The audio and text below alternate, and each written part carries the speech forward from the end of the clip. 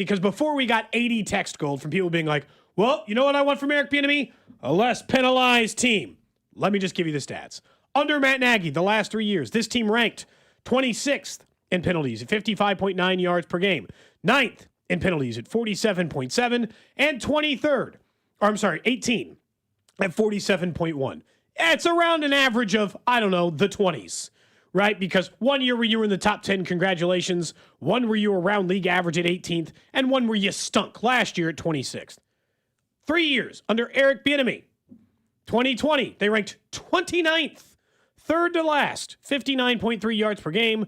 2021, 13th at 48.6, and 2022, 19th. Guess where that ranks you? Like bottom third of the league. So penalties is not the thing I want or expect Eric Bieniemy to fix, and will be giving him, if you want me to be honest, zero credit for. If they get better in penalties, I don't think Eric Bieniemy had anything to do with it. So that one I just want to eliminate personally. So the discipline, I think when people hear discipline, they think penalties, but that's not actually it's not the kind of discipline. Yeah. It's more of the execution on what your job is, right? You know, this is where I think he will help them quite a bit, which is if you're a wide receiver, to go with their new wide receiver coach, who we'll talk about later on in the show as well. But are you lazy in your route running? You know, and, you know, and are you doing what you're supposed to do? Not so much like. This is not, if Juwan Taylor probably won't be on the team next year anyway, but this is not, you know, people are convinced that if Eric Bieniemy was here, Juwan Taylor wouldn't commit penalties. Yeah, he would have. Now, maybe you could argue, would they have made a switch? I don't know. It's Andy Reid's gig still. Like, I think that's the answer none of us will have, the question none of us will have the answer to. Juwan Taylor was doing that in Jacksonville as well, so I don't believe that would have changed. Now, what I think he can offer the biggest benefit to that we can truly see is the run game.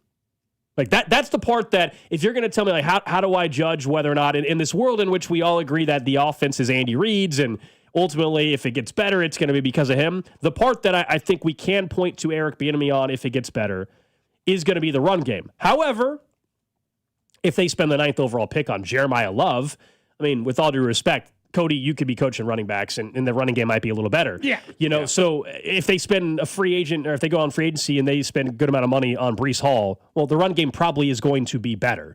So this is what I mean by, like, it's a no-lose or, you know, situation as well. But you're judging it off of if the run game is better. That's one thing I guess I expect. That's fair. I expect next year, in a combination of personnel and Eric Bieniemy on staff, the run game will be better next year. It has to be. I think it's really two things for me. What I will deem success for Eric Bieniemy, because look, he's the coach here now, it appears. So I'm not going to spend a bunch of time telling you why I wanted it to be the off season, not of we're bringing back blank. Already off to a terrible start, by the way, for that end, and instead talk about what I think success looks like for him. There's two things for me that I'll be looking for from Eric Bieniemy. One is improvement from the wide receivers. One from a statistical end. One from a knucklehead end. Yeah, that's right. He's in charge of both. Because Eric Bieniemy, a former knucklehead, I would say, a kid who got in trouble when he was younger and had those things and bounced through those and was a great leader of men, I think, at the time he was in Kansas City. I want him to make Xavier Worthy a better wide receiver because he's the offensive coordinator. I think development is a part of his job. And I want him to help Rashee Rice stay out of the news for 12 months, 24 months, 30, however long he's here.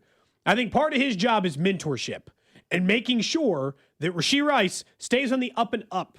So if he can keep him out of the news for the next year, I will call that part of a win. And if he can show some improvement over Xavier Worthy, I will call that. The other part is I want him to clean up the Mahomes sloppiness. I think Mahomes has gotten fast and loose with some of the stuff he's done. And I think development is also a part of that. I think I want to see some back to normal amount of Patrick Mahomes, free-flowing nature, and instead get him back to some of the simple things. Yeah, the accountability part. I'll push back on it's his job to keep Rashee Rice out of trouble. I mean, man, look, that I'm not putting that one on. I'm not. I think it's more Rashee Rice's problem. I'm not putting that on Eric Bieniemy. That's I'll push back. He's not there to babysit. That's part of a coach's job, whether we like it or not. Yeah, Don't you guys agree? When you're away from the facility, that's on the player. Yeah, I get what you're saying on holding guys accountable in the facility, but this idea that it's Eric Bieniemy's responsibility to make sure Rashee Rice is not an idiot off the field, I completely disagree. In the sense that I think it's not like, I'm not saying he has to Tom Brady this thing and tell him like Antonio Brown, come stay in the house,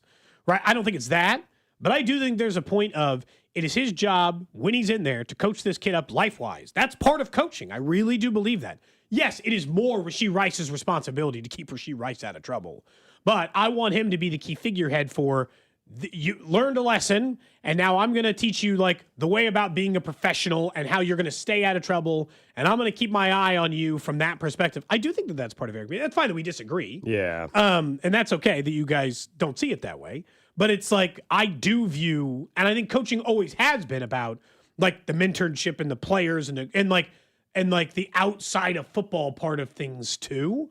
And I think for me, because I'm not going to judge them in the running game that much for the same reasons you mentioned, in the sense that I just think they will have a better running back. Therefore, the running game will be better. Now, look, I'd like him to convince him to do more under center runs or less RPOs or the other stuff. So maybe I'd give Bieniemy some credit on there if he was able to convince him to get outside of that. I'd also like him to incorporate some of the Ben Johnson run scheme stuff. Maybe that's possible. But those are the two big ones for me. The Mahomes stuff, I do think Mahomes played cleaner football when Eric Bieniemy was the OC. And I think that's worth mentioning, is even though I'm hesitant on the hire. For sure. That he played cleaner football. Why was that? Was that because other things broke down and so you get lazy, or you overcompensate for other areas and so you get out of your normal flow? Maybe so. Like, is the structure of the offense not what it should be, and so therefore you go back and to your old tendencies? I don't know the answer to that. That's something that only Patrick Mahomes and some of those guys that are in the facility can answer. But that's what I would wonder. Yeah. If Talent you are, could have easily been it. Yeah. If all of a sudden something else around you breaks down, are you gonna go off script more? And I don't mean like him running around off script. I just mean like you're going to get away from your fundamentals, if you will, a bit more. That's I'm not going to try to break down as if we know the quarterback position like that, but that would be something I guess that you could say as well. I'm more excited about the combination of Eric Bieniemy back and then having a wide receiver coach that actually has the credentials to be a wide receiver coach in the NFL, and that's what they got to couple with Eric Bieniemy, which is Chris O'Shea as well, and we can get into him later on in the show. But the fact that that's the guy that's been part of the staff that also has won Super Bowls is not somebody that has no coaching experience.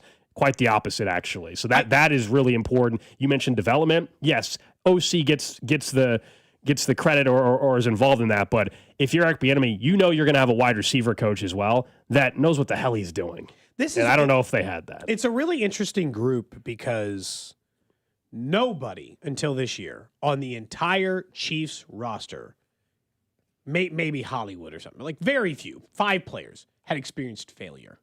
I mean, really think about it, from Creed Humphrey to Trey Smith to Mahomes to Pacheco.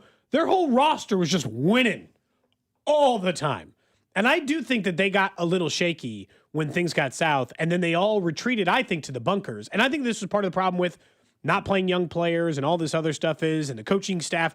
I think they all just huddled up and they were like, oh no, we're not going to play any young players, and they're the ones making mistakes, and we're going to tighten this ship up. And they failed themselves and did not know how to handle the losing season. Caught them more than I thought it was, because this is not a team that doesn't know how to win. But once they started losing too much, getting back to the winning was harder than I think they realized. That they couldn't just clean a few things up or whatever version of it. So at least they're making some adjustments. Like, I'm not saying there's a 0% chance that the Eric Bieniemy thing doesn't work out. The same thing applies, though, for his style of coaching. Because over on Twitch, Cash mentioned the same thing, right? It's good to have the good cop, bad cop. And I don't disagree with that. There's a lot to that. But the one thing I'll say about Eric Bieniemy, because everybody was playing 3-year-old clips of Travis Kelce talking about him. Patrick Mahomes talking about, when they're in the middle of winning a Super Bowl or just won a Super Bowl and all this other stuff, they're not going to say anything bad about their coach. But the other part that I think you're forgetting is Eric Bieniemy's and this is a Belichick thing, this is true across coaching.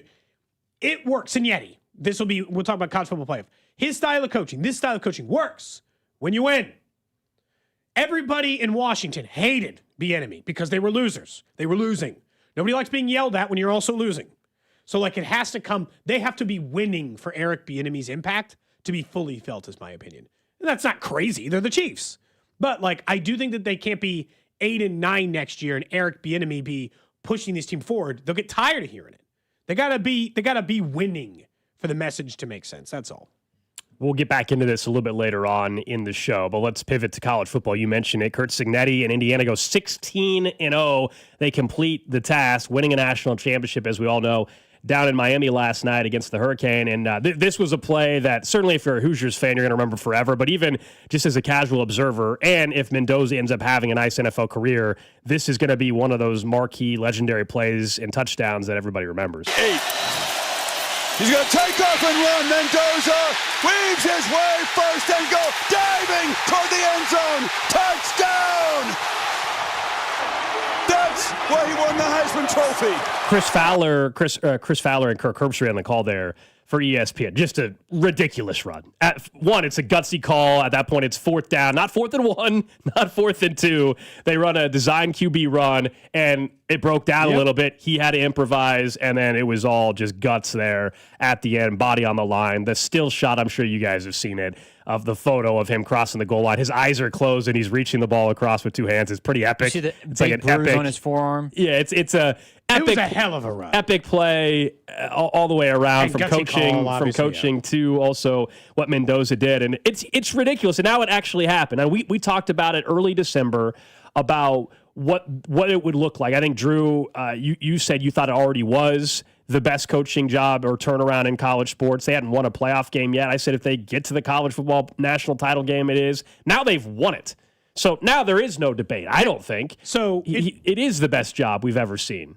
So it's the best college football job ever. I don't think anybody. There's no debate. We won't find it. It's not even like a fun debate. Like I can't even. Yeah. The only other one I could bring up for a while was Bill Snyder. They won the national championship. No, the fact that you won the title, it ends the conversation. In his like second year.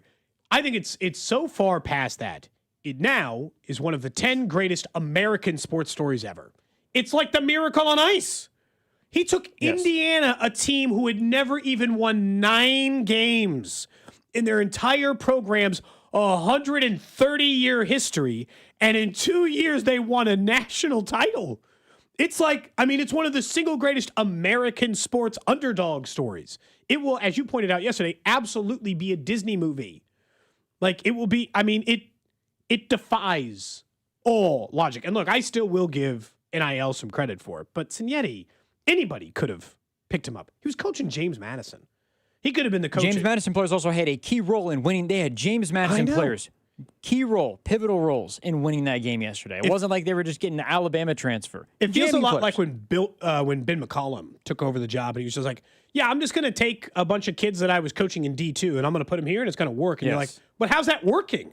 It doesn't, there's some part of it, and this just tells you that the talent is closer than you think sometimes, because the level of 4- and 5-star recruits he had compared to other national champions is, most national champions have 4 or 5 times that amount. He did it a different way. And so, with a veteran team, that's in this era we talk about guys not staying in one place for a while. Yes, but also he did it with guys, some of them that have been playing college football for 4 or 5 years, which is also part of the formula here that worked for them. I think it was Mark Cuban was interviewed after the game. We all know he's a big booster for the university or donor for the university, and now is more involved on the athletic side than he used to be because you can kind of be more on the up and up.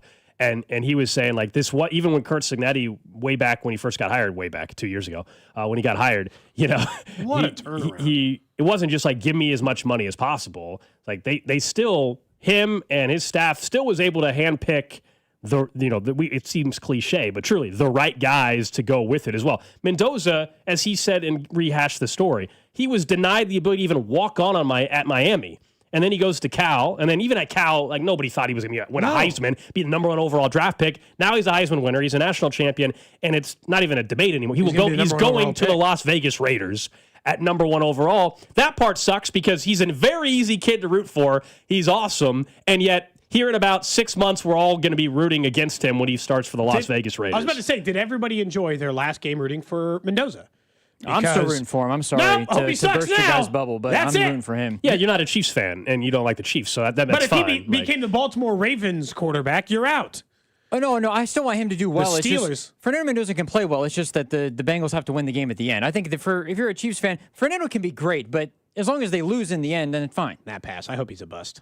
Actually, you know what? Take it back. If he's great, then the Raiders aren't going to be bad. So I take it back. I hope he is That's bad. because you guys are used to walking over the Raiders. I like that. That's why. You're a little bit nervous. You're nervous.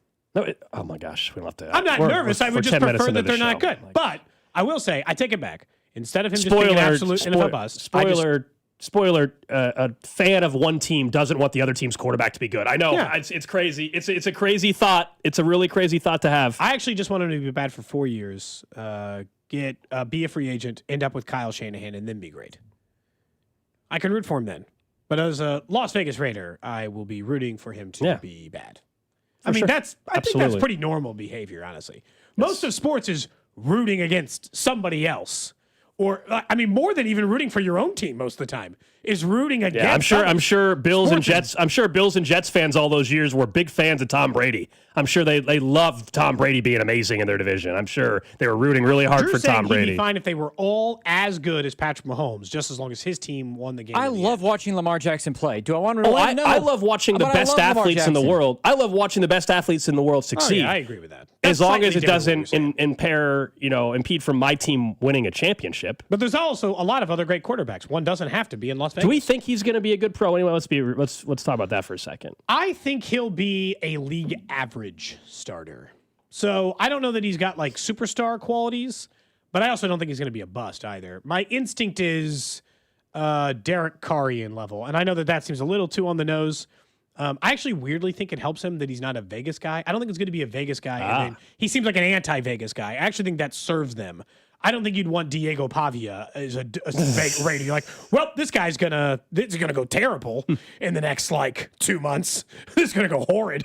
I think the idea that he seems like the opposite of the city's energy is actually serves him a little bit. But I don't know. I kind of get league average, maybe upper end potential of like Kirk Cousins vibes, where for those couple of years maybe you're like the 7th or 9th best quarterback. But I'm thinking maybe like 12 to 15 range. Yeah, I think he'll be a starter in the league for a long time. That's where I'm kind of at on him. So much of it is also going to be whether or not we don't even know who the heck the head coach of the Raiders is yet. Yeah, that's a big so how does that play out? We have seen that of course impede the ability for some of these quarterbacks to get off to a good start in their career. But he's going number 1 overall. We know that. I would say he'll be solid. I think it's convenient and nice that they get him paired up with Brock Bowers and with Ashton Genty.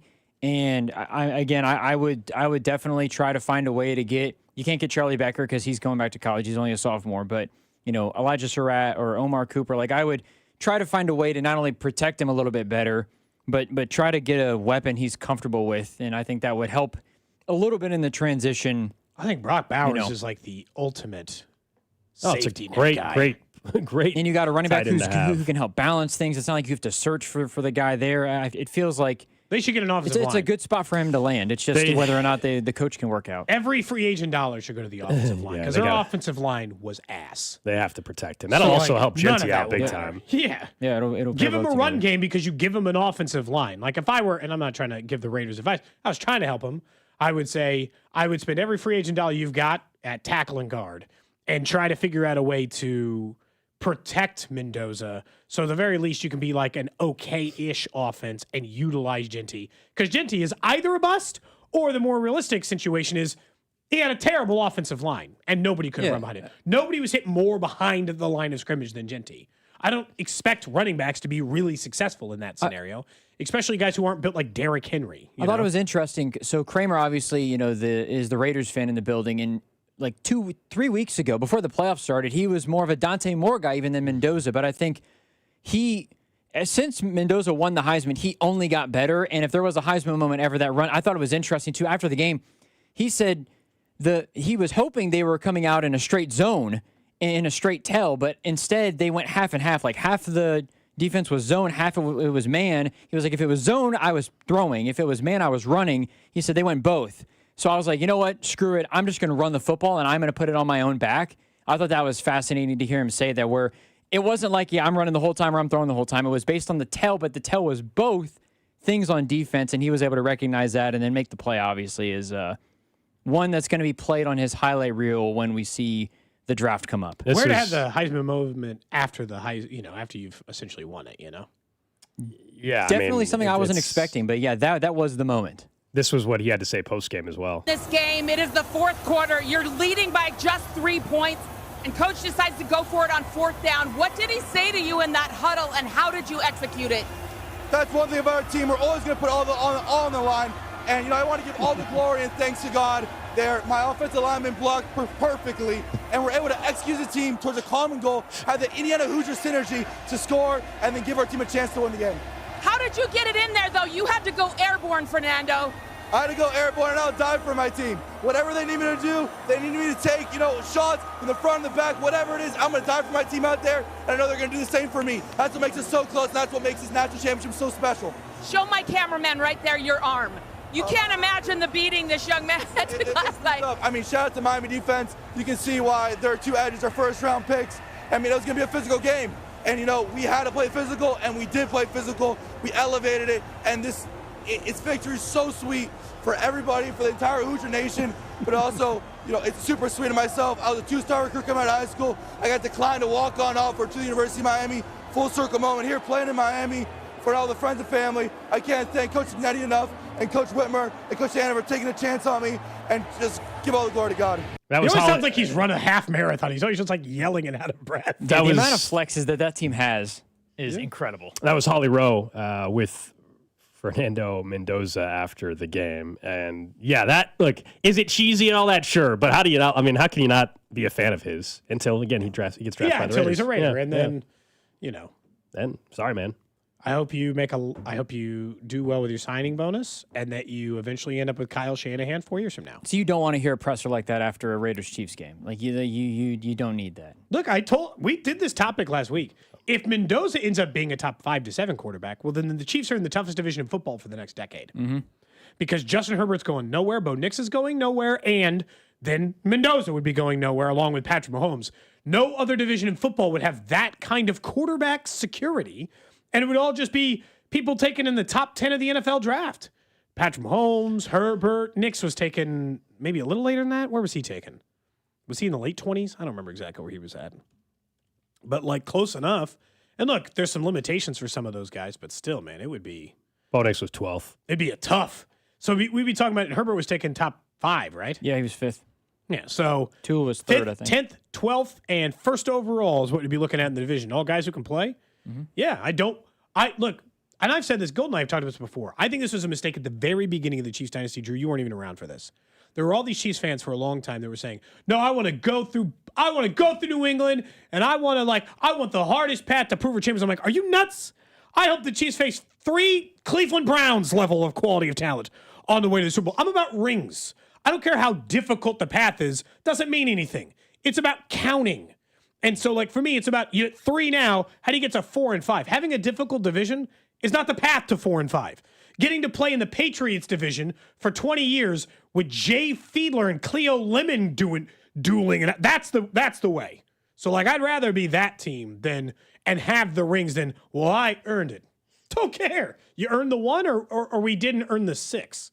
I don't know. It's just simple math for me. Up next, we'll pivot to baseball a little bit. A report out from Ken Rosenthal on what the Royals may have to give up in order to get one of these outfielders, and a little more clarity on the coaching front. Late last night, after the national title game, we found out who the next head coach of the Tennessee Titans is, and it's not Matt Nagy. What's up, Kansas City? This is Bobby Witt Jr., and you're listening to Cody and Gold, weekdays starting at 10 on 96.5 The Fan. Brought to you by Heartland Men's Health, the leader in men's sexual health. Thousands of men have been successfully treated for low T, ED, and more, all with discretion and compassion. Make your appointment at heartlandmenshealth.com. Steve here with Connolly Plumbing Solutions, your neighborhood plumber. For January, after the holidays, we are offering to auger your main line or branch line for only $99 per hour. That's $100 off this month only. This also includes a camera inspection with mainline work. Don't start 2026 with things backing up. So call Connolly Plumbing Solutions at 913-768-7676 or visit ConnollyPlumbingSolutions.com to schedule. I'm worth more. I'm worth more. I'm worth a lot more. And I completely agree. That's why I'll pay more for your car at GiveMeTheVin.com. That's the name of our new campaign. I'm worth more. You are worth more, and your car's worth more. And that's why I will pay more. And remember, if I don't beat the price on a CarMax or a Carvana deal, I'll pay you $100 at GiveMeTheVin.com. Sell us your car. GiveMeTheVin.com.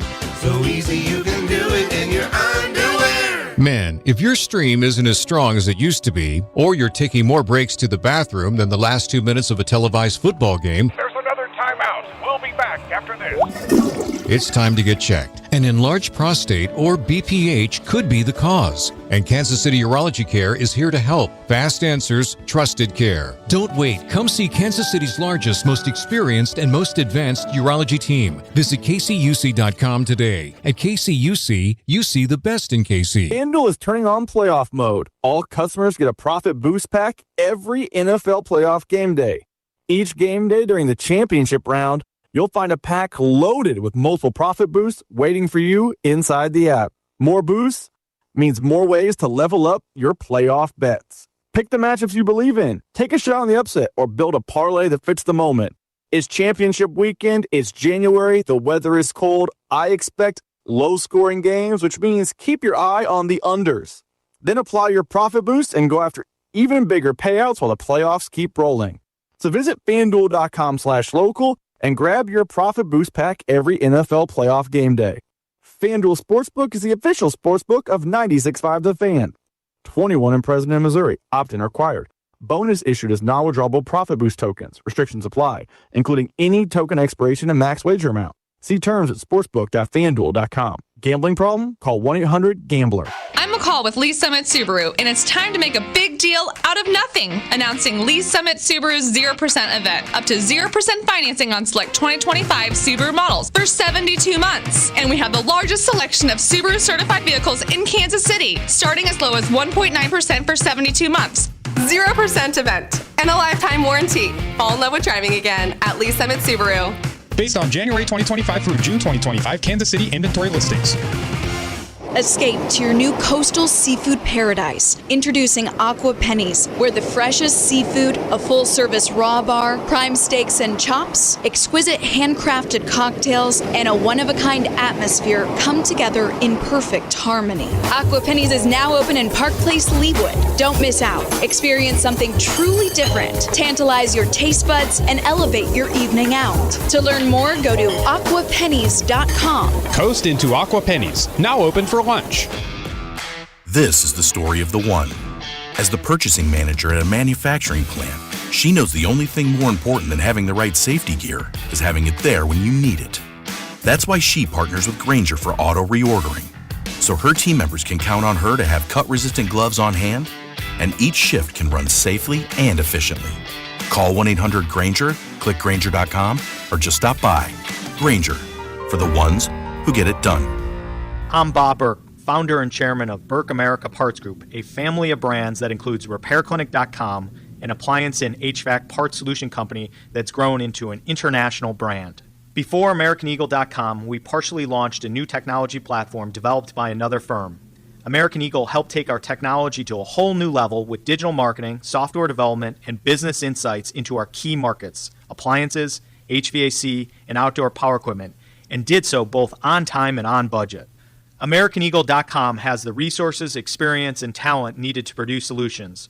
Our new technology platform, developed by AmericanEagle.com, has produced tremendous results with higher traffic, conversion, engagement, and online revenue. If you have any home repairs you need to take care of, check us out at RepairClinic.com.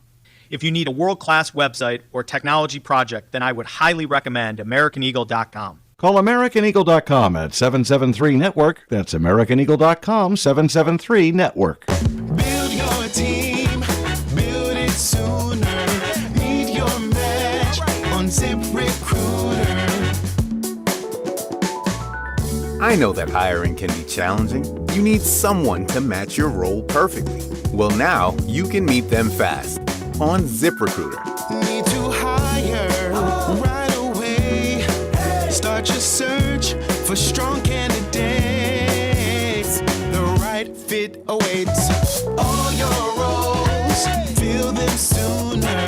Meet your match on ZipRecruiter. Just head to ZipRecruiter.com/free right now to try it for free, and you're on your way to meeting your match. 4 out of 5 employers who post on ZipRecruiter get a quality candidate within the first day. So try it now. Go to ZipRecruiter.com/free. That's ZipRecruiter.com/free.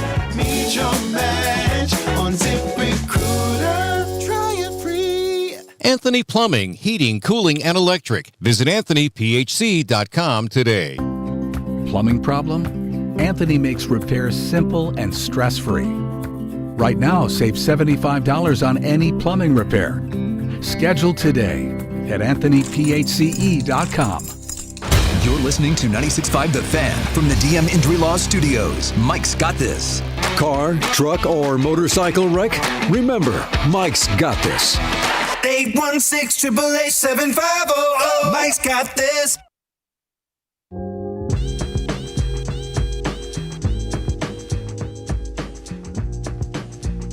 All right, we're just getting started here on a Tuesday. Cody and Gold, Alex Gold, Cody Tapp, Drew Nixon with you.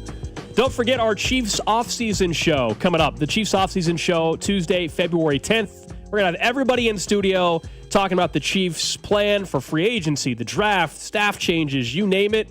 Bob, Dusty, C-Dot, along with Cody and I will all be in studio from 9 a.m. to 11 on Tuesday, February the 10th. Now, let's pivot a little bit to baseball. And, of course, Vern's already started up his Hot Stove shows Thursday nights here on 96.5 The Fan. He's also got Royals Rally he'll be broadcasting from at the end of the month. That's Saturday the 31st, beginning at 9 a.m., I believe. And he'll be broadcasting. He'll have some special guests. And I believe even this Thursday he'll have a couple of special guests on his show.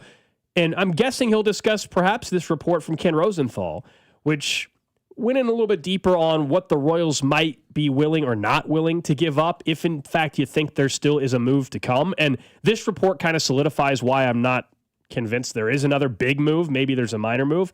Ken Rosenthal said the Royals basically are not willing to give up the talent the Red Sox and others are asking for players like Jarren Duran and others. Now, this would not be the first time that an organization, leaks out or whatever, like, hey, yeah, the asking price is just way too much. We're not going to. That's part of the game. It's not that we don't want to buy. It's they're unreasonable. Yeah. And not only is it for your fan base, but I even mean like you're trying to hold to out for the Red Sox. Like, no, man. Like, we're not. Nice we're not. try. So we'll see how it plays out. I don't know exactly. None of us other than the Royals and Red Sox know exactly what the ask is, but there's speculation, at least in Boston, about what they believe it should take for Duran, and it's a bit crazy. And so it was the most recent trade proposal out of there. And look, Ken Rosenthal is straight up reporting that they're not diving deep in those waters anymore the way that they were. Some of the other big-name outfielders that they were trying for, that the asking prices across the board have been a little too high. The most recent trade proposal was Jarren Duran, a guy who, as a reminder, hit .256 last year, .332 on base. That would be the best on the team, I think. .332 or second best on the team.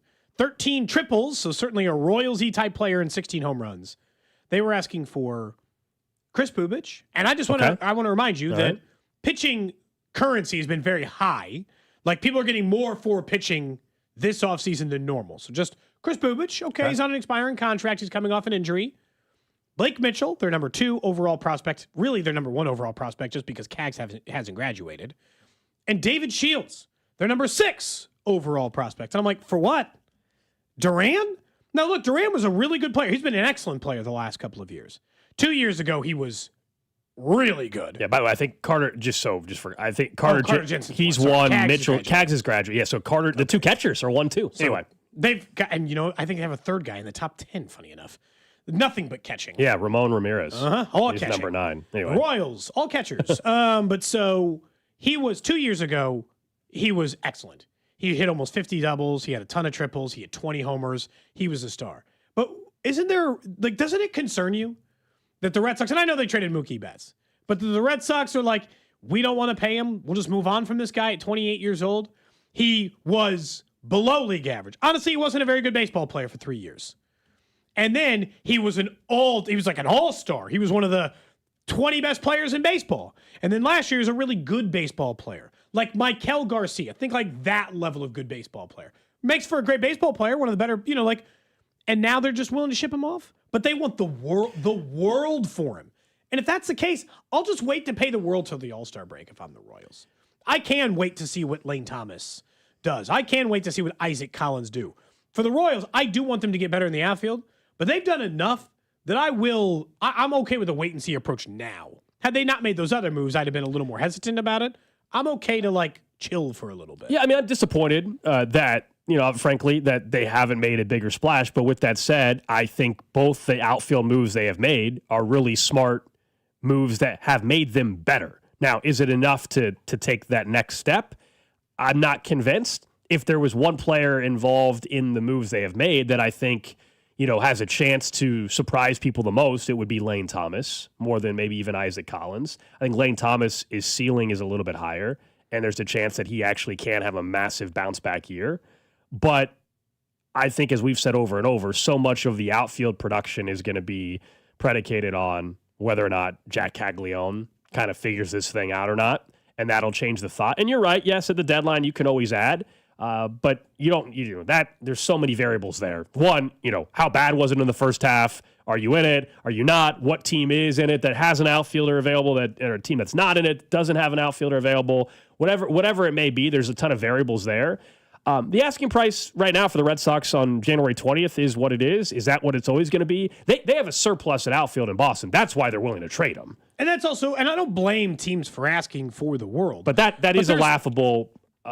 If that is true that they believe it takes a Bubic, Mitchell, and Shields, then no. Now, Bubic and Mitchell, we can talk. We can talk about those two. I think that might be what it actually does take. I honestly would probably take that straight up, but the second you toss in Shields, and look, this might just be because you and I are high on Shields, admittedly. Yeah. He's an 18.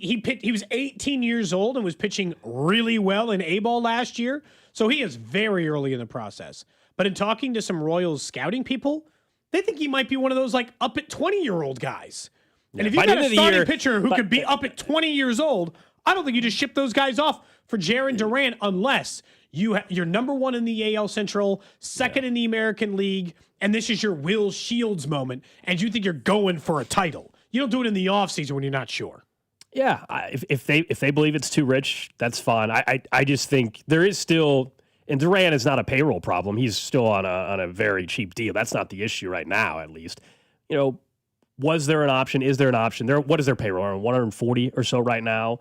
To me, obviously JJ Piccolo has a number that he was told from ownership or whatever, but the idea that they don't have any, that they are maxed out on their payroll, maybe that's what he's working with. But to me, that's kind of crazy if that is truly where they're maxed out at from ownership. Yeah, I agree. At this point in time, I definitely think they can spend more. So if you're not going to spend more, then you got to be willing to trade some prospects. You're just saying that you want to wait until June or whatever, and I get it, but as you know. That gets very, very tricky. One, maybe you've had a terrible first 2 months. We've seen that play out before. Or maybe there's other teams that will always want to make trades too. Bubic has a terrible 2 months and his value's down. It can also work the other way, in fairness, where you're already having a good start and your pitchers are good and you've got a surplus, everybody's healthy, and you feel like, and Duran's off to a slow start and now his buying price is cheaper. Yeah. I understand. Or a different outfielder even. Because I do agree with Vern, and I think that this is probably the way I'm looking at outfielders right now is, if I'm going to make a trade, if I'm going to give up Blake Mitchell, I'm going to give up Chris Bubic, I'm going to risk having less starting pitching depth than I have now. And they have excellent starting pitching depth right now. And I'm going to take that chance. It has to be for a clear upgrade in the outfield. It has to be for someone like Duran, I'll say. Because if it's just another Lane Thomas, Isaac, I'm not interested. I'm not interested in let's put three hats together and hope one guy hits this year. No, not real. I want borderline the sure thing. And so that's why, I'm not unreasonable. Giving up Blake Mitchell, catching, always has value. There's a team right now who probably thinks they can start Blake Mitchell at some point this year. He's in AA, he already hits, he can already catch. And look, from a catching perspective, they don't have to hit right away to be in the bigs. Yeah, we're used to Salvador Perez, but that's not the norm. Teams were trading for Martin Maldonado last year. He was 50. Yeah, look, Freddie Fermin was great, but look what he brought back, So Blake Mitchell and Chris Bubic should be enough for Duran, for a team that you have in excess, we have in excess. Let's talk. You need starting pitching, we need an outfielder. And we're giving you a guy who could still play for you this year, but if not, could be your starting catcher 2 years from now, next season, right? And maybe the holdout looms for all these teams, and they're thinking, well, if Blake Mitchell's a year away from guy now, is he more 2 years away from us now? But the Red Sox have been a team that has not been playing like a big boy for years anyway. They want to think long-term, they can think long-term. Because the short-term team will just do what the Dodgers are doing, and they'd keep their surplus of outfielders, and they just make them share time. They wouldn't trade any of them away. Dodgers have guys on their bench that would start for most of Major League Baseball. who don't play every day, but they don't play like a big market team. The reason why they're looking to shift a guy is they don't want to carry all the payroll. They don't also want to pay Durant, because that's the other part. If you're trading for Durant, you should pay him, right? At the end of the year, you have to think about an extension, or you do it right away. Yeah, it should be a strong consideration that you're probably going to pay this guy. Why give up Blake Mitchell and Chris Bubich if? Well, you would have long-term plans for him. Yeah. Yes, I don't know what the timeline of when you would give him the extension, but certainly you don't trade for him unless you think you're probably going to ensure that he's part of your future for the next 4 years and finish this thing out with the core group that you have with Bobby and Vinny and Michael now and all that, and you add him to that picture as well. We'll see. I'm not very confident that they get something like that done, although I would love that if there was a surprise up their sleeve before we got to the end of March. That's the other thing. Opening day is still over 2 months away. March 28th, right? Is it the 8th or the 7th now? I can't remember when it all got shipped. Oh, it got moved to the Friday. I Whatever. thought it was the 26th, and then maybe it got moved to the 27th. You're right. It's the Friday, whatever Friday that is at the end of March. I don't know. Coming up in 20 minutes, we'll check in with... Sad they moved it to a Friday. I want it to be Thursday. Mike Shope. Yeah, it's not a real, opening day vibe. Anyway, Mike Shope at WGR 550 in Buffalo going to join us at 11 o'clock. We'll ask him about who the Bills could be targeting, what's the reaction still in Buffalo, and also Josh Allen and just how he is viewed in not just Buffalo, but across the country, if he thinks it's fair right now with some of the criticism that he is getting after that 4 turnover performance. But thinking of the NFL, we now know another opening has been filled in the NFL. This actually was reported by Adam Schefter late last night, actually after the national title game. Robert Saleh getting another opportunity to be a head coach in the NFL. We all know it did not go well with the Jets for a variety of reasons.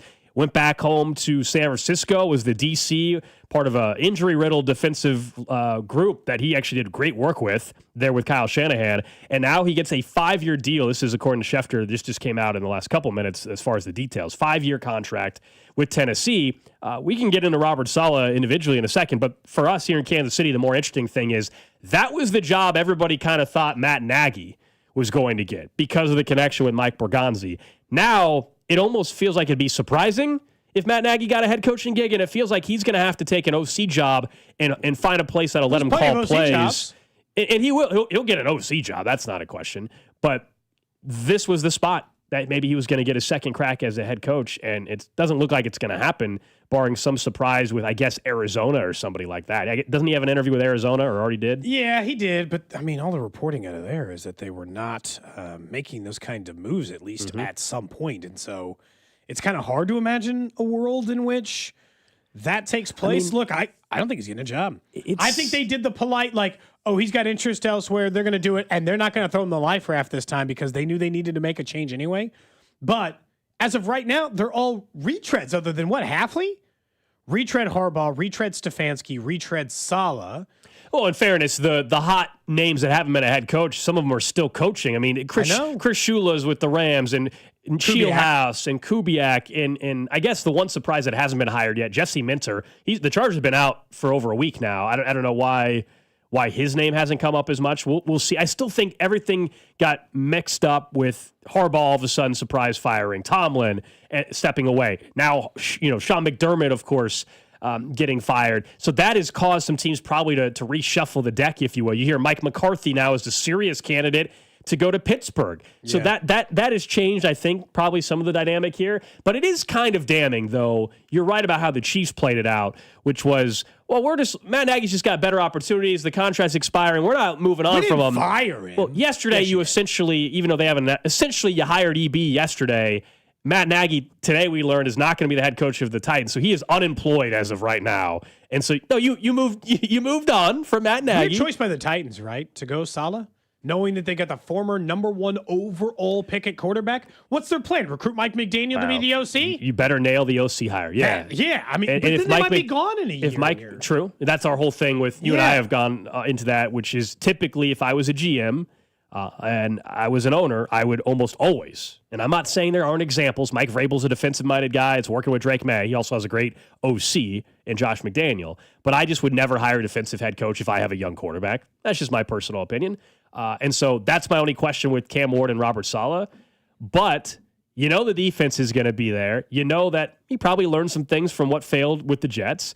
And if it's Mike McDaniel, then I think they can have some success there in the next year or so in Tennessee. They got a lot of roster holes, but they have a pretty good pick again coming up. And I'm guessing with Robert Saleh being the head coach, they'll probably look to go get one of the top edge rushers, which sucks for the Chiefs.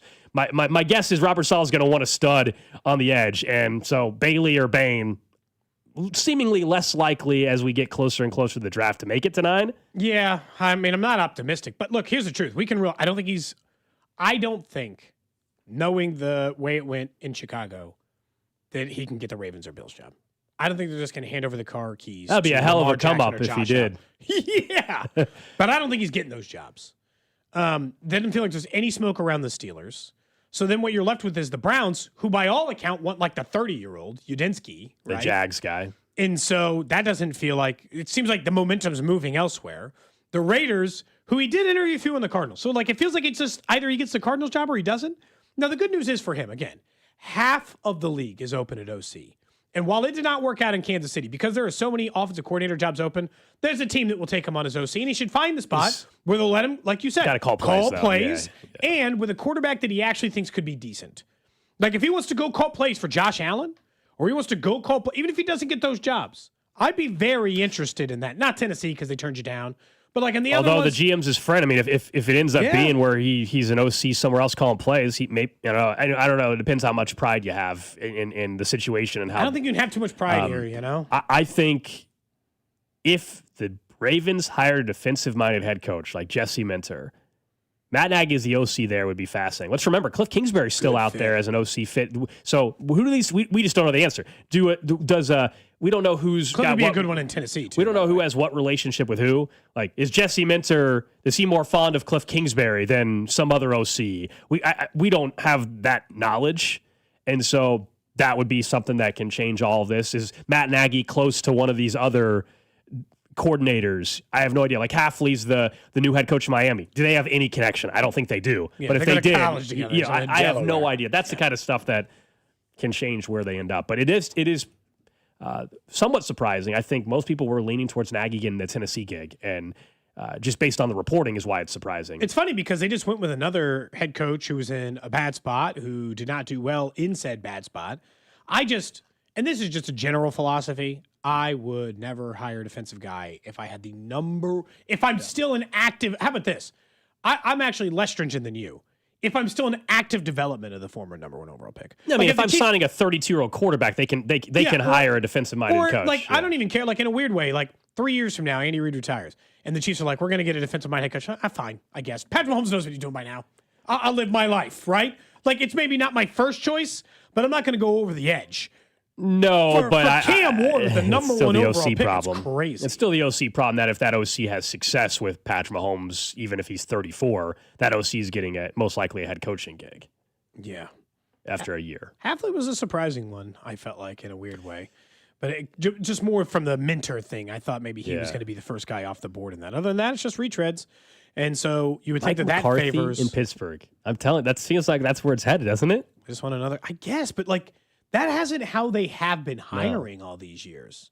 So, like, I mean, and we know it won't be. I mean, everybody's already reported. Shieldhouse, it's tough because he's still coaching. If the Rams were to lose this weekend, that can open some things up and get some clarity on 2 guys, Chris Shula and Shieldhouse. Because I do think there's some teams that are waiting, in particular, on Chris Shula. I think Chris Shula gets a job. I think you're probably right.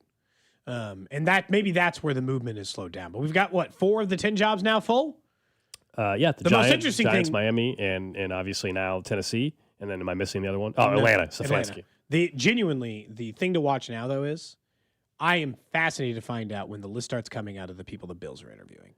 Well, we're going to find out here in 10 minutes and ask Mike. Yeah, from a Chiefs perspective, that is the most interesting team. Them and the Ravens are the most interesting teams because they still got elite level quarterbacks. Same as I'd be interested if Burrow's coach was available. I want to know what coaches end up with. I think MVP caliber quarterbacks. I think Drew was saying to us that I think the name you say you don't want Baltimore to hire is it Flores, right? Isn't that what you said? Yeah. So everybody has the coach they perceive to be a better fit or not a good fit, depending on what side you are on there. If the Bills want them back to their old defensive dominance, if the Bills. And we'll ask Mike Shope in 10 minutes. But if they just bring in Brian Daboll, now if Josh Allen wants him, you got to hire him, kind of thing. I think. But I think that would be Would that change your opinion about where Buffalo's trajectory is if I told you Brian Daboll was the next head coach? It wouldn't be. It's kind of like the Eric Bieniemy one. I'm not saying it can't go well, but it is uninspiring. Like that's how I like. If I were a Buffalo fan, that's how I would feel. That is an uninspired hire. Wasn't Josh Allen also more gunslinger with Brian Daboll, where he turned the ball over a lot? That's where I think Sean McDermott, where he didn't get enough credit, is Josh Allen got better the entire time under McDermott. He became a better quarterback under McDermott's watch. So they were together 18, 19, 2020, and 2021. That's when Josh was like reckless at times with the football. Probably. And I know that he's better now, so I'm not saying he would go back to that. But I wonder if I don't know, man. That's how it was in that last playoff game. They lost to Denver. He was old, just slinging it, careless football. Josh Allen there for a minute. It reared its ugly head in that Broncos game. To your point. So in his first year, it's his rookie year, but 18 and 19, Allen, 56% completion with Brian Daboll, 30 touchdowns, 21 picks. That's what's crazy. At one point, he was a 30 touchdown, 21 pick guy. Since then, as you guys said, he's gotten way, way, way better. But Daboll left, and kind of interesting the conversations we've had here about players mentioning how EB brought a different energy. There was a quote from Dawkins, the offensive lineman there, saying that the swagger that they had from an offense was they credited Brian Daboll. So it's kind of weird how it's kind of the same stuff you hear. Yeah. That energy level is something that the players in Buffalo maybe are missing as well. I mean, again, and I'm not here to say that vibes don't matter. They definitely do. But when you're talking about Josh Allen, you also need, and this is like the McDermott thing, you also need someone who can out-coach a coach in a playoff. Truthfully, that's what was holding back the Bills this entire time. It was not the talent of Josh Allen or these other guys. It was when it came to a playoff game, you couldn't out-coach them, And then in this last case, it was Josh Allen crap the bed. Let's find out how they're feeling in Buffalo, not only after the playoff exit to Denver, but now looking for a head coach. What does it mean for Sean McDermott's future as well? What is he hearing up there? Mike Shope, WGR 550, going to join us next here on 96.5 The Fan. This is Cody and Gold on your new home for Chiefs football. 96.5 The Fan. Brought to you by Heartland Men's Health, the leader in men's sexual health. Thousands of men have been successfully treated for low T, ED, and more, all with discretion and compassion. Make your appointment at heartlandmenshealth.com. Football playoffs still in action, and Underdog is the best place to get in on all the football action because making entries is easy, and you can do it right now in Missouri. Super easy. Just choose your favorite players to go higher or lower on stats like touchdowns, rushing yards, receptions, and more. Plus, action for all the different sports. Maybe you want some college hoops tonight. That is available to you as well. Like Peterson to go higher than his points total tonight. So we'll see. Get them right, and you can win up to 5,000 times your cash. What I like is there's a bunch of different ways to play.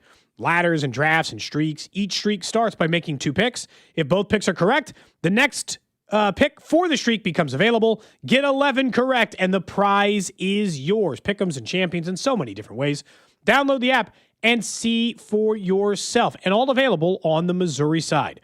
So what are you waiting for? Download the app today. Use promo code TAPP, T-A-P-P, to score $75 in bonus entries when you play your first $5. That's it. That's promo code TAPP, T-A-P-P. Underdog. Make plays. Win money. Must be 18 plus and present in Missouri. Terms apply. See assets.underdogfantasy.com/web/playing get terms. _DFS_.html for details. Concerned with your play? Call 1-800-GAMBLER. Visit www.ncbgambling.org. Men, it's the new year, and for many of us, it's a time of deciding to make positive changes in our lives. This is Jeff for Heartland Men's Health, and if you're suffering with erectile dysfunction and are tired of the frustration and embarrassment ED causes, you should call Heartland Men's Health today, because there probably isn't a better resolution you can make than to be done with ED. You see, ED doesn't just affect you, it can also affect your partner, even if they don't talk about it. But here's some great news. If you're like most guys, the treatments at Heartland Men's Health will give you back your sex life, because our protocols have success rates that work in well over 90% of cases. Seriously, you might even find you're performing like you haven't in years. So, make an appointment and get ED out of your life. Your initial visit is only $99 and includes blood work, a medical consult, and if medically advised, a test dose. And if that test dose doesn't work in the office, your visit is free.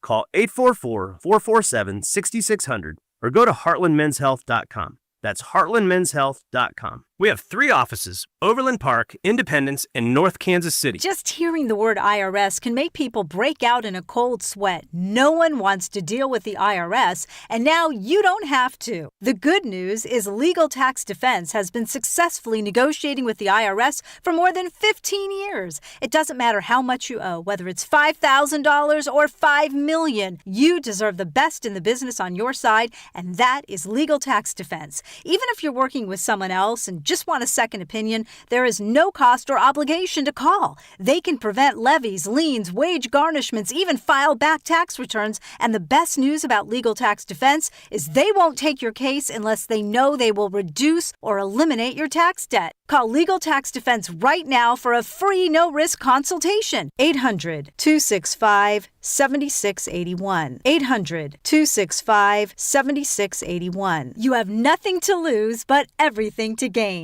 800-265-7681. Are you ready for some action, basketball fans? Dusty Likens here. You know I am. BetMGM, an authorized gaming partner of the NBA, is giving players another reason to hit the court this season. BetMGM is adding extra excitement to every basket, every slam dunk, and every buzzer-beating shot with special promotions, new features, and more. Log in throughout the season to find odds boost tokens, no sweat tokens, and same-game parlay boost tokens in your account to amplify those winnings. Enjoy enhanced product features like dark mode as well. We have lots in store between now and when the new champions are crowned. So log into BetMGM, an authorized gaming partner of the NBA, all throughout the basketball season to see what's new. BetMGM and GameSense remind you to play responsibly. Gambling problem? Call 1-800-GAMBLER. See BetMGM.com for terms. 21 and older only. Missouri only. Existing customer offer. Subject to eligibility requirements. Rewards vary and expire in 7 days. Please gamble responsibly. Don't let winter catch you off guard. Keep your family cozy with a $69 heating system tune-up from Hamilton Plumbing, Heating, AC, and Rooter. We have pros available 7 days a week to keep your system running at peak efficiency, helping prevent costly breakdowns, lower energy bills, and keep your home warm all winter long. Over 40 years experience and more than 8,000 5-star reviews are great reasons to trust Hamilton. Visit callhamilton.com/radio for details, terms, and conditions. License number 2025-11121. What's up, everybody? I'm Nick Costos, and watching sports isn't a hobby. It's a lifestyle. And my show is not a job. It's a passion. From the NFL playoffs to the NBA and everything in between, celebrate sports with me every day on You Better You Bet from 9 a.m. to noon Eastern. Download the Odyssey app now and listen to Westwood One Sports from anywhere. It's You Better You Bet with me, Nick Costos, live and interactive Monday through Friday, 9 a.m. to noon Eastern, presented by BetMGM.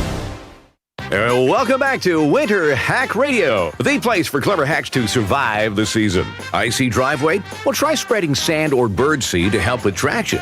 Snowy puppy paws? Well, grab a whisk, brush it off, done. Catch COVID-19? Well, just get... Actually, there's no hack for COVID-19. But if you test positive, prescription medications for COVID exist. Ask your doctor if they're right for you. Visit PfizerForAll.com to learn more. Sponsored by Pfizer. Lowe's knows how to turn big plans into real results. Whether it's new appliances or a home refresh, get started with 12-month special financing on purchases of $299 or more with a MyLowe's Rewards credit card, January 15th through the 30th. So you can invest in your upgrade now and pay over time. Lowe's, we help, you save. Offer subject to credit approval and cannot be combined. Minimum monthly payment required. See store or Lowe's.com for details. Febreze. New Febreze Air Mist has 50% more odor fighters and up to 30% more fragrance than the old formula. So now you can take on 100% more stinky odors, like sweaty gym bags, greasy cooking smells, and the after effects of the dog rolling around in something. Just spray, and new Febreze Air instantly restores just clean freshness. Smell you later, odor. Breathe happy Febreze. La la la la la. Hey Royals fans, it's Vern. I'll be broadcasting live from Royals Rally on Saturday, January 31st, starting at 9 a.m. as I sit down with the biggest names in the organization before they head off to spring training. This is your home for Royals baseball. 96.5 The Fan. 96.5 The Fan. KFNC FM and AM. HD1 and HD2 Kansas City. An Odyssey Sports Station.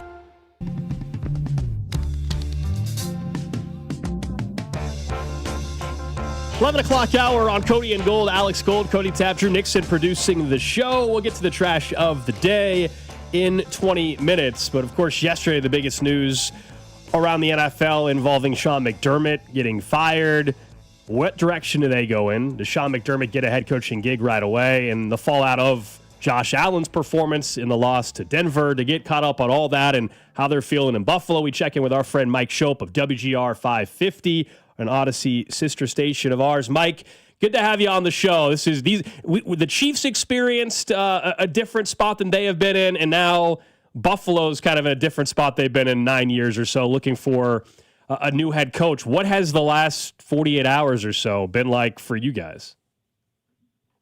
It's different in terms of recent history. I go back a lot farther than that in Buffalo, and we went through this many times over the years, but it's relatively unfamiliar.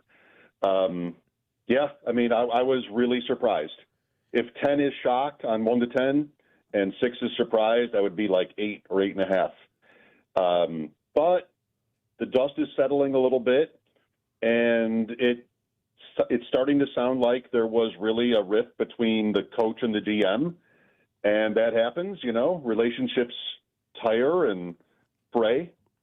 And so I think probably what happened here, and Sean McDermott was not always super subtle when it came to referencing what the Bills didn't have in terms of their roster. We talked about a lot during the season.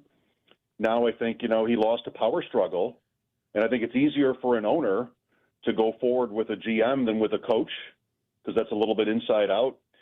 So, I'm still processing this. It's, like you said, a long time since we've had this conversation. 3 weeks ago, if not less, Sean McDermott was the 4th longest tenured coach in the AFC, and then he was second, and now Sean McVay is the 2nd longest tenured coach in the league at age 39 behind Andy Reid. So crazy times. I guess when it comes to the GM stuff, your team's not the only team who's going through that, obviously, in Buffalo. The GMs have been winning out for the last couple of years. So, like, if I'm a coach and I'm going to go be with Bean, isn't there some part of you that's, I guess Josh Allen's probably too much of a driving force. But aren't you worried about the guy who I think, honestly, has not done a very good job over the last 5 years and has been part of the issue for why they haven't been succeeding? Would you be worried about, I guess, partnering up with them, or is the bright lights of Josh Allen just too bright to scare anyone away? Well, that's a really good question. I wonder if the Bills' next coach will have already built some sort of connection with Allen. And I kind of think maybe that should be the case. But if you look at Jacksonville, and here was Liam Cohen, who was a coordinator. Not to condescend, but he wouldn't go to Jacksonville unless they flushed the GM. Right. And whoever signs up for this is signing up for Bean and Pagula. And for Pagula, he has the Sabres. That's a hockey team, by the way, you two. We wish we had hockey here. They have a 14-year playoff drought that may change this year or may not. And he's been through lots of coaches. And the Sabres are part of how I think Pagula has to put it nicely, mixed reputation with the fans. So, whoever signs up for this, look at the Giants. Is John Harbaugh going to take directives from Joe Shane and even Mara? These things are very political sometimes, and I don't know what the Bills are going to do. It's kind of day one for this, yesterday being day zero. And we're still not hearing much in the way of speculation as to who Sean's replacement will be, other than the obvious names you can draw upon based on their experience here, or Dable, Joe Brady. Who was it again? Webb? Oh, Davis Webb, the Broncos guy. Davis Webb. Come on. I think they're either going to want to go offensive mind, because that's what they didn't have in McDermott. That's teams usually do the inverse of what they just had, or somebody that has the thing that the Bills don't, which is a Super Bowl ring. I don't know. We're talking to Mike Shope at WGR 550 up in Buffalo. As far as Josh Allen goes, I think it's no secret that prior to that playoff performance against Denver, in our opinion, like he hasn't been the problem. You know, it's either been Sean McDermott or that you guys have ran into Patrick Mahomes. It just so happens that this game against the Denver Broncos, where the path looked so great for Buffalo, he had his worst game in the postseason. What's the feeling in Buffalo just about Josh Allen? I know nobody's like questioning long term, but just what would that, is there fans there that just think, all right, it's just never happening? Well, I wouldn't expect that, or I'm not hearing that really. It's more, I mean, Allen at times in his career has been susceptible to these kinds of games where not so much in the playoffs, but, you know, mistake-prone games. And that happened on Saturday in Denver. At the same time, they scored 30 points. And that's the dilemma with him and with the Bills is they usually get home offensively, but can you get a stop? And, you know, they had the ball in overtime after Denver had already punted. They had a chance to pull away late in the fourth quarter, didn't do it. And so really between, you know, us guys, it's a sports talk show host's dream because you can really paint this any way you want. I mean, for all the greatness that Allen has shown as a player and success that he's had, there is now this increasingly long list of games where like, yeah, but how come this throw? I mean, Philadelphia, late in the season, you and I have talked since then. I was at the cemetery with the turn signal going all day. and like, how come that throw doesn't happen? I mean, they're kind of like 6 to 10 games in Allen's career. We're like, okay, but we needed this right now. And this is quarterback narrative street, you know, heaven, where you sort of like, okay, well, this guy is great, or is he missing some gene that tells you that it's not going to work out? I mean, I don't know. If I were a coaching candidate, I would be thrilled to have a look at a chance to coach this team with him. And it can't get, in my opinion, it can't get much weaker around him than it already was. There aren't weapons. Defense was mid. Like, I don't know. I mean, there's some age on this team, but I feel like in a couple of years it could be, who knows, if it's done right at the top. It's funny you mentioned like the sports talk angle, and like, because of course Alex and I going into it thought this is a big narrative year for Josh Allen just because there weren't the quarterbacks in his way, and we understood the Bills roster wasn't as good as normal. And yet I find myself, because probably we're in Kansas City, and I wonder if you guys see it that way, we look at the firing of Harbaugh, or I do, the firing of Harbaugh, the firing of McDermott, I'm like, well, that's Patrick Mahomes' fault. Because like for a while they were using that as the crutch of keeping the job. Like, well, we just can't get past that guy. And the one time he wasn't in the way and they couldn't get past, they're like, well, now it's a real problem. You can't even do it when he's not around? I think, you know, sure. I think that the difference is between the Ravens and the Bills is more that the Bills in the last 6 years now could not get off the field on defense. Yeah. And that continued against Bo Nix. I mean, they did not sack him in the game. It was an overtime game. They never had a sack. And that's the story of Mahomes against Buffalo. Even last year when the Chiefs' offense was so bad, they get to the Bills in the AFC Championship and they roll. So, you know, on that front, the Bills have to figure out, because they've poured so much draft capital and free agent money into defense and have really not gotten there. I think Baltimore is more a situation where, like, you have fumbles at the 1 yard line and you have these fluky things. I don't absolve the quarterback on that, but I think, you know, it's sort of a different conversation than with the Bills.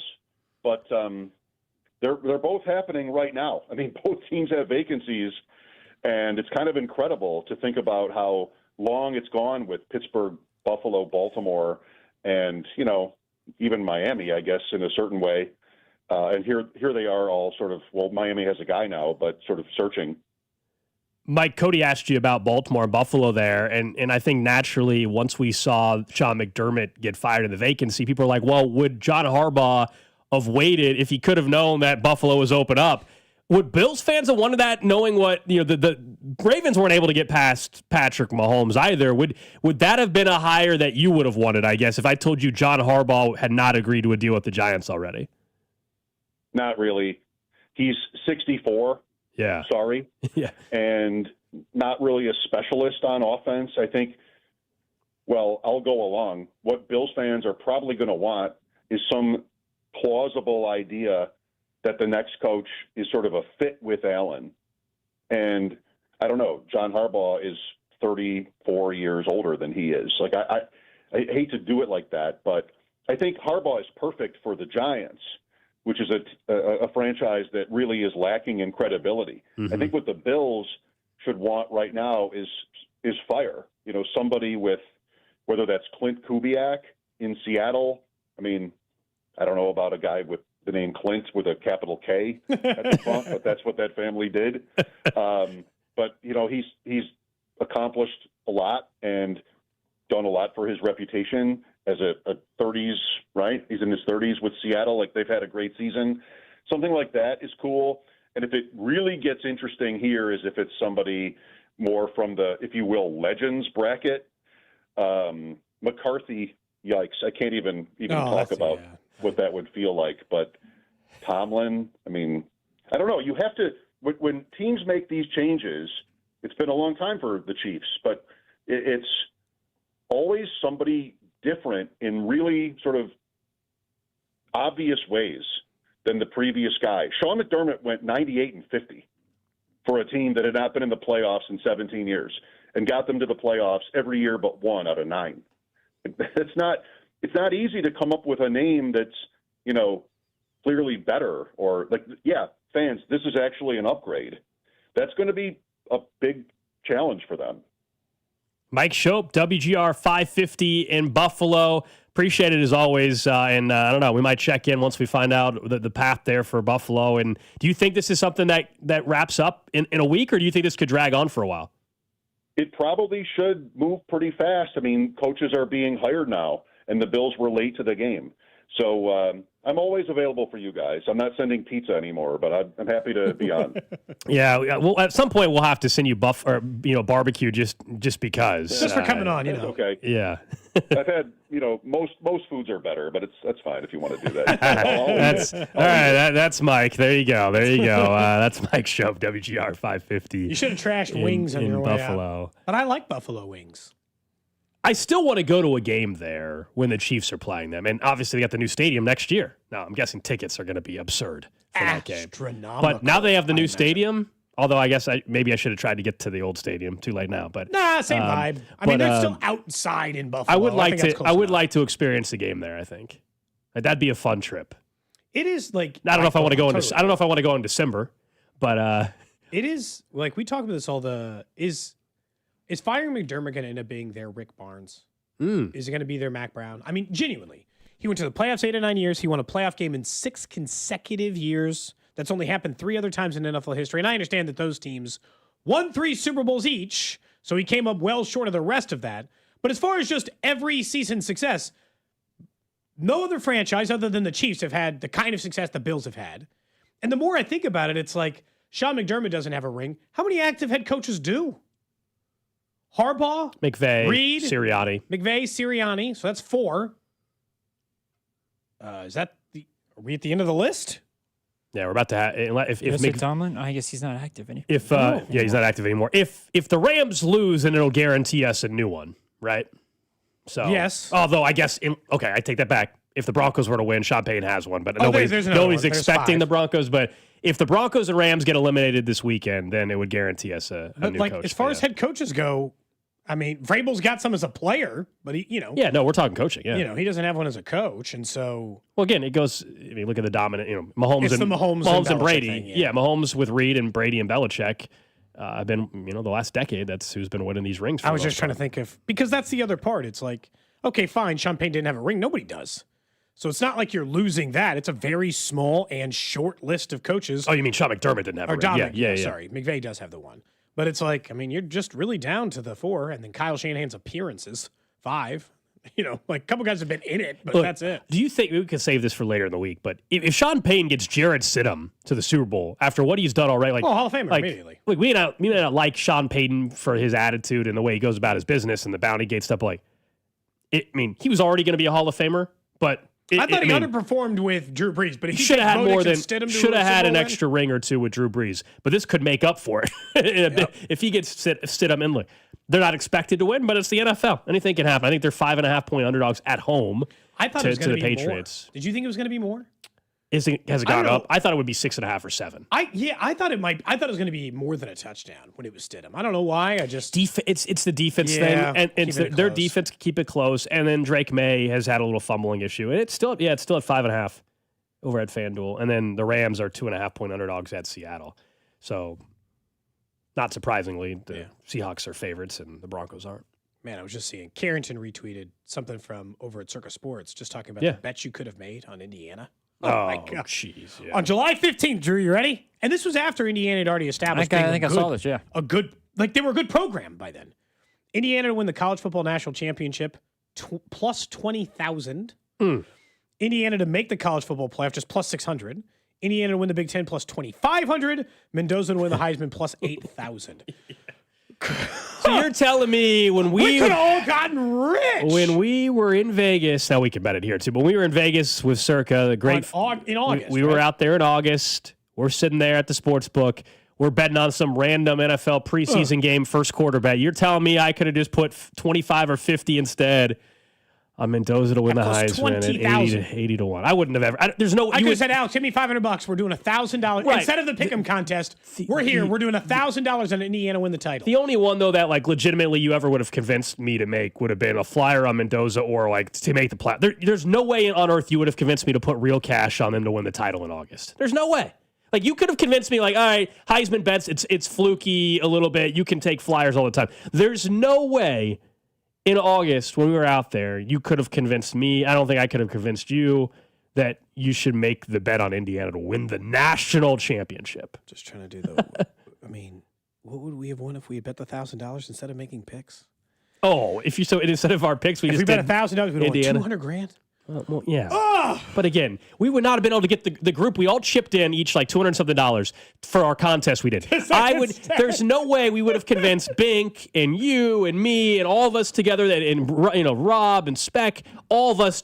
I would not. Indiana win the Natty. If we would have said that to Rob, and I would have said the same thing. But if we would have went up to Rob and said, "Hey, will you chip in $200 for this bet for Indiana to win the national title?" He would have said, "Are you out of your damn mind?"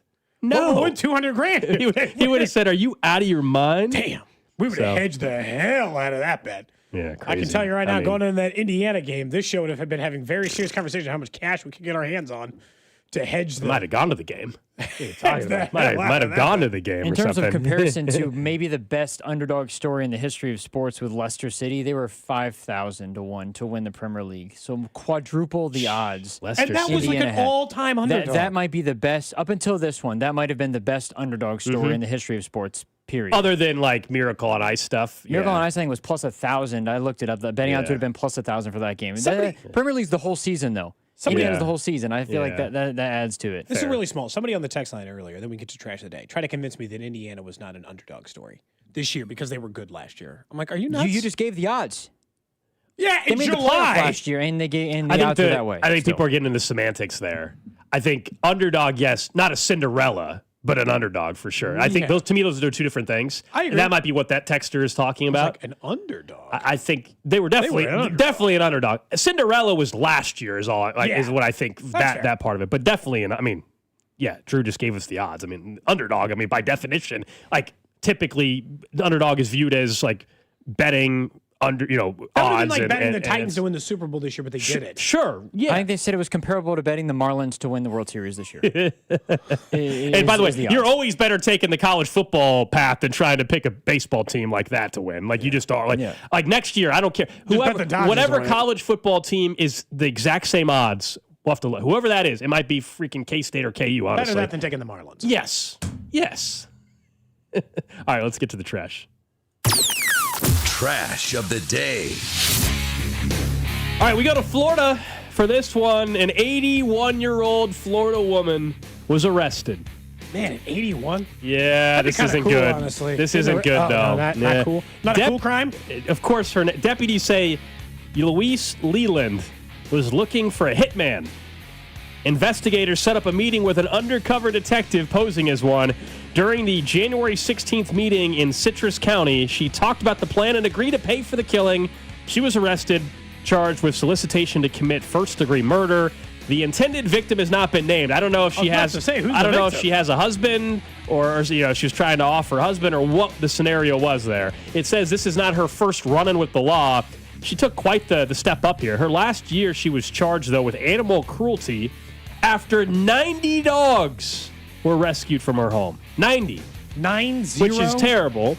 But then she decided to go from animal cruelty to attempting to hire someone for murder. I gotta say, how do you have that much hate in your heart? You're 81. You're out here getting funds together to hire a hitman at 81. She's ready. She's ready to go. I think at this point. Yeah, I mean at 80. I mean if you're gonna have to go to jail, 81's not, I guess, the worst time to end up going. Life's pretty much over at that point anyway. Jeez. What it is? Jeez. I can't believe it was Mike Shope who did the ageism on this show today, not me. He's talking about Harbaugh being 63 years old. He did. I just like the idea of, and this is also just goes back to this. How many times you got to read a story where someone tries to hire a hitman online and gets arrested by jail? I'm going to guess that 95% of hitmen online are cops. I don't think I could just pop on Reddit later and hire a hitman. They're probably a cop. What was the show? You got to know somebody to know somebody or something. I don't know. I think you're the one that told me to watch it. It came out on Netflix. Slow Horses? No, different show. Hitman, Hitman, the comedy thriller. Yeah. The comedy thriller with what's his Glenn Powell was the fake hitman. Which was very good, by the way. But yeah, I don't know. People going on the I don't know. Where she like you said, where did she go to try to find this person? She probably Googled it. She's 81. You think she's on the dark web? Because that's what I'm saying. Normally you hear about the dark web aspect of it. But I'm guessing, she probably you think she just asked around town? Like, where did she go? I don't know, man. Facebook? Facebook post? Facebook Marketplace? Does anybody know anybody? Search Hitman? And FBI and a local law enforcement responded and said, sure. I don't even know how to get to the dark web. I don't even know how people do that. It's a real place, right? It is a real place, but yes, it is a real place. There's probably a fake dark web. You Google how to get to the dark web, it probably sends you to one just full of cops. It's linked right to the right to the FBI. Actually, yeah. Just going. That is the trash of the day. Up next, let's talk more about a hire the Chiefs reportedly have made with their wide receiver coach moving forward and why this is a bit of a change from what they've been willing to do, and I like it. And we will talk more about Eric Bieniemy and a couple of the aspects that you expect to get better when you hire somebody like Eric Bieniemy. You're listening to Cody and Gold, brought to you by Heartland Men's Health, the leader in men's sexual health. Thousands of men have been successfully treated for low T, ED, and more, all with discretion and compassion. Make your appointment at heartlandmenshealth.com. Tune in for the Fan Club every Friday at 1, right here on 96.5 The Fan. We keep telling you about how you can start an awesome career at Centric, how they can get you in that new IT career, and how it can start as little as 4 months. We can find out more information by coming to see us over there. Yeah, they've got a KC Tech Career Summit coming up on Wednesday, January 28th. That is a week from tomorrow. It'll start at 4 o'clock, goes till 7, zero pressure. Take a tour of the facility. They're going to have breakout conversations with instructors, career services staff, an open Q&A with a live panel featuring some former students that went through this program. Not to mention some local employers are going to be there as well. That way you can find out for yourself how the program could change your life, and at the beginning of this new year, how you can get in that new career. If you want to go, RSVP over at Centric.com and click on the KC Tech Summit at the top of the page. That's Centric.com. I'm worth more. I'm worth a little more. I'm worth a lot more. I completely agree. You are worth more, and your car's worth more. And we want to pay more at GiveMeTheVin.com for good cars, because they are worth more, and so are you. And remember, if I don't beat the price on a CarMax or a Carvana deal, I'll pay you $100. For top price, trust, and ease of transaction, GiveMeTheVin.com, America's best car buyer. Sell us your car. GiveMeTheVin.com. So easy you can do it in your underwear. That's another amazing run by Team USA. Mom, think I'll be on Team USA one day? Well, I'll take this one. What? Are you speaking to us? Yes. And to answer your question, anything's possible, especially with Xfinity. So, I can be the best snowboarder ever? Well, I can't guarantee that, but Xfinity can guarantee that your internet price won't change for 5 years. Okay. What if I practice every day? Then maybe you'll be snowboarding for Team USA at the next Olympic Winter Games. And Mom, you'll still be paying the same price for Wi-Fi. Ooh, really stuck the landing there. It's the Xfinity Gold Medal Celebration. Now through February 22nd, get our best price on gig Wi-Fi for 5 years guaranteed, just $50 a month. Plus, get Peacock Premium included for 2 years. That's a $10.99 value per month. Xfinity. Imagine that. Proud partner of Team USA. Restrictions apply. Requires paperless billing and auto pay with stored bank account. Taxes and fees extra. Actual speeds vary. I'm McCall with Lee Summit Subaru, and it's time to make a big deal out of nothing. Announcing Lee Summit Subaru's 0% event. Up to 0% financing on select 2025 Subaru models for 72 months. And we have the largest selection of Subaru certified vehicles in Kansas City, starting as low as 1.9% for 72 months. 0% event and a lifetime warranty. Fall in love with driving again at Lee Summit Subaru. Based on January 2025 through June 2025 Kansas City inventory listings. Escape to your new coastal seafood paradise. Introducing Aqua Pennies, where the freshest seafood, a full-service raw bar, prime steaks and chops, exquisite handcrafted cocktails, and a one-of-a-kind atmosphere come together in perfect harmony. Aqua Pennies is now open in Park Place. So when a noisy office HVAC turns out to be a failing blower motor, he doesn't break a sweat. With Grainger's easy-to-use website and product information, he selects the product he needs to keep everything humming right along. Call 1-800-GRAINGER, click Grainger.com, or just stop by. Grainger, for the ones who get it done. NFL playoffs, let's go. DraftKings Sportsbook, an official sports betting partner of the NFL, makes every moment feel bigger. And in the postseason, the game shifts fast. With DraftKings live betting options, you can stay right in the moment. Plus, DraftKings has your back with early exit protection. If the player in your eligible NFL prop bet goes down at any point in the first half, you still get paid in cash. With DraftKings, you're covered through the entire half. Why bet player props anywhere else? And new customers, this is your shot. Bet just $5, and if that bet wins, you get $300 in bonus bets instantly. Download the DraftKings Sportsbook app now and use code 965. That's code 965 to turn $5 into $300 in bonus bets if your bet wins. In partnership with DraftKings, the crown is yours. Gambling problem? Call 1-800-GAMBLER, 21 plus, physically present in Missouri. Eligibility restrictions apply. Bet must win to receive bonus bets which expire in 7 days. Additional terms at dkng.co/audio. Limited time offer. Refresh your bathroom with big savings at Lowe's. Reimagine your bathroom with up to 40% off select faucets during our Bath Savings event. Need it today? Order by 2 p.m. for same-day delivery by 8 p.m. Shop for your bathroom refresh at Lowe's. We help, you save. While supplies last, selection varies by location. Same-day delivery on eligible in-stock items, subject to availability. Fees vary. Visit Lowes.com/same-day delivery for full terms. This is the story of the one. As the purchasing manager at a manufacturing plant, she knows the only thing more important than having the right safety gear is having it there when you need it. That's why she partners with Grainger for auto reordering, so her team members can count on her to have cut-resistant gloves on hand, and each shift can run safely and efficiently. Call 1-800-GRAINGER, click Grainger.com, or just stop by. Grainger, for the ones who get it done. Febreze. New Febreze Air Mist has 50% more odor fighters and up to 30% more fragrance than the old formula. So now you can take on 100% more stinky odors, like sweaty gym bags, greasy cooking smells, and the after effects of the dog rolling around in something. Just spray, and new Febreze Air instantly restores just clean freshness. Smell you later, odor. Breathe happy Febreze. La la la la la. Anthony Plumbing, Heating, Cooling, and Electric. Visit AnthonyPHC.com today. For 75 years, Kansas City families have trusted Anthony for comfort, safety, and dependable service. Thank you for trusting us with your house keys. Anthony, in your home for 75 years. You're listening to 96.5 The Fan from the DM Injury Law Studios. Mike's got this. Car, truck, or motorcycle wreck? Remember, Mike's got this. 816-888-7500. Mike's got this. Welcome in to the Chiefs Red Half Hour. Every day at 11:30 with Cody and Gold on your new home for Chiefs football. 96.5, The Fan. Chiefs Red Half Hour here on Cody and Gold. We will get right into the Chiefs in just a second. Do want to pass along at least a report that's out on social media that has been circulating a little bit. Now, full disclosure, this is not from a media outlet, but it is from somebody that I guess could have knowledge of this.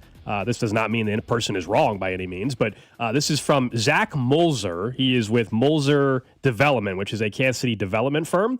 He sent out a tweet that said, Kansas City will be the host country for Argentina. I'm guessing is what he meant. But right. Yeah, sorry. I'm just reading his tweet, but you're right. Yeah, yes. He meant, yes. I'm just reading the tweet, and yeah. Kansas will be the host city is what we assume he means. For Argentina, Netherlands, England, all in KC, and another city hosting will be Lawrence, which will have another country for host countries for the World Cup. This is going to be huge. I hope that's right, because that's crazy. We've been talking about England wanting to be here and all the interest from all these countries because it's a central location and everything. And so if they can find a way where, because of the location of Kansas City, we get 4 of these countries, it means the impact for Kansas City is way more likely to be successful if you're going to have these countries having their base camp here on top of the matches that we already know we're getting. If they have the base camps here, does that make it more likely that the people who are coming to see their team from the country stay here? Is that what I was actually was talking to Spec. I don't really know how the economics of that work. I'm genuinely curious. That was my question. I was asking our boss about that very thing, because I'm like, if you come over from England and you know England's playing, let's say in LA and in New York, I have no idea. I'm just throwing it out. Would you just fly right to LA and stay there for the 1 or 2 matches, or fly to New York? And he said he doesn't know he was thinking that a lot of these people will come and want to be in the same city that the team is based in, and then they'll fly out as well. Just hoping to catch them at a bar? I mean, I'm assuming they're not going to be out and about. But I think the chances of it being more impactful economically for Kansas City go up if we get 4 countries having it be base camp, though. I think it makes a lot of sense still based on the countries that are hosting. Kansas City is based in Canada and Mexico, and the U.S. cities incredibly centrally located. Not to mention, Argentina has games here. So, even better for them, and could play a quarterfinal match here. Even better for them and the lack of travel. So, I don't think it's a bad thing if this report is accurate and these these 3 countries and 1 more in Lawrence are all going to base out of here. Cool. If this is true, you got to Airbnb your place. Dude, I'm going to be gone the first 10 days or whatever it is. First 7 to 10 days anyway, down in Texas. If you're gone already, you're just losing out on money. Let's get back on that website. You think I got to Airbnb? I got to talk my wife into it. Have you had that conversation yet? I think I brought it up casually, and she seemed red as And did you check, is your HOA allowing it? Yeah. I don't live in an HOA, so I could do it. You've got clearance. The municipality I live in, Gladstone, allows it. So there's not there's if no if rules you're against it. already gone for a week spending money on a hotel in another city, why not get at least all your daughter's dance trip paid for? Not just another city. I have to pay World Cup prices there, essentially. Oh, I'm going to Dallas. Oh, that sucks. I'm going to Fort Worth. So I really could use the cash back. We booked our hotel the other day. It was 45% more than we paid last year for a very comparable hotel. So I'm just telling you right now, we paid it. I think there's a chance that this could work out very nicely for you. So we'll see if this gets confirmed. But again, just passing along, there's at least one, we'll call it report out there on social media, getting a little bit of traction about that. We all also know that the actual matches, that's been solidified for a while. Drew, I think, bought tickets already for a match. Go ahead. Were you about to say that? No, so I looked up Airbnb for those 7 nights that I'll be gone. Okay. A 3-bedroom house, same as mine. 3-bedroom house, 1 less bathroom in Mission. It's same square footage as mine. $4,000 for those 7 nights. That can cover your daughter's dance trip. You're going, Cody. Home and OP, $3,000. KU Med House, $3,500. Oh my God! $3,000. I should put my house up. Yes. You're not going to be there anyway. You already let Kramer sleep in your bed. What's somebody from England or Argentina? It doesn't matter. What's a couple more strangers? My God. $4,000? This is an apartment. I think there is a difference between Kramer, somebody that you know, and some random person. True, but this is an apartment. No, and they're I asking understand. $2,500 an apartment in I get it. Grandview. They're asking $2,500. That's not even close. I think to I the could get. games. I think my place is 15 minutes from the stadium. You actually might even be. You might What be if able you to did charge this? more. What if you just list yours at an insane amount? Maybe you're not sold yet, but you just list it like, all right, if they're going to give me $7,000. if they're going to give me that, then it's like I have to do it. I mean, we're talking $3-4 grand. I actually Now, think it'd be wouldn't you have to financially close off? irresponsible. You'd have to close off your master bedroom or something, though, right? What I would do and is store your valuables or whatever. my master bedroom. What I would do is I would, instead of the standard doorknob that is on there, I would install like a keypad lock, and I would put all my valuables in the master closet, and that'd be the one room you didn't have access to. That's it. I just put it. And look, I work in radio. I don't have that many valuables. What? I'm not Scrooge McDuck. I don't just like have gold bars and jewelry No, but you got everywhere. you got family stuff you don't want someone to ruin or whatever. Yeah, you know, yeah. you've got something that's passed along from your like I've got a painting from my parents or great something. uncle. I just put that away just so somebody doesn't get careless with it. That's all. All right, we'll get back into this maybe in the noon hour after what's trending. Let's talk some little Chiefs football, huh? Chiefs football. I think this, as much as some of the frustration about running it back and bringing back a familiar face with Eric Bieniemy, I will give Andy Reid credit on the opposite here, though, Cody, where they made an outside addition to their coaching staff that, ironically enough, got his start in Kansas City way, way back in 2003. He was a volunteer special assistant. But Chad O'Shea, I'm sorry, I think I said Chris earlier. My apologies. Chad O'Shea is their offensive addition to the staff that we know. He's one of the offensive additions to the staff. He's going to be their wide receiver coach. And he comes over from Kevin Stefanski's staff in Cleveland for the last, 5 or 6 years. But he has a long track record in the NFL. He's got 3 Super Bowl rings as a coaching staff member. He It's was like the wide opposite receiver of coach the resume of Embry. Yeah, and so this is where, like, as much as we can talk about the EB part, this part I actually think is a good sign from Andy Reid is on the side of willing to bring in somebody that he does not have a direct connection to, that hasn't been on his staff before. And look, I don't think for a wide receiver coach, the complete success of the entire offense, and normally with a coordinator, you'll say, well, they were this offense in Cleveland or whatever. This is about developing wide receivers. This is about having an experienced guy that knows what the hell he's doing, that's used to coaching NFL talent at the position. And Chad O'Shea certainly fits that. If you're wondering his prior stops, he was the offensive assistant, worked with wide receivers with the Vikings 06-08, wide receiver coach for Belichick from 09 to 2018. That's where he got the 3 rings. And then, as we said, he was with Stefanski. Now, he had one short stint with the Dolphins as an OC. It didn't work out there. But you're not asking to be the OC. He's your wide receiver coach. Look, I would say literally my only hesitation on it, and it's small, is the thing we talked about with Andy Reid, where I'm not so sure Andy Reid can convince a young coach who also has experience to do the job, right? Like, Andy's once again recruiting in the elderly waters. He couldn't find a young offensive coach that people really respect to be the wide receiver coach. Those guys are all doing it for Shanahan or McVay. That's my only hesitation. Yeah, but I want experience on my wide receiver coach. But I also didn't. But yeah, that's the thing. I also didn't want it to be like Embry. I went through Embry's resume. I still don't even know how he got that job. Like, I don't know how Embry got that gig. I'm surprised he got that gig. If you look at it, you're like, boy, you got there kind of fast. And then the problem is that, and sometimes unqualified people can get jobs. Sean McVay was in a large way kind of unqualified for the job he got. But he's been excellent, and you can find people. Connor Embry could have worked out, but this goes back to the head coaching thing. If the last wide receiver coach you had, for all the wide receivers who have not developed in any way in Kansas City over the last 5 years, really they haven't developed one since Tyreek Hill. So for all the wide receivers who have not been developing here in Kansas City, you had a guy with no resume getting the guy who's been on 3 championship staffs, has coached with 1 million different people, has coached 100 different receivers. Yeah, that feels like a good fit. I like this hire. And I like that it's outside the scope. I like that it's outside the normal grouping of people he's been hiring. And like the same thing when we've discussed, whether it's Eric Bieniemy or others, nuance is required for any of these guys' resumes and why certain things happen. People will look at Cleveland and say, well, what wide receivers had great years? And I think nuance is required. They've had terrible quarterback situations in Cleveland the last couple of years with Stefanski. That's an indictment on Stefanski. It's not an indictment on their wide receiver coach. The fact that they didn't develop a wide receiver when Dylan Gabriel and Shedeur Sanders were throwing the ball this year. Like the fact that, what's his name, Isaiah Bond or whatever, didn't turn out to be a stud his rookie year. I don't think should worry you about his development of a wide receiver yet. No, I mean, I just think he must be respected because look at all the stats he's been on, you know? And New England, for their perspective, the way I view them is maybe they didn't have the most talented wide receivers, but they sure got a lot out of them with a star quarterback. So even if they didn't have superstar wide receivers, they seem to make it work inside their offense. Danny Amendola got open sometimes, and they don't have a lot of those guys.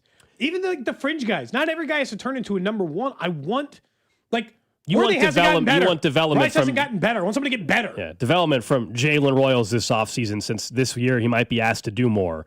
Development from Xavier Worthy is the biggest one. We talked about him earlier or last week. Year 3 is massive for Worthy, and if get him back healthy, good to go, what else can you unlock there? Can somebody like O'Shea figure out this issue with field awareness or spatial awareness that Worthy has had down the field? How does he get that connection better? And then this is where Eric Bieniemy has to help Mahomes get better at throwing the ball deep. This is a collective effort here. And now I think you at least have a wide receiver coach that has the credentials to be the wide receiver coach for the Kansas City Chiefs with Patrick Mahomes as your quarterback. I just it's hard to dislike it. I told you the one thing I think if you were trying to make a complaint you could make. And that is the thing that we talked about. Like Nate Taylor said it, right? It's not even just like it's coming from a reliable source. Nate saying he can't recruit young coaches to come here because he's in his late 60s. He's been around football forever. He's not going to recruit the Nate Shieldhouses of the world to come here and be his OC or to come and be, and like he already has a better job than wide receiver coach, but he's not typically recruiting he was 24, he moved up, he's a hot name in coaching circles, he's ready to be a position coach, not just a quality control coach or whatever. He's not bringing those guys there. So what's the next best thing? A coach with real experience and been around championship organizations. That's it. And so when you view it that way, I do think that there's something you can fit. And look, I don't need him to necessarily coach Patrick Mahomes on the deep ball, but we all know what the problem with Patrick's deep ball is, right? He doesn't put enough air on it. I mean, isn't it really that simple for him? I'm not even I don't know if it is that simple. I'm not even like a football. If it was that simple, that would have been corrected. I feel like I'm not even a football analyst. And when I watch everybody else throw a deep ball, the one thing I consistently notice with Patrick Mahomes is he zooms the damn thing. And he should probably give his receiver a chance. Now, look, their receivers don't exactly fight for the football when it's in the air. So maybe that's part of the reason they don't throw it that way. Feels like he's just trying to hit them all in stride, I guess, is what I would say. But no, I genuinely like this hire. So I'm not going to complain or have any real complaints about it. It's a good fit. He's experienced. We're looking for the opposite of Embry typically when you fire a guy. And they found that. He's this. They found the experience. Now, could they find a wide receiver? Is there a draft for mock draft for Coachy? Could they find another wide receiver for him to look with? This Drew has found us another mock draft, apparently. Yeah, we're going to go to Athlon Sports for the first time. All right. Okay. Haven't had one from Athlon. And this one also, it's not just a one-rounder. It is a 2-round mock draft. All right. If I could get the thing to pull up properly. 2-rounder. Luke Easterling is the one who wrote it. I believe we looked at one of his mocks last year. But anyways, was he right? How was Luke couldn't tell you. Easterling? I mean, we could go back. I need to go pull up that. I'll get that ready. Yeah. I suppose we could go back to 25 and see what his last one was. Anyways, they do have Fernando Mendoza going number 1 to the Las Vegas Raiders. This is where it gets interesting, and I think this is a scenario, actually, ironically, for both of the teams you root for, but obviously specifically the Kansas City Chiefs, that you don't want to see necessarily as it pertains to how the first 8 picks shakes out. Arizona at 3, he has him taking Ruben Bain. It feels like based on the playoff he's had, it feels like Ruben Bain's going to be a top 5 guy. I texted that to you guys yesterday. You think he's gone too high now? No more at 9 anymore? David Bailey at 4 to the Tennessee Titans, not just because of the Robert Saleh thing that you mentioned, I think, Gold, which is a good point earlier, but also David Bailey, I think, is going to test incredibly well. We saw what he did in the playoff. He led the country in sacks, productive guy. It feels like both of those guys are going to be taken ahead of the Chiefs. Carnell Tate to 6 in the Cleveland Browns. All the good players are gone. Caleb Downs to Washington at 7. At number 8, Jordan Tyson to the New Orleans Saints. This is where he has them taking Jeremiah Love at 9. I thought you were going to say Mekhi Lemon, because at least that would be the only other guy you'd consider taking in the top 10 from a skill position stuff other than Jeremiah Love. Another Jeremiah Love draft? Now, I will say if Bain goes 3 and Bailey goes 4, It's getting kind of thin, at the players I really In terms want. of edge, the only other one I think that you would consider at that point inside of like the top 15 is Keldrick Falk from Auburn. But or Woods in the interior if you're willing to yeah, just go if you somewhere want, else if you on want the to go defensive line. D-tackle, then sure, Peter Woods is the guy. Interesting. They have Peter Woods going to the Bengals right after at 10. Luke Easterling looks like he belongs in like a Rush cover band. I don't know if that does anything for you. I was looking up the grades for the people that did the mock draft last year. How'd Luke do? Well, I'm at 54 and I haven't found him yet. Ooh, that's tough. Now, in fairness, Command there's F that? there's it's on different pages. I can't do it. Okay, this is Luke Easterling. This is whose mock we're looking at. I think it's good that we know what these people look like, He does have That's Ty Luke. Simpson at 16 going to the Jets with their second first-round pick, courtesy of the Indianapolis Colts. In the second round, you want to jump to the second round? Yeah, who's you got in the second round? Because Okay, I'm already so- hesitant on the first. So in the second round, of course, the Chiefs have pick 40. He has them taking Christian Miller, D lineman from Georgia. Ironically enough, we've had his name pop up a few times when looking at mock drafts. I believe Jay Binkley and Chris Onocero also had the Chiefs taking Christian Miller in the draft. Of course, this is well before I believe we knew the Chiefs were going to be at 9. But Christian Miller at number 40 for the Kansas City Chiefs. How old is he? Does he have long arms? I don't exactly know the measurements of These are the things I of need to Christian know. Miller. Trinidad Chambliss, they do have going in the second round to the Pittsburgh Steelers at 53. He's 6'4", 240. So he had 11 and a half. He's an interior guy. Why can I, Andrew? This is More or less. This is a better question for like the people who follow college football closer than me, probably. Why is every college football stat line at defensive linemen always the same? Which is they literally had no production for 3 years and then they get sacks. Like, that's it. That's every college football player I've ever looked at that the Chiefs could possibly take in the draft. It's always 0 sacks, 0 sacks, 0 sacks, 11. And I'm like, okay, are they good? I feel like that's or they just had 5 sacks 3 years in a row. It's one of those two lines, and it's never anything either in between. There's never some guy who's just like a dominant pass rusher like a wide receiver, right? There is no Jeremiah Smith at pass rush. And I guess if there are, they just go 1-1. I mean, David Miles Bailey is Garrett that guy in this college. year. Will David Anderson goes much, those guys. I think people forget. I don't think Miles Garrett was particularly numbers heavy in his college career. He wasn't. He actually had a bad final game or two in college. Yeah, he was not particularly amazing when you look at his stat numbers, and then you realize how good he was. Like, he only did that in college? David Bailey had 16 and a half sacks this year.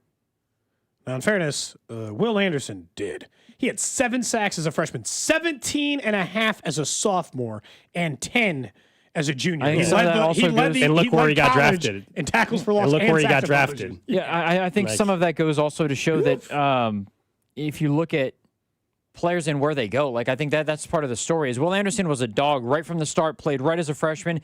Not a lot of guys do that. Like even if you're a 5-star guy with the portal, you're not playing right away necessarily, even if you are that high caliber of a player. Now, David Bailey, if you want to know his numbers, he was at Stanford the first 3 years. 2.5, 5, 7, 14.5 at Texas Tech. He's gotten better.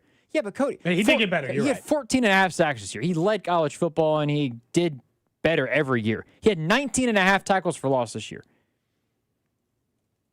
I'm still convinced. I think after he tests, I think David Bailey might actually go before Ruben Bain. I know Ruben Bain is an animal up front, regardless of the short arms or not. Both those guys feel like they're top 5, though, and I don't know if the Chiefs would be willing to make that jump to get a guy like that, but it seems like based off of what we've seen from David Bailey and Ruben Bain, those guys are going to be all as advertised. Do you have is it too early, Gold, for you to give us the breakdown of what somebody's saying about Jeremiah Love? Some of them are too early. There's a few sites, but my source for the deep dive of scouting usually waits till after the combine to do that. To talk about their big meaty hands or we're not going to hear that about a running back, I don't think. Yeah, which player do you want the scouting report on? Jeremiah Love. I feel like we keep getting him. Freakish in all of athleticism. Yeah. Playmaker. I don't think we'll have to worry about waiting too long for that. Agile. Yeah, I mean, Cody, here's a breakdown for you if you would like that. Do you want strengths or weakness? Let's start with Track strengths. verified game breaker who threatens to house it on every touch, turning routine plays into scoring opportunities with elite acceleration, sustainable top-end speed. Shows uncanny contact balance for a speed merchant. Speed merchant. I like that turn. Can hurdle, juke, or hit a second gear that leaves pursuit angles looking foolish. Weakness.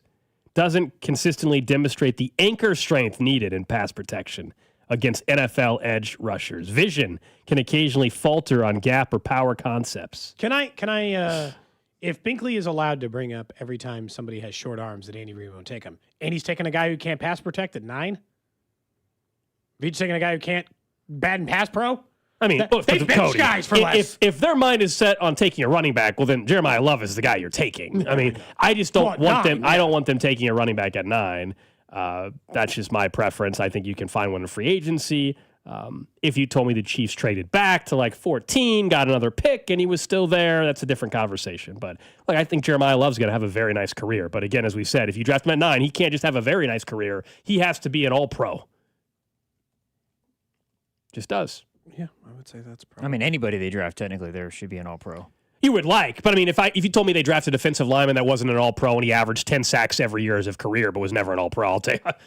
I'll take that right away. You know, like I think it's a little bit different on defensive line. That was why. Yeah, that's why I asked you guys last week. Like, would you rather have a guy that gets 10 sacks a year, or have an all-pro safety in Caleb Downs, where he's the guy that's getting after the quarterback? Yeah, the guy that's getting after the quarterback every time. It's I just want a Will Anderson. What is that possible?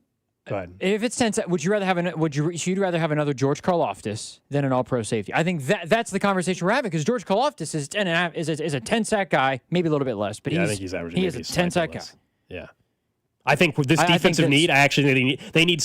If all of a sudden you told me they signed, let's say they signed Boye Mafe, they drafted a defensive lineman that you can guarantee is a 10-sack guy for the first 5 years of his career, and they had Karlaftis and one more, that'll get it done. That'll get it done. Yeah, that's a league quality defensive line. I'm not here to tell you it's the Houston Texans front, but I mean, that's a league quality D line. But as we keep talking about this, and I know we're so far out still, we haven't got to the combine, but it does feel like Bain and Bailey aren't going to be there, but we'll see. For to the flip point, Cody, it's from the 417. Felix had 11.5 and 8 sacks as a Big 12 Defensive Player of the Year. Just because you're good at college doesn't mean that you're a guy. You know, and vice versa. I think everybody knows that I did not want them to draft. However, very productive at college. I, however, hope that he turns into a star pass rusher this year. That'd be great. That's a little look at the Athlon Sports post-national title. Two-round mock draft. I did look at mock draft ratings for last year. They have like 300 people on there. Guess who number 1 was? Jay Binkley. Josh Jacobs. I did know that over Josh Jacobs over 41. Yeah. He was number 1 on their database. Nick Jacobs. Yeah, Josh Jacobs, the running. I knew I said it. I knew I was saying it wrong. Yeah, Nick Jacobs. Shout out to him. That's incredible. He was number 1 on there. For a lot of pretty impressive. For a lot of armchair online people pretending like they know about gap schemes and stuff, Nick Jacobs actually does. Yeah, he's a very good follower on Twitter. Very much knows actual detailed football stuff. He nailed the mock draft rankings. Like some of the bigger names that we know. I mean, there was some of the guys we've had on here, like or at least mock drafts. Matt Miller and others. Dane Brugler and stuff. They were like in the 80s. So like that, you also have a bad year predicting. I get it. I don't know what the average score is. If we average the last 3 years, I don't know where people are at. But to be number 1. With a lot of other national names that are on there, it's pretty cool. I almost just said we should all do one first-round mock, and I was like, I don't want to do that. Actually, I changed it immediately. I was like, that sounds terrible. I don't want to do that. I'll just keep reading other people's. Up next, we'll get to what's trending. We'll also talk more about Indiana making history last night and a report from Ken Rosenthal about what the Royals may not be willing to do. This is Wyatt Thompson, and you're listening to Cody and Gold, weekdays 10 to 2, right here on your home for K-State Athletics, 96.5 The Fan. Brought to you by Heartland Men's Health, the leader in men's sexual health. Thousands of men have been successfully treated for low T, ED, and more, all with discretion and compassion. Make your appointment at heartlandmenshealth.com. And Doug. There's nowhere I wouldn't go to help someone customize and save on car insurance with Liberty Mutual, even if it means playing in a football game. Boom! 42! You're going down, Doug! Oh, yeah? Your price on car insurance when you customize and save is going down. Hey! Limu? What are you doing on their team? Only pay for what you need at libertymutual.com. Liberty, liberty, liberty, liberty. FanDuel is turning on playoff mode. All customers get a profit boost pack with every NFL playoff game day, each game day during the championship round. You'll get a pack loaded with multiple profit boosts waiting for you in the app. More boosts mean more ways to level up your playoff bets. We are just a couple of weeks away from the NFL season, completely winding down, and we're going to find out who plays in the big game. Pick the matchups you believe in, take your shot on an upset, and build a parlay that fits this championship moment. Then apply those profit boosts and go for an even bigger payout to keep the playoffs fun rolling along. We are just a couple of weeks away from the NFL season completely winding down, and we're going to find out who plays in the big game. Visit FanDuel.com/local and grab your profit boost pack for every NFL playoff game day. FanDuel is the official sportsbook of 96.5 The Fan. Must be 21 and present in Missouri. Opt-in required. Bonus issue is non-withdrawable profit boost token. Restrictions apply, including any token expiration and max wager amount. See terms at sportsbook.fanduel.com. Gambling problem? Call 1-800-GAMBLER. Steve here with Connolly Plumbing Solutions, your neighborhood plumber. For January, after the holidays, we're offering to auger your main line or branch line for only $99 per hour. That's $100 off this month only. This also includes a camera inspection with mainline work. Don't start 2026 with things backing up. So call Connolly Plumbing Solutions at 913-768-7676 or visit ConnollyPlumbingSolutions.com to schedule. At Kansas City Proton Institute, we're delivering the future of cancer care with state-of-the-art proton therapy right here in KC. If you have breast, head and neck, or brain cancer, proton therapy may be a better treatment than conventional radiation.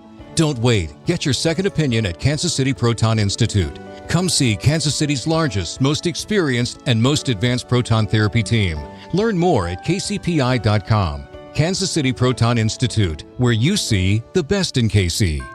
Jewelry Graham. Hi, I'm Brian, your friend and jeweler at Shane Company. We have just the right gift for your sweetheart this Valentine's Day. Any style, any budget. Like heart-shaped necklaces, birthstones, or hand-matched diamond studs. Getting engaged? Create a dream ring and choose from natural and lab-grown diamonds in all shapes and sizes. Come see us in store or at shaneco.com because a friend wants you to win Valentine's Day. Shane Company, your friend and jeweler. When the cold sets in across KC, AB May is the trusted name for keeping your home warm, safe, and secure. From furnace repairs to system replacements, we deliver reliable solutions in unmatched care and professionalism. Whether it's a sudden breakdown or routine maintenance, AB May is here to help. Trusted by generations of Kansas City homeowners, we're committed to doing things the right way every time. Call AB May at 913-732-9993 or visit us at abmay.com. Call your serviceman from AB May. What's up, guys? It's Drew. You know, we talk about the sports that we love and how you got to be consistent. You got to show up when the moment matters most. And we saw that in the college football national title game. Plays made, big-time plays late in the game that ended up winning and showing up when the game mattered most. You too should show up during life's most exciting moments. I'm talking about Blue Chew. You can be more confident where it counts. Blue Chew is a small chew for a big difference, and their licensed medical providers, they work with you to make sure you have the right ingredient for your prescription. 2026 is going to be your best year for sex.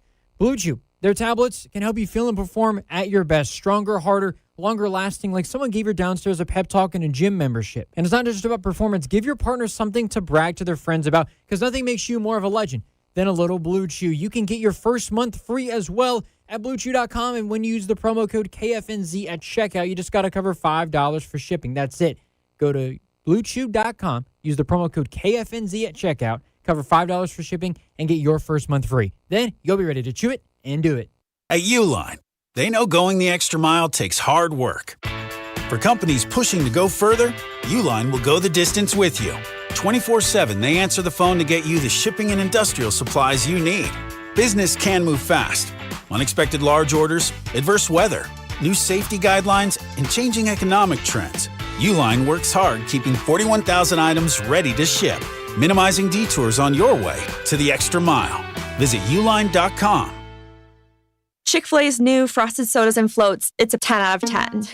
Hey, this is Lizzie, a team member at my local Chick-fil-A, and a little thing I love about the Chick-fil-A chicken sandwich and new Frosted Sodas and Floats is how well they go together. You will love having your favorite soda blended with our creamy ice stream to make a new Frosted Soda or Float. With the mix of the ice stream and soda fizz, it's so delicious, I call it Fizzalicious.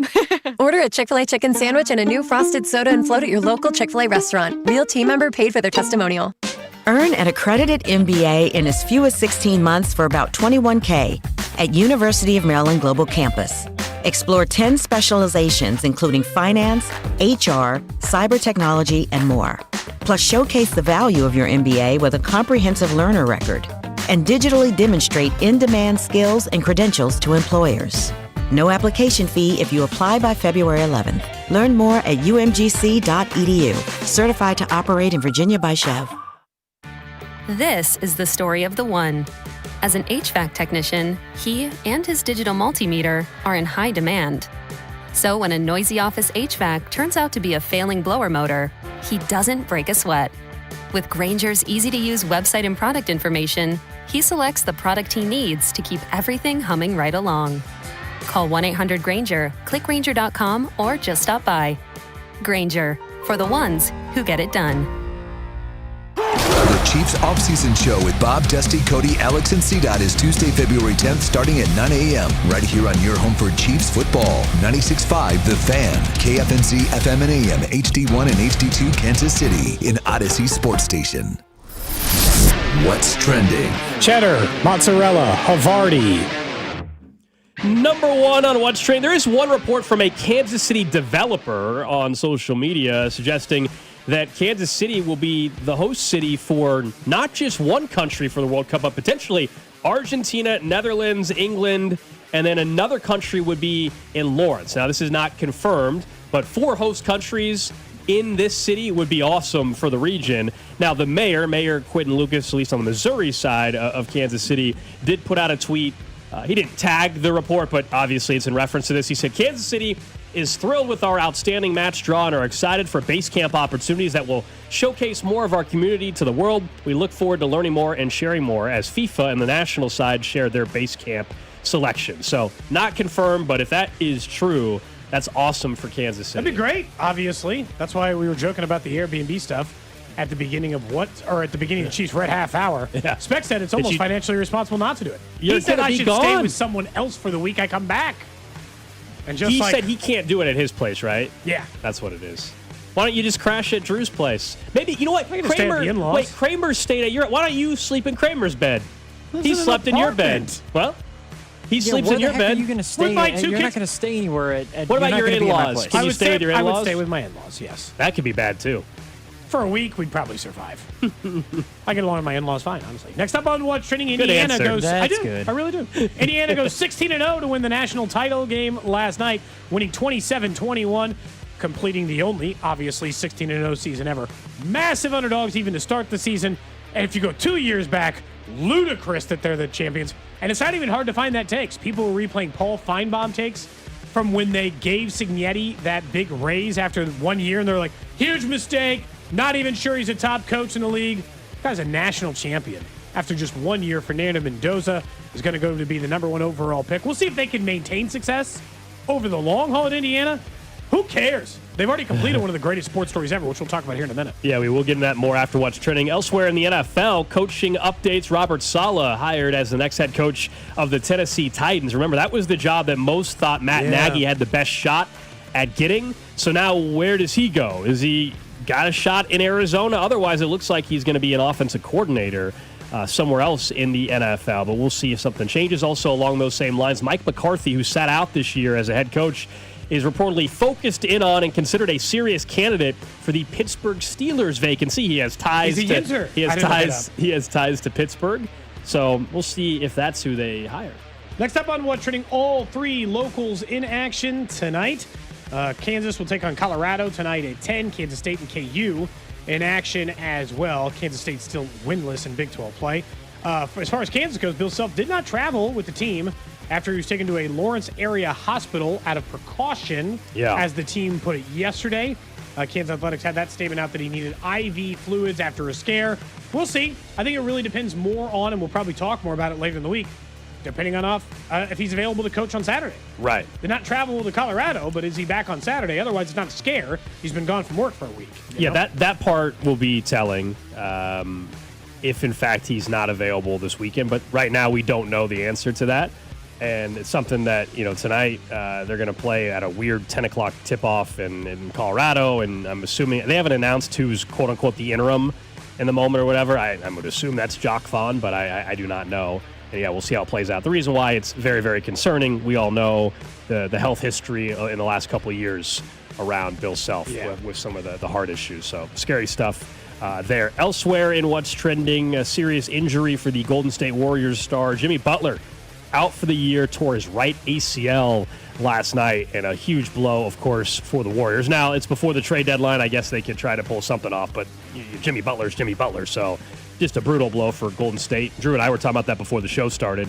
You just kind of got Steph Curry going again and all that, and now Jimmy Butler done just like that. I just we were talking about wasting primes and stuff. Steph's still got some good years in him, and they have not given him much of a team the last couple of years to surround him with, and it seemed like I mean, the core broke up. I mean, he's 37. Only got what, 3 more? Yeah. I mean, I don't know. It's just like this year he's been a little banged up. He's averaging 27 points and 5 assists. So not like he's fallen off or anything, but if you're wondering, the top selling NBA jersey is still number 1, LeBron? Steph Curry. Oh, Steph. Okay. Luka 2, Brunson 3, LeBron is 5, Victor Wembanyama is 4. Did you guys see that LeBron was not named an All-Star game starter for the first time in 21 years? Yeah. The other day. The West roster is loaded. I know. I'm just saying, what a run more than anything, right? Yeah, I mean, no, for sure. Insane to me that a guy would have made it that long without running into that issue. That's all. That is what's trending here on Cody and Gold. Coming up in about 20 minutes, we will get back in deeper to the coaching carousel in the NFL. I mentioned that Robert Saleh is getting the head coaching gig in Tennessee. We'll talk more about what that means, not only for Matt Nagy, but just whatever openings are left. And do we think there's a couple teams that are truly just waiting for the Rams to maybe lose this weekend and start interviewing more guys like Chris Shula and Shieldhouse, et cetera? So we'll talk more about that in a bit. But you brought up what Indiana just did. 16-0, never been done. We had the debate back in early December before Indiana had won a single college football playoff game if it's the best college football turnaround. And it is now. And now that they have won the national title, there is no disputing that.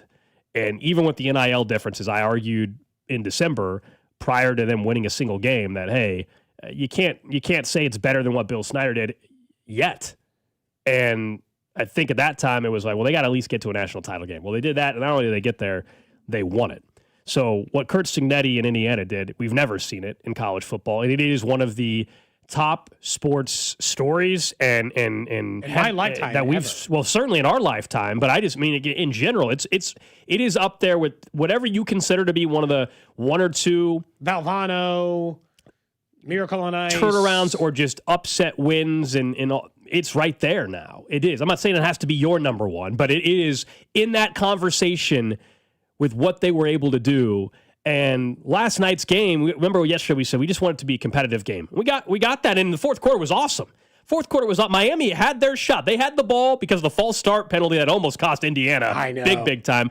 The false start penalty, Miami had the ball, and Carson Beck, who with all the experience, I guess I was not expecting him to have the crucial throw like that. That was a terrible throw late. Really bad. That of course, ended the game with the interception. So the game itself was kind of blah for the first 3 quarters. But you're right, the fourth quarter was awesome.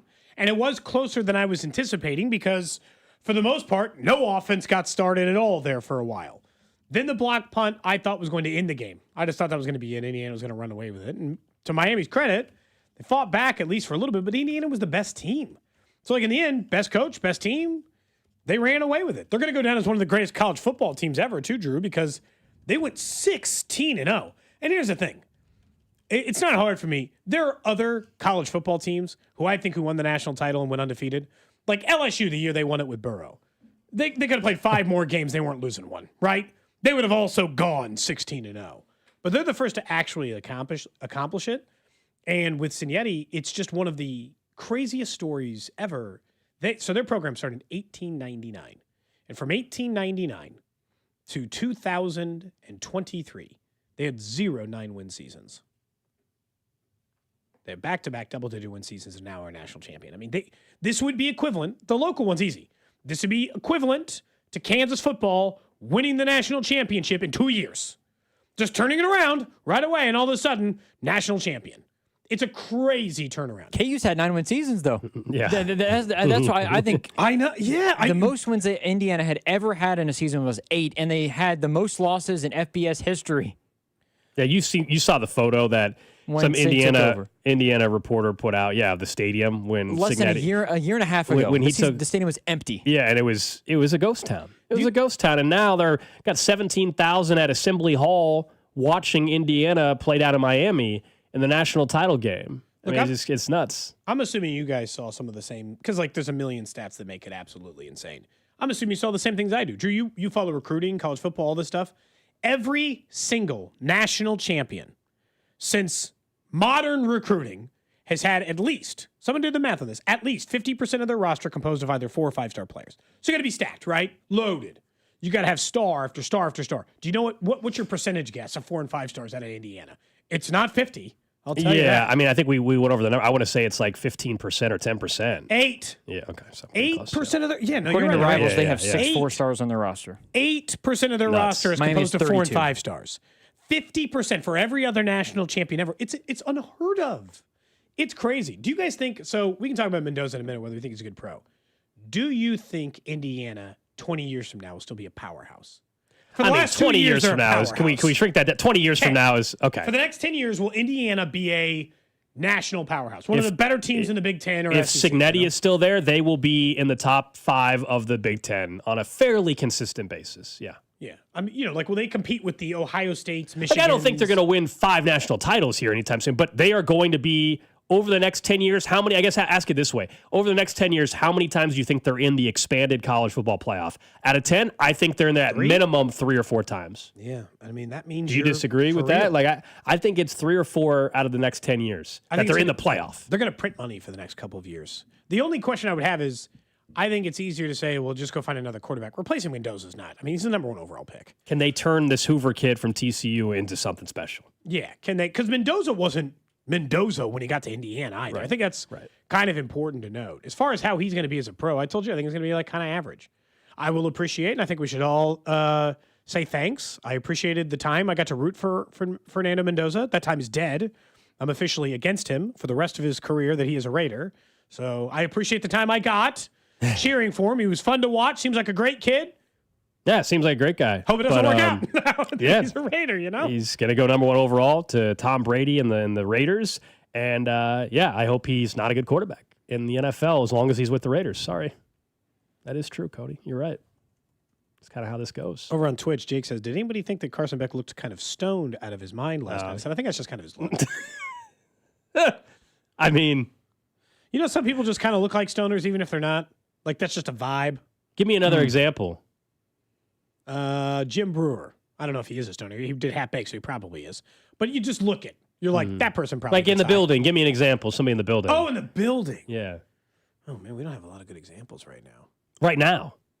Were there some in the past? Are you suggesting? Absolutely. Who? Ryan Witkowski did and gave off the vibe of just immediately before I even get down the list. But he also, I'm trying to think of someone who maybe gave the vibe, but wasn't necessarily a stoner, Okay. Just curious, Cody. Because you don't give off that vibe. You give off more of a narky vibe, telling us. Wow. I think it's interesting when you look at Carson Beck's legacy, because Carson Beck's kind of known for this. Like, it's like, he makes mistakes late in games. I think that's he has 6 losses in his college football career. 4 of those ended in him throwing an interception. So this idea that I understand, like, he's got the experience. There's moments where, like, Carson Beck was really good last night. Sure. But I think what we kind of saw was what we kind of were waiting for in a way, where it's like there's going to be a moment where a mistake's going to be made, and if somebody's going to make it, it more than likely was going to be Carson Beck than Fernando Mendoza, and that's how things turned out. It is interesting. The wide receiver after the game said that was on me. He didn't even know he threw him the ball. The wide receiver had no clue. That's bad. Carson Beck threw him in the ball. He said that was all on me. That wasn't on Carson. So it was interesting to hear some of the post-game fodder from players, because obviously you get both sides of things. Like Fernando Mendoza was like, that run was not a run. It was a read on the team. It wasn't guaranteed I'm running the sneak. It's based on what the defense gives me, and they gave me man and zone, and I said, forget it. I'm taking it on my back, and I'm going to do it myself. Drew, this is. Go ahead. I was going to say, here's what Mendoza. You mentioned what he said. Yeah. Here was Mendoza post game, and what has now become like. I don't know, like maybe we'll get tired of it. As you said, once he's on the Raiders, we may not care. But right now, it's like it's must listen. This game, it is the 4th quarter. You're leading by just 3 points, and coach decides to go for it on 4th down. What did he say to you in that huddle, and how did you execute it? That's one thing about our team. We're always going to put all on the line. And, I want to give all the glory and thanks to God there. My offensive lineman blocked perfectly, and we're able to execute the team towards a common goal, have the Indiana Hoosier synergy to score, and then give our team a chance to win the game. How did you get it in there, though? You had to go airborne, Fernando. I had to go airborne, and I'll die for my team. Whatever they need me to do, they need me to take, shots in the front and the back, whatever it is, I'm going to die for my team out there, and I know they're going to do the same for me. That's what makes us so close, and that's what makes this national championship so special. Show my cameraman right there your arm. You can't imagine the beating this young man took last night. I mean, shout out to Miami defense. You can see why their two edges are first-round picks. I mean, it was going to be a physical game. And, we had to play physical, and we did play physical. We elevated it, and it's victory so sweet for everybody, for the entire Hoosier Nation, but also, it's super sweet to myself. I was a 2-star recruit coming out of high school. I got declined to walk-on offer to the University of Miami. Full circle moment here playing in Miami for all the friends and family. I can't thank Coach Nettie enough, and Coach Whitmer and Coach Anna for taking a chance on me, and just give all the glory to God. So that was Holly Rowe with Mendoza, of course, after the game last night. Yeah, the people is he cheesy? For sure. But in the NFL, someone was like, "Well, we eventually view him as Russell Wilson if he does that all his NFL career." I don't know. It depends. People got tired of Russell Wilson. People get tired of athletes all the time. I don't know if it's going to be because of how he talks in a postgame. It's hard not to be a fan of his, as we said, until he's on the Raiders. Yes, but it's like somebody took it a step further. They said they don't want to be bad right away. They want to be just good enough to get a massive contract and then not be good. Okay. They're taking it a step further. Fair. I don't want that for Mendoza. I want him to be bad, and then he gets to go to Kyle Shanahan and be good or something. Okay. Still rooting for the person, but I can't root for the person in that jersey. It's that kind of vibe, You got to go a little bit opposite of it. But yes, but I also don't think people crushed Russell Wilson for his corniness until he got less good at football. Well, right. There was some of it, and then he got less good, and then I'm tired of this act. We talked about this with Eric Bieniemy earlier. For sure. Your act, people will allow whatever version it is. You're super goofy, you're stoner guy, you're honesty guy, whatever, right? People will allow the act as long as you are performing up to a certain level. Is it an act, though? This is who Fernando Mendoza is. No, but I also think it's who genuinely Russell Wilson is, in fairness. I think he's just genuinely kind of a goofy. No, I think this is Mendoza. He's extremely intelligent, and this is just his whole vibe. I think that's where people have, and I think that's where it gets really irritating, I think, at times to watch people when it's like, even people on the text line, we're saying stuff earlier when we talked about this.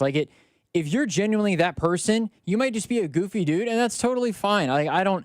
The idea that he's putting on a front to be this type of person, I genuinely think that this is who he is, and he updated his LinkedIn profile to be a national title winner last night because all he has is LinkedIn. Yep, only social media if you want to count that as social media. I think the whole story is epic, and I think you just buy into the type of character of who he is, and he's unashamed to be that, and I think it is very commendable. I think especially in the world that we live in right now, that he doesn't have any social media besides LinkedIn and YouTube, essentially, and this is his vibe, and it's NFL teams will love that. I like when the text line all came together. We were looking for one example of someone who looks like a stoner, even if you don't know if they are, and everybody on the text line said Cody Bellinger for whatever reason. I can see that. Yeah, that is kind of the vibe. I couldn't unsee it. Somebody said last night it looks He's a free agent. Somebody said last night it looks like Carson Beck wants to sneeze. It is about to sneeze, and I couldn't get it out of my head last night. Is this like what I told you about the college football logo? Just stuck forever. There was a new one last night that I saw about the logo. There's stuff like that. I'm sure everybody has an example. I was with some buddies watching which playoff, whatever playoff game Burkhardt and Brady were just on. Which one was that? That was not the Bears game.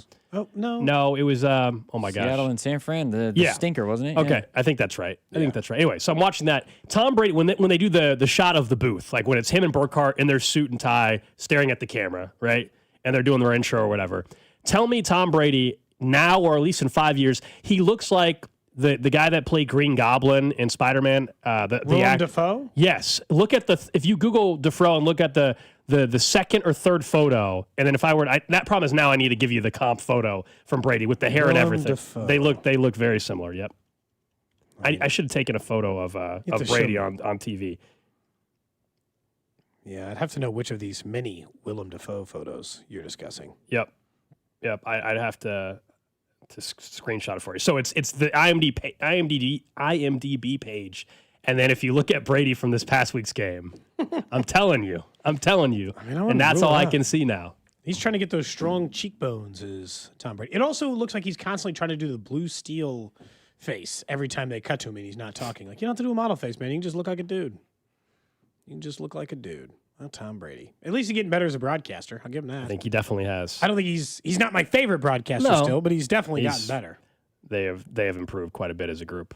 That's for sure.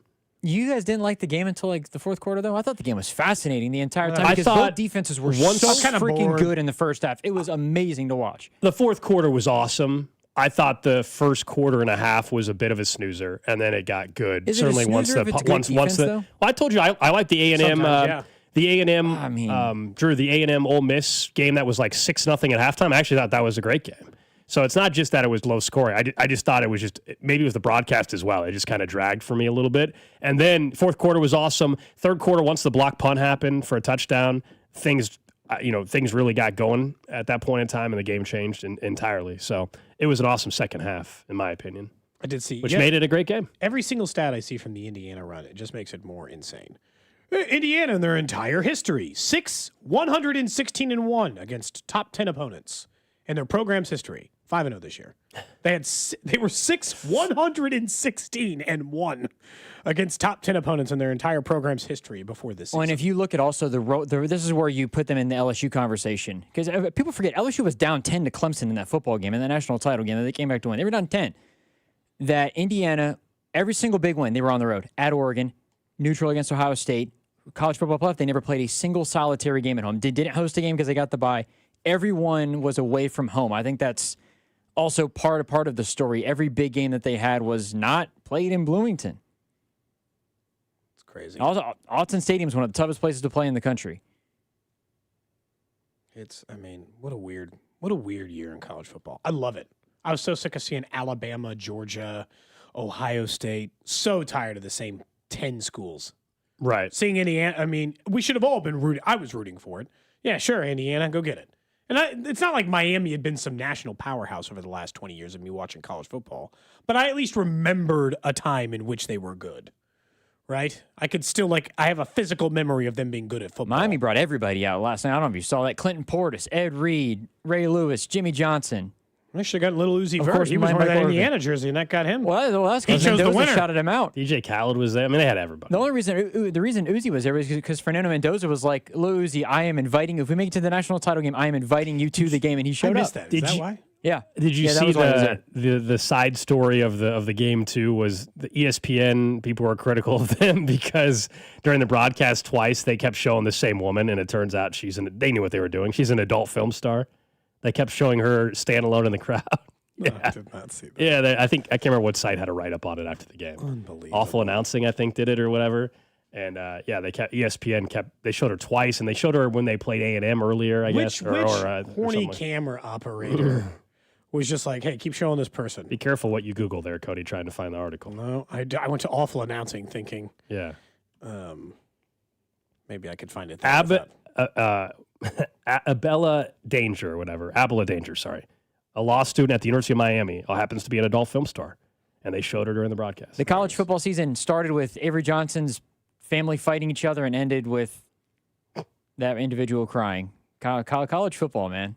Yeah, she was crying on her post or whatever it was. College football. There's nothing like it. It's a whole different atmosphere, man.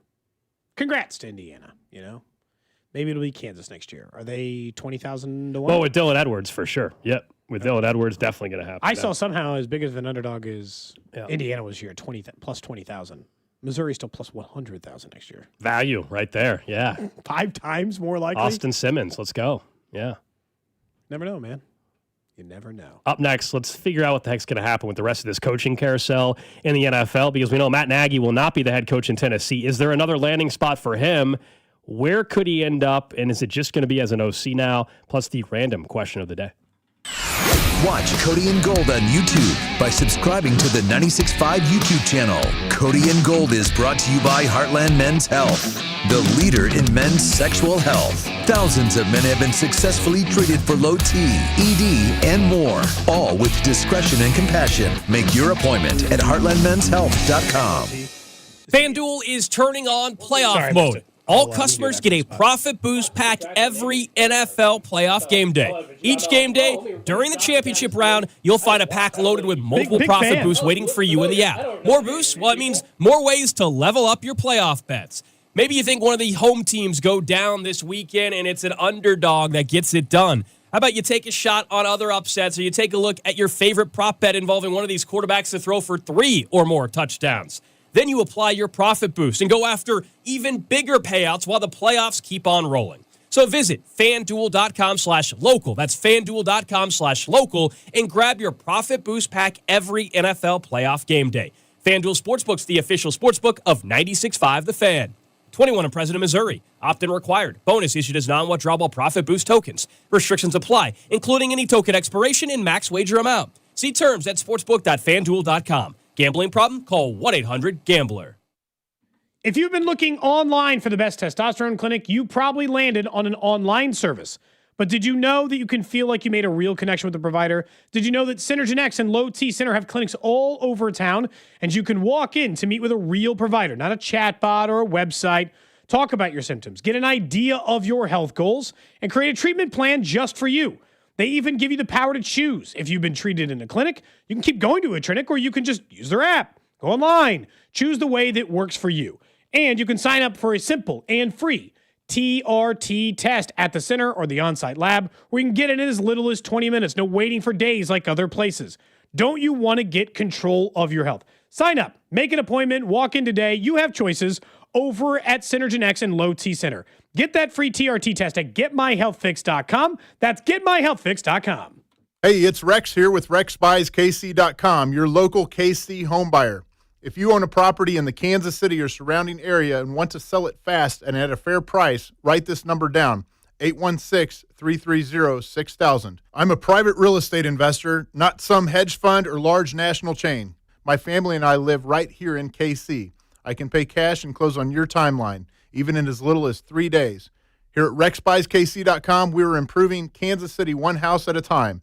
I buy inherited houses, vacant houses, foreclosure houses, behind in payment houses, my tenant won't pay the rent houses, and properties that need complete rehabs. Do you own a house that's trashed and needs thousands of dollars in repairs? Great.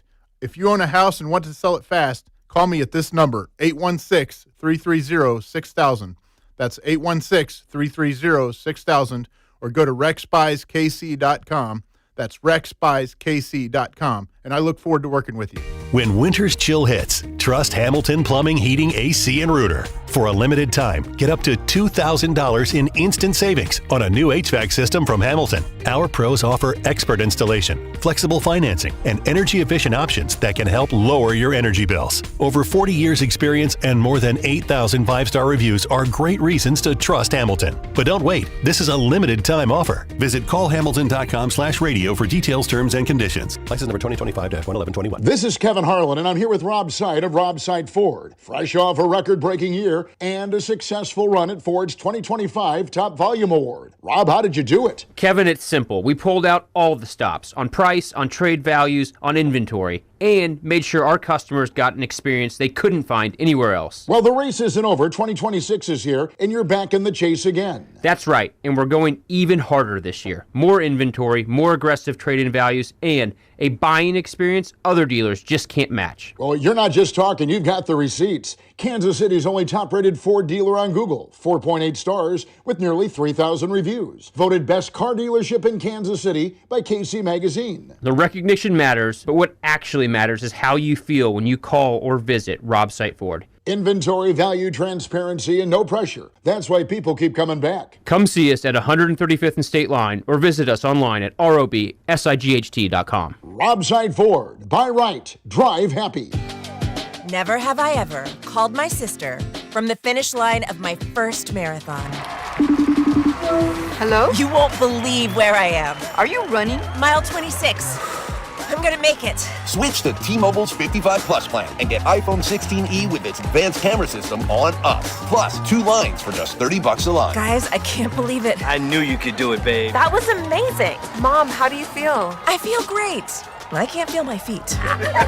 Let's take a picture, and then you may carry me to the car. Share every stride, every mile, every memory on America's best network. Switch to T-Mobile's 55 Plus plan and get iPhone 16e on us and 2 lines for just $30 a line. With 24 monthly bill credits and 2 eligible port-ins on Essentials 55 Plus for well-qualified customers with autopay plus taxes, fees, and $35 device connection charge. Credits end and balance due if you pay off early or cancel. Contact us. Finance agreement 128 gigabytes, $599.99 required. Best mobile network in the U.S. based on analysis by Ookla of Speed Test Intelligence data 1H 2025. Visit T-Mobile.com. I know that hiring can be challenging. You need someone to match your role perfectly. Well, now you can meet them fast on ZipRecruiter.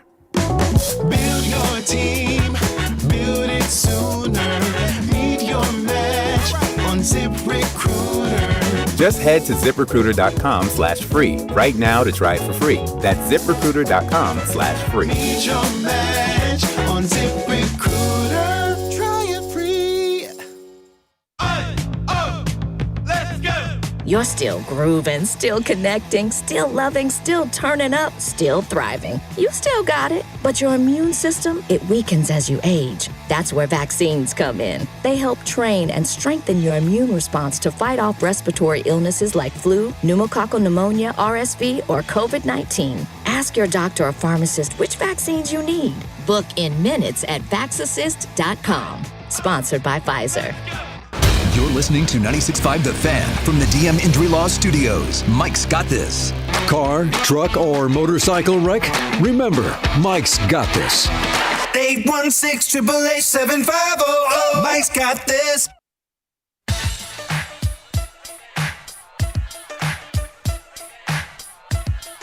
Back here on Cody and Gold. Alex Gold, Cody Tapp, Drew Nixon with you. We'll get to the random question of the day in about 8 minutes or so. We're here for entertainment. That's what we do. I'm glad the text line enjoyed the last segment. Yeah. We were coming up with some new show ideas during the break. Class starts tonight. Do I need to bring back lessons? Yeah, we came up with a new lesson for you. Maybe Wednesday or Thursday? We did.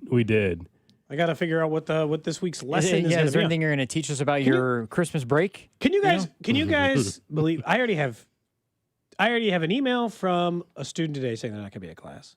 What? First day. Did they give a reason? Is it a good reason? There's a good reason. Don't know if they're a liar yet or not. You got to make those determinations. Some people are full of excuses in life. Sure. This sounds like, a legitimate one. Okay. But then I have another one who's just like, I got a travel conflict. I won't be there all next week. And I was like, is it an athlete or something? I don't know. You don't know yet. Hard to say. Meet him tonight. So could be a future player of yours. Yeah. Oh, good point. Got to get in good, I would make a kill. It would be incredible if you just put at the bottom line of your syllabus, like at the very bottom of the line, like future in smaller in the smallest print. Yes. You got to get student body support. You got to get support from the students. Not only do you put future head coach, but you also put your signature, but you signed your entire full name as if it's an honor to have something. Cody Bancroft Tapp, as if it was. I've never Cody. been knighted. I'm just trying to take credit for it. Class starts back up tonight, man. Got to teach the. Does it scare you a little that I've been teaching part of the youth of Kansas City? Yes. Yeah. For now, like a year and a half, 2 years. Like eventually, one of these people is going to enter the workforce. That's how that works. They're supposed to. Yep. How much responsibility do you feel? I teach a class. Well, 2. I teach radio and television performance, and I teach this podcasting course. I cannot possibly be the biggest influence in someone's life. I borderline hope I'm not. A little bit scared that would be a dicey situation. I don't feel like I should be anyone's mentor. Feels like a bad role for me. Professor, fine. Mentor, that feels. I don't feel like a good idea. That's all. Let's get into where Robert Saleh is now going to be, which is Nashville. So that was surprising, I think, late last night after the title game. Robert Saleh going to be the head coach for the Tennessee Titans. He gets his second go. I think we knew he would get a second opportunity at some point. A lot of people thought, though, this was the gig that Matt Nagy was going to get due to the relationship and the ties there to Nashville and Mike Borgonzi. Instead, it's Robert Saleh. And we can get into how good of a job we think that is in a second. But that's... without talking to him, of course, I would imagine that's a hell of a blow to Matt Nagy if you're thinking. I would think so. Yeah. You're looking at your career and hopefully have another opportunity to coach. This was your best shot. Do you think any other job is in play for him as a head coach? So Arizona maybe, although I've seen some more names circling around them that aren't his. So at least I would rule. I think Arizona's got a possibility. I don't see any others. I don't think they're going to give him Lamar Jackson or Josh Allen. And I think that he chose not to sign an extension in Kansas City because they all knew that the end was near and that either he was going to do the same thing Eric Bieniemy did, which is go be an OC for a different team under a different circumstance and try to make your pathway back to that, or he was going to get a head coaching thing. The problem is, if he doesn't get a head coaching cycle, I think he's got one more year. I think he could go be an OC somewhere else, and if it worked out well, maybe he'll get some more head coaching interviews. If he does not get a head coaching cycle this year or next year, that's it, I think. We know how this goes, man. Your name eventually, Gold, is just off the list. And more people named Clint Kubiak and Shula and other retread coaches have been fired that aren't you come back around. And your name just gets off the list. I think, though, if you told me he got the OC gig calling plays, let's just say it is Baltimore as the OC, and he gets that offense revved up again, and they were to have success, I think he would get an opportunity after that. He is only 47, so he's under the age of 50.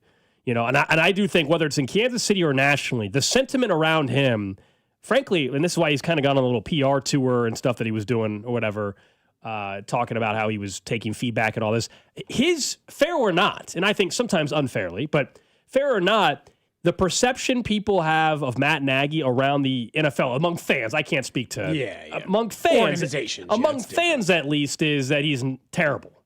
Now, I think that's unfair, but I think that's the perception. And so if you told me that he goes and becomes a play caller as an OC and has success in a year or two, I do think he absolutely could get a head coaching gig then. But he's going to have to swallow his pride. And I think that's going to be the most difficult part about this cycle, because some of the best OC gigs are the jobs that turned him down. So like he interviewed with the Ravens. Let's say they hire another coach, but they say, hey man, why don't you come be the OC for Lamar Jackson? That's a hell of an opportunity, right? The Bills haven't interviewed anybody. Maybe they will with Nagy. But like, let's say he interviews with them and they hire someone else. They say, you want to come be the OC for Josh Allen? I mean, that's a hell of an opportunity. Cam Ward too, the team that just hired Saleh, when you and I were surprised by. There is part of it, Gold, that I genuinely think he's going to have to swallow a little bit of pride in this. Now, look, he's not going to be the OC in Kansas City. That's Eric Bieniemy. We can talk more about him later in the show again if you want, and more like what constitutes success for him. But Eric Bieniemy, what constitutes success for him at the next stop is easy. He chooses a job in which they let him call plays, and the offense works. For Matt Nagy. Matt Nagy. He goes to a team that lets him call plays, and it works. It's not hard to figure out. Anywhere he goes in which the offense has success washes away of some of the trouble here in Kansas City. In a weird way, he also, and he shouldn't be rooting for this, but it would benefit Nagy if he went somewhere and they were successful. Let's say he went to Tennessee and they were successful, and Kansas City wasn't. As in the offense wasn't fixed overnight, and it still had all these problems. And be like, oh, see? Right. Wasn't my problem. But that's the problem, is that a huge chunk of his coaching career now wasn't my problem. In Chicago, wasn't my problem I had Trubisky. Wasn't my problem the offense wasn't the same in Kansas City. We didn't have the weapons. He can't keep leaning on the wasn't me. I don't think it was he, the things but see, that, no, I know. I don't but think he is. I think that. I know he's not. But I don't think people are giving him that bit. So I guess that's my conflicting thing with this whole deal is what you said is how you perceive it. I don't think people are even giving him that benefit of the doubt. You're saying like people are saying, oh, but he had to deal with that. I don't think people are giving him any benefit of that. People are acting like he's the worst offensive coordinator the Chiefs have ever seen. And I think that's unfair. That's true. Yeah. Totally. I just meant like, I'm not saying he's been like an excuse-making guy. Publicly, that's not been the case at all. What I'm saying is, I can't keep making that excuse. So you and I had talked about Matt Nagy in Chicago and how we thought it went about as well as you could hope, considering your starting quarterback for all 3 of those years was Mitch Trubisky. They went to the playoffs twice. They were 500 under him. That seems okay for a lame quarterback. And I can make excuses for him here in Kansas City, where I think they overvalued some of their wide receivers and had some issues and whatever. But what I'm saying is we can't keep doing that for him. Otherwise, you are part of the problem. Maybe it's not that they don't have talent. Maybe you're not good at getting the most out of it, you know? And so they're less an excuse for him and more of if you're looking out of it. And so I don't know which way they'll end up going. But the hiring of Saleh, because, I mean, Saleh's the same as Nagy, except for Saleh had even less success. And people will do what? New York and people will do what? They'll say, those are the Jets. Yeah. Now, Robert Saleh is a hell of a defensive coordinator. Immediately went back to San Francisco, had all these injuries, and they were a pretty darn good defensive unit. I'm surprised he got a job must just be a so good leader. quick. I'm surprised he Good got a interviewer. job so quickly. Me too. His thing is he's got to hire a great OC to go with it because I think Tennessee will spend one of their top picks on a defensive lineman, maybe Reuben Bain or David Bailey, unfortunately. And he's got to have a Mike McDaniel God, if I could get or him, that's what I'd hire somebody immediately, like that as his OC. If he does that, I think Tennessee, and give him a year or so, I think they could be a factor in that division. Who are some of the other, like Nate Shieldhouse, if you could convince him to take an OC job?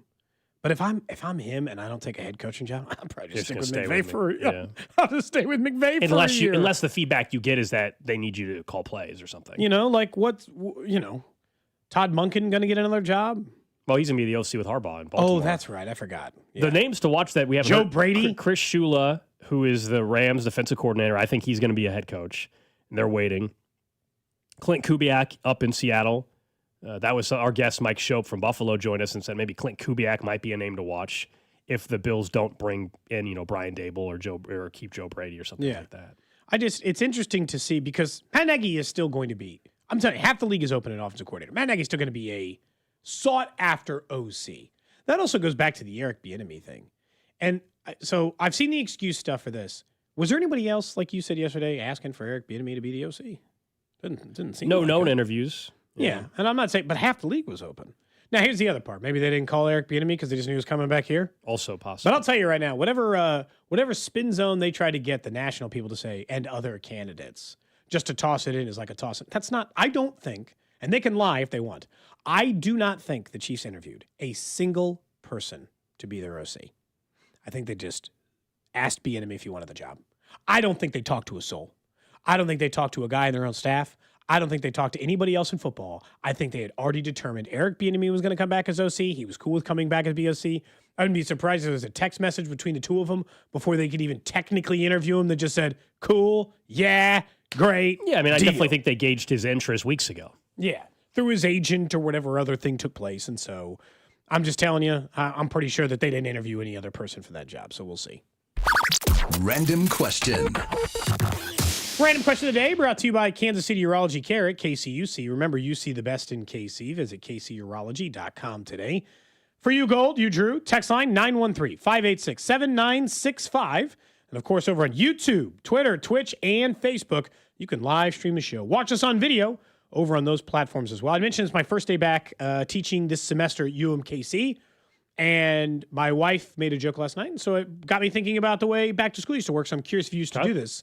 So I'm teaching. I didn't put any thought into or care into what I was going to wear to teach the kids. And I just wear like normal clothes, right? No big deal. Did you as a kid line up your clothes for the first day of school? Did you carefully craft the first day of school outfit? Were you that kid? Or did you just wear whatever you had handy? Because I think that you fell in one of two categories. I mean, I didn't go out and buy new clothes for first day, but I knew what I was going to wear that day, if that makes sense. The night before? Yeah. When did you start maybe the night before, or just like, was this a pre-planned thing? Like, I like that shirt. I'm going to make sure I wear that. I didn't go out and buy something new, but I definitely knew, I'm going to wear that shirt or whatever that particular day. Yeah. Okay. What was it? Do you remember? Do you remember one first day of school outfit? I remember in elementary school, I wore a Teenage Mutant Ninja Turtle shirt first day.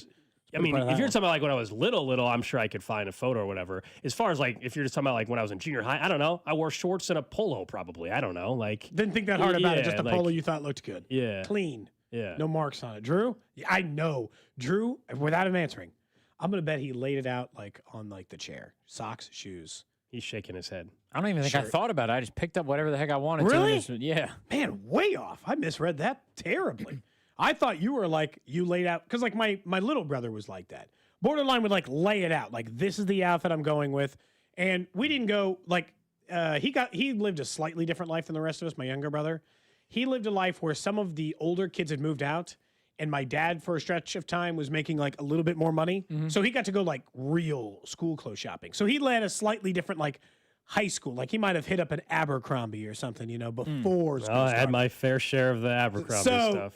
I think he picked out, like he got some new clothes before. So he always wore something like, fresh, something new, something I hadn't seen yet. Someone said puka shells and American Eagle polo is what they were going Would you with. believe me if I told you I briefly had a puka shell necklace? I feel like everybody our age, I know you're a little bit older, but still, like in that time. It's very frame, brief. Yeah. I wore it for like a week. It exploded into a million pieces. Never wore one ever again. Just gave up. Right. Someone after said that. they went to Might be private one school, photo so of this is foreign. Yeah, okay, well that's explainable. Yeah, I don't think I if mean, you had a uniform. sometimes even now, I don't know what I'm wearing, and I'll wake up in the morning and like, all right, what the heck do I want to wear today? And I was, I guess, very nonchalant. And today it in is Missouri regard. State or what? No, this is just maroon and black. There you go. Is it? Oh, you're teaching today. So when you were talking about this is what you're wearing? Was it? And you said your wife was joking that. Well, like the idea of like, do you pick out clothes? I got to make a good first impression. No, I don't. Look at the impression once we start talking about. Do you want to know what my first day of class typically looks like? So I don't try to do any actual teaching. Have you finally condensed the syllabus or syllabi? It's longer than ever. The new it's longer than ever. I had some new requirements for the How many pages now? American like 9? Disability Act, and it just Yeah, how long is the syllabus It got fatter. now? I don't know, 11 or 12. It's pretty long, man. Hang on a second. Look, it's not all. I tell them that it's not all. You don't have to read it word for word. Some of it is just legalese, man. No, I know. They make I me use this understand. program called Simple Syllabi, and I just like plug in the information and it like types it up now. Oh, But I got to make sure all the legalese so is in you're there. putting in even less work. Well, I still put in the stuff that I already had. But in my syllabus, I But never you're not had typing the any- syllabus. I don't have to look up new like legal requirements. Yeah, you know? there was no legal anything when I was in college. It was here's what we're gonna do this semester to help you plan out for it. I don't remember the longest syllabus I had in college had to have been 2 or 3 pages. That can't be right. I think you're just misremembering. You probably just didn't read it. They have to be this long. I have no choice. I have to lay out a calendar. I have to put all the legal stuff in there. This is the first day of class. I wonder if I still have it tell on my them- laptop. It's the laptop I had in college. I might look. real quick. The first day of this podcasting class goes exactly the same every time. We always end about 15 minutes early because we're not going to try to get to a lesson plan thing in the day. I go in there and I tell them, all right, first off, here's my name, here's my background. This is why I'm like technically qualified to teach this class. Great, now that we've established that. Then I ask them some stuff about the type of podcast they listen to and what they like listening to in audio. Okay, get a little background. What's the weirdest podcast someone told you? There's been several I just don't know the name of, so I'd have to think about it. So then I ask them about their technical background. How many people have ever edited anything? How many people are completely new to it, so I know kind of where the baseline of the class is. And then I tell them something that every student never heeds, which is I will not accept blanket excuses at the end of the semester for why life was different. Because every semester there are 1 or 2 students, Gold, at the end of it, who try to use a blanket excuse to cover all of the lazy work they put in for the whole semester. So they don't say anything, they don't communicate, they're silent. And then on the last day before grades are due, they're like, I had some life things and they got in the way. Like, you can't blanket excuse it at the end. If you communicate and explain to me what is going on in the moment, I will help you. I will not help you if you just try to make excuses at the end of the semester. Seem fair? That's it. And then I show them where all the resources are. Here's where the podcasting studio is at the library. Doesn't seem so bad. I'm not a hard like ass. a terrible first day. What do you want?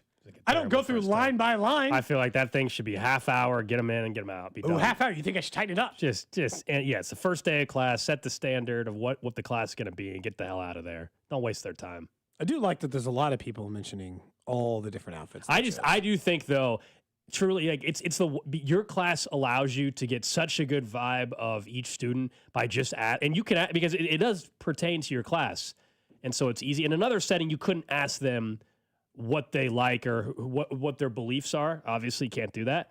But you can say, what's your favorite podcast and what podcast do you listen to? And their answer can tell you everything.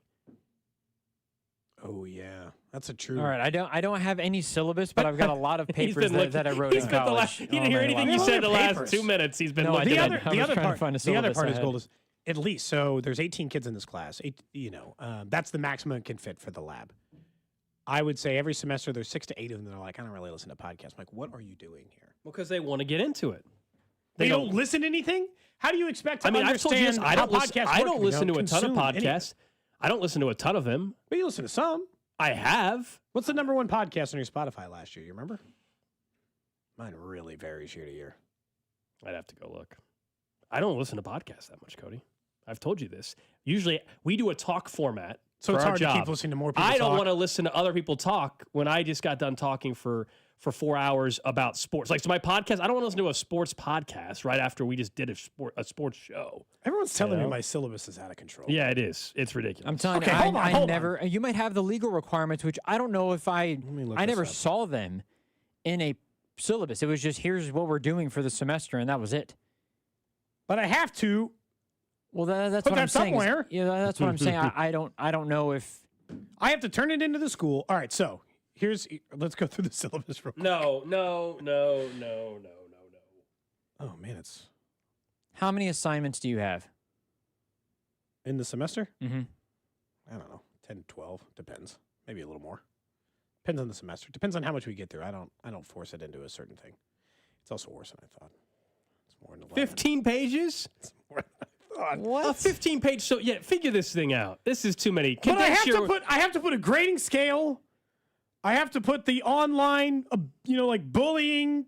Aren't they stuff. able to, hold on. I have to put all this stuff in there. Why do you have to put this on the syllabus, though? Shouldn't they have access on, like, the website to all of these things? Like, you can refer. That might have been what they did in college, was they referenced me to But all pages. I'm telling you is that UMKC sends me this thing and be like, hey, you have to submit your syllabus, and it has to be approved. And it has to have those things in it in order to be approved.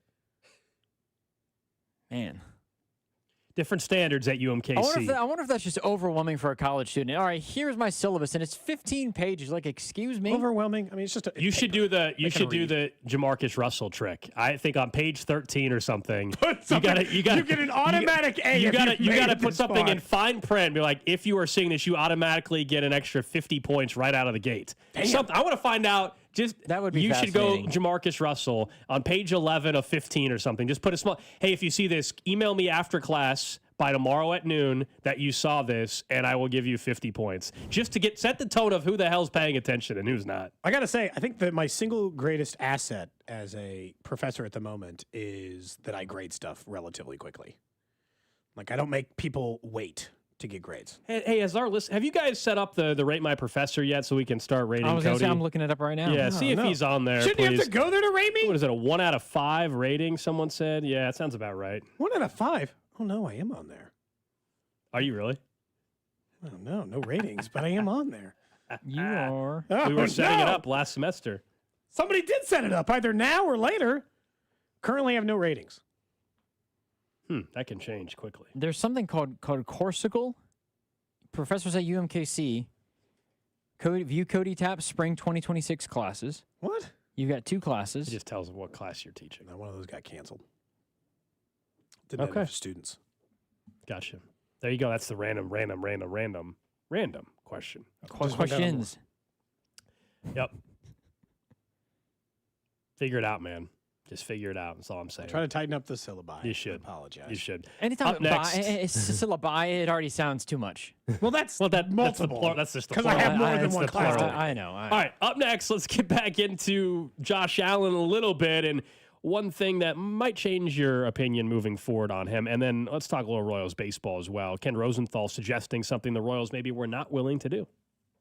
What's up, Kansas City? This is Vinny Pasquantino, and you're listening to Cody and Gold, weekdays starting at 10 on 96.5 The Fan. Brought to you by Heartland Men's Health, the leader in men's sexual health. Thousands of men have been successfully treated for low T, ED, and more, all with discretion and compassion. Make your appointment at heartlandmenshealth.com. Hi, I'm Tom Shane. Since 1929, Shane Company has helped millions of customers find their dream engagement ring. I still hand-select every ruby and sapphire center stone, choosing each one for its unique color and life. We're proud to offer the widest selection of beautiful colored gemstones for your engagement ring and fine jewelry. Because a friend wants you to have nothing but the best. Shane Company, your friend and jeweler. FanDuel's turning on playoff mode. All customers get a profit boost pack every NFL playoff game day. Each game day during the championship round, you'll find a pack loaded with multiple profit boosts waiting for you in the app. More boosts? Well, that means more ways to level up your playoff bets. You pick the matchups you believe in. Take your shot on an upset or build out a parlay that fits the moment. Maybe you think Jarrett Stidham can shock the world with the Broncos upsetting Drake May and the Patriots. Then you apply your profit boosts and go after even bigger payouts while the playoffs keep on rolling. So visit FanDuel.com/local and grab your profit boost pack every NFL playoff game day. FanDuel Sportsbook's the official sportsbook of 96.5 The Fan. 21 and present in Missouri. Opt-in required. Bonus issued as non-withdrawable profit boost tokens. Restrictions apply, including any token expiration and max wager amount. See terms at sportsbook.fanduel.com. Gambling problem? Call 1-800-GAMBLER. If you need a new garage door, this could be your lucky day. Entries are open now for the $5,000 sweepstakes at Overhead Door Company of Kansas City. A winner will be chosen at random to receive $5,000 towards new garage doors, openers, or front entry doors of their choice. Deadline to enter is the end of the month to win the $5,000 sweepstakes with Overhead Door Company of Kansas City. Enter now at overheaddoorkc.com. You can't win if you don't enter at overheaddoorkc.com. Hey, hockey fans. Now with BetMGM, you can win a share of $10,000 in bonus bets when your anytime goal scorer nets 3. Enter BetMGM's Hat Trick Jackpot all season long for your chance to win some major bonus bets. It's easy. Just log in and opt into the promotion. Then make an anytime score bet on any hockey game of at least $10. If your player of choice scores 3 goals instead of just 1, you'll win your share of the $10K in bonus bets. There's nothing quite like watching a game with a hat trick, especially when it means you can win a share of $10,000 in bonus bets. Ready to shoot your shot? Download the app today. BetMGM. Make it legendary. BetMGM and GameSense remind you to play responsibly. Gambling problem? Call 1-800-GAMBLER. See BetMGM.com for terms. 21 plus only. Kansas only. Existing customer offer. Subject to eligibility requirements. Rewards or bonus bets that expire in 7 days. Please gamble responsibly in partnership with Kansas Crossing Casino and Hotel. I'm McCall with Lee Summit Subaru, and it's time to make a big deal out of nothing. Announcing Lee Summit Subaru's 0% event. Up to 0% financing on select 2025 Subaru models for 72 months. And we have the largest selection of Subaru certified vehicles in Kansas City, starting as low as 1.9% for 72 months. 0% event and a lifetime warranty. Fall in love with driving again at Lee Summit Subaru. Based on January 2025 through June 2025 Kansas City inventory listings. Escape to your new coastal seafood paradise. Introducing Aqua Pennies, where the freshest seafood, a full-service raw bar, prime steaks and chops, exquisite handcrafted cocktails, and a one-of-a-kind atmosphere come together in perfect harmony. Aqua Pennies is now open in Park Place, Leawood. Don't miss out. Experience something truly different. Tantalize your taste buds and elevate your evening out. To learn more, go to aquapennies.com. Coast into Aqua Pennies, now open for lunch. Do you have 3 ex-wives and your current trophy wife wants a life insurance policy 3 times the size of the policies you had to purchase for your previous mistakes? If so, you need to call Big Lou at Term Provider, 800-700-6898. Big Lou is intimately familiar with your problems, and if you're 50 or 60 years old and in reasonably good health, a $1 million policy should only cost about $100 to $200 per month. Big Lou may have a solution for your previous policies as well. You may even save enough money to lighten the load on your new $1 million policy. Remember, call Big Lou. He's like you, except he's only on number 2. Call Term Provider at 800-700-6898. That's 800-700-6898. For $1 million in term life insurance that you can live with. Call Big Lou at 800-700-6898. 800-700-6898. Okay, I have to tell you, I was just looking on eBay where I go for all kinds of things I love, and there it was. That hologram trading card.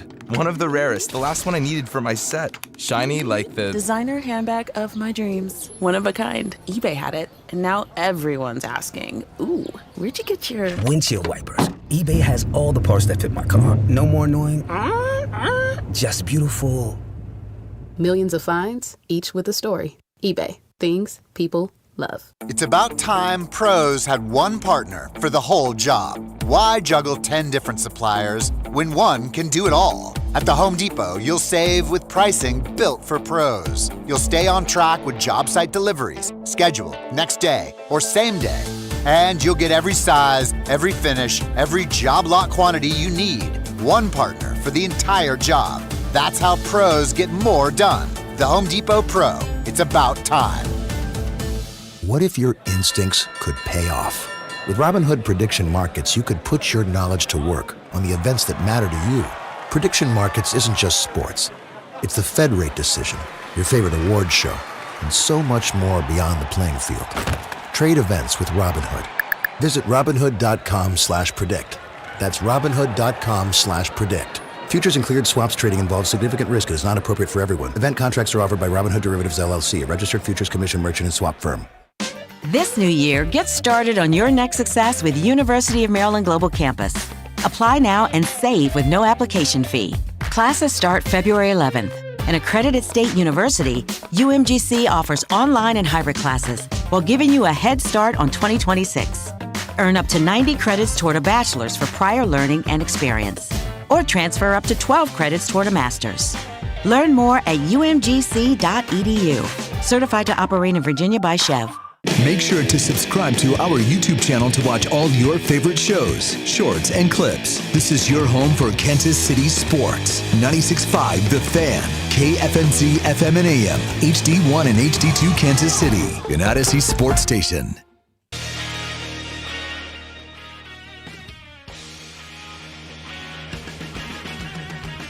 One o'clock hour, Cody and Gold, Alex Gold, Cody Tapp, Drew Nixon with you. About a half hour away from what's trending and our conversation we had a little bit earlier with Mike Shope of WGR 550 in Buffalo. We found out what are they feeling like there after the early exit in the postseason. Sean McDermott fired.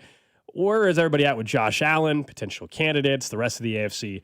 You'll hear some of that, including who he thinks would not have been a good fit in Buffalo as their head coach. That's coming up a little bit later on. You guys can always hit us up on the J Southland Tow Service text line, 913-586-7965. Before we get into a stat that was out there around Josh Allen, just an update on the Bill Self health scare yesterday that has them not having him tonight as their head coach in Colorado.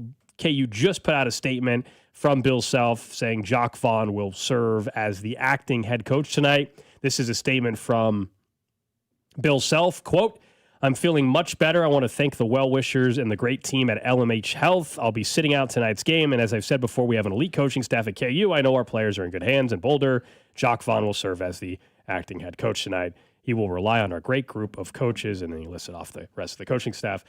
So that's the latest there. If you hadn't heard it, there was a scare yesterday. He was transported out of precaution, the team says, at least, to a hospital there in Lawrence where he received IV fluids. Obviously concerning with anybody, but he has, unfortunately, this history of some heart problems as well. Now, they are not saying that that's what this was. I want to be clear on that. But we'll see. Hopefully, he's back on the court on Saturday in Manhattan. If not, I think there will be more questions at that point in time. But hopefully, all is well, and he's back there moving forward.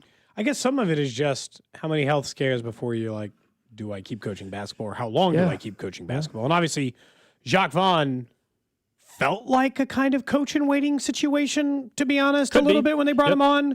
He was a former NBA head coach. He played at the University of Kansas. I'm not saying they were definitively going to go that route from the head coach perspective, but it certainly seemed not out of the question. I'm not surprised to find out he's the guy who's filling in. He's an established head coach. Pretty obvious, Yeah, that's not a question. I just, like, for Bill Self, even if this was a minor one, like how many minor to major health scares before you're like, how many years do I want to keep coaching? I still think, I almost feel like Bill Self will be coaching, Andy Reid will be coaching longer than Bill Self at this point. Is that weird? Maybe the over-under is about the same. I was going to say, it's probably about the same. I think before the season, we were in the 3 to 4 year range for Andy, and in that same 3 year range for Bill Self. And, it also depends, I think, how the rest of this week goes. And how the tournament goes, the rest of the season, and everything else. But yeah, not just with their own success, but, the information that he, of course, is only privy to, which is his own health. And so, that's something that he has to make a decision on moving forward, But that's the latest update on things out in Lawrence yesterday/today. Local college basketball tonight. where you've got KU taking on Colorado and Missouri taking on number 21 Georgia, I think it is. I believe that's who the Missouri Tigers have. We'll get to that on what's trending. Correct. I mentioned Josh Allen, though. There was a stat that was floating around, and it's just a fact right now, which is Josh Allen has scored just 3 points in 7 overtime games that he had, and he's had the ball to go on a game-winning drive in 6 of them.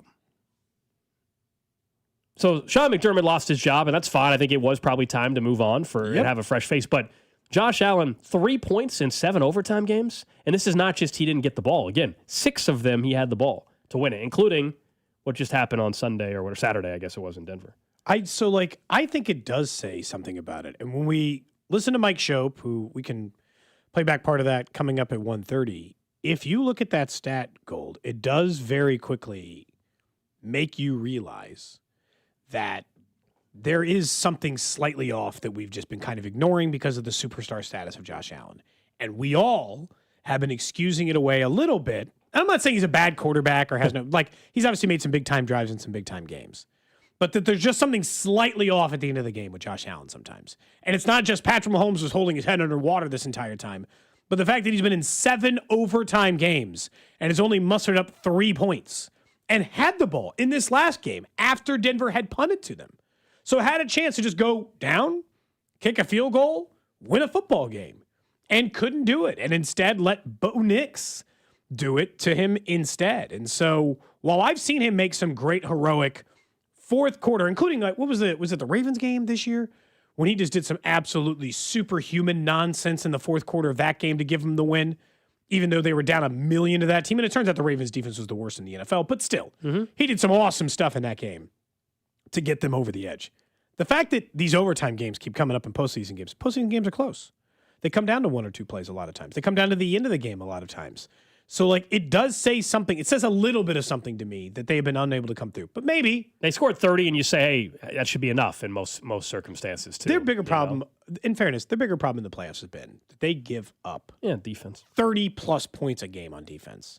It makes no sense. They're so much worse. They've rolled into the playoffs with the top 5 defense 5 times with Josh Allen and have nothing to show for it. And we talk about this with Patrick Mahomes. We used to joke, it's like, give him a top 5 defense and you're all in big trouble. And he won a couple of Super Bowls when his offense wasn't very good, but at the end of the game, he made those plays.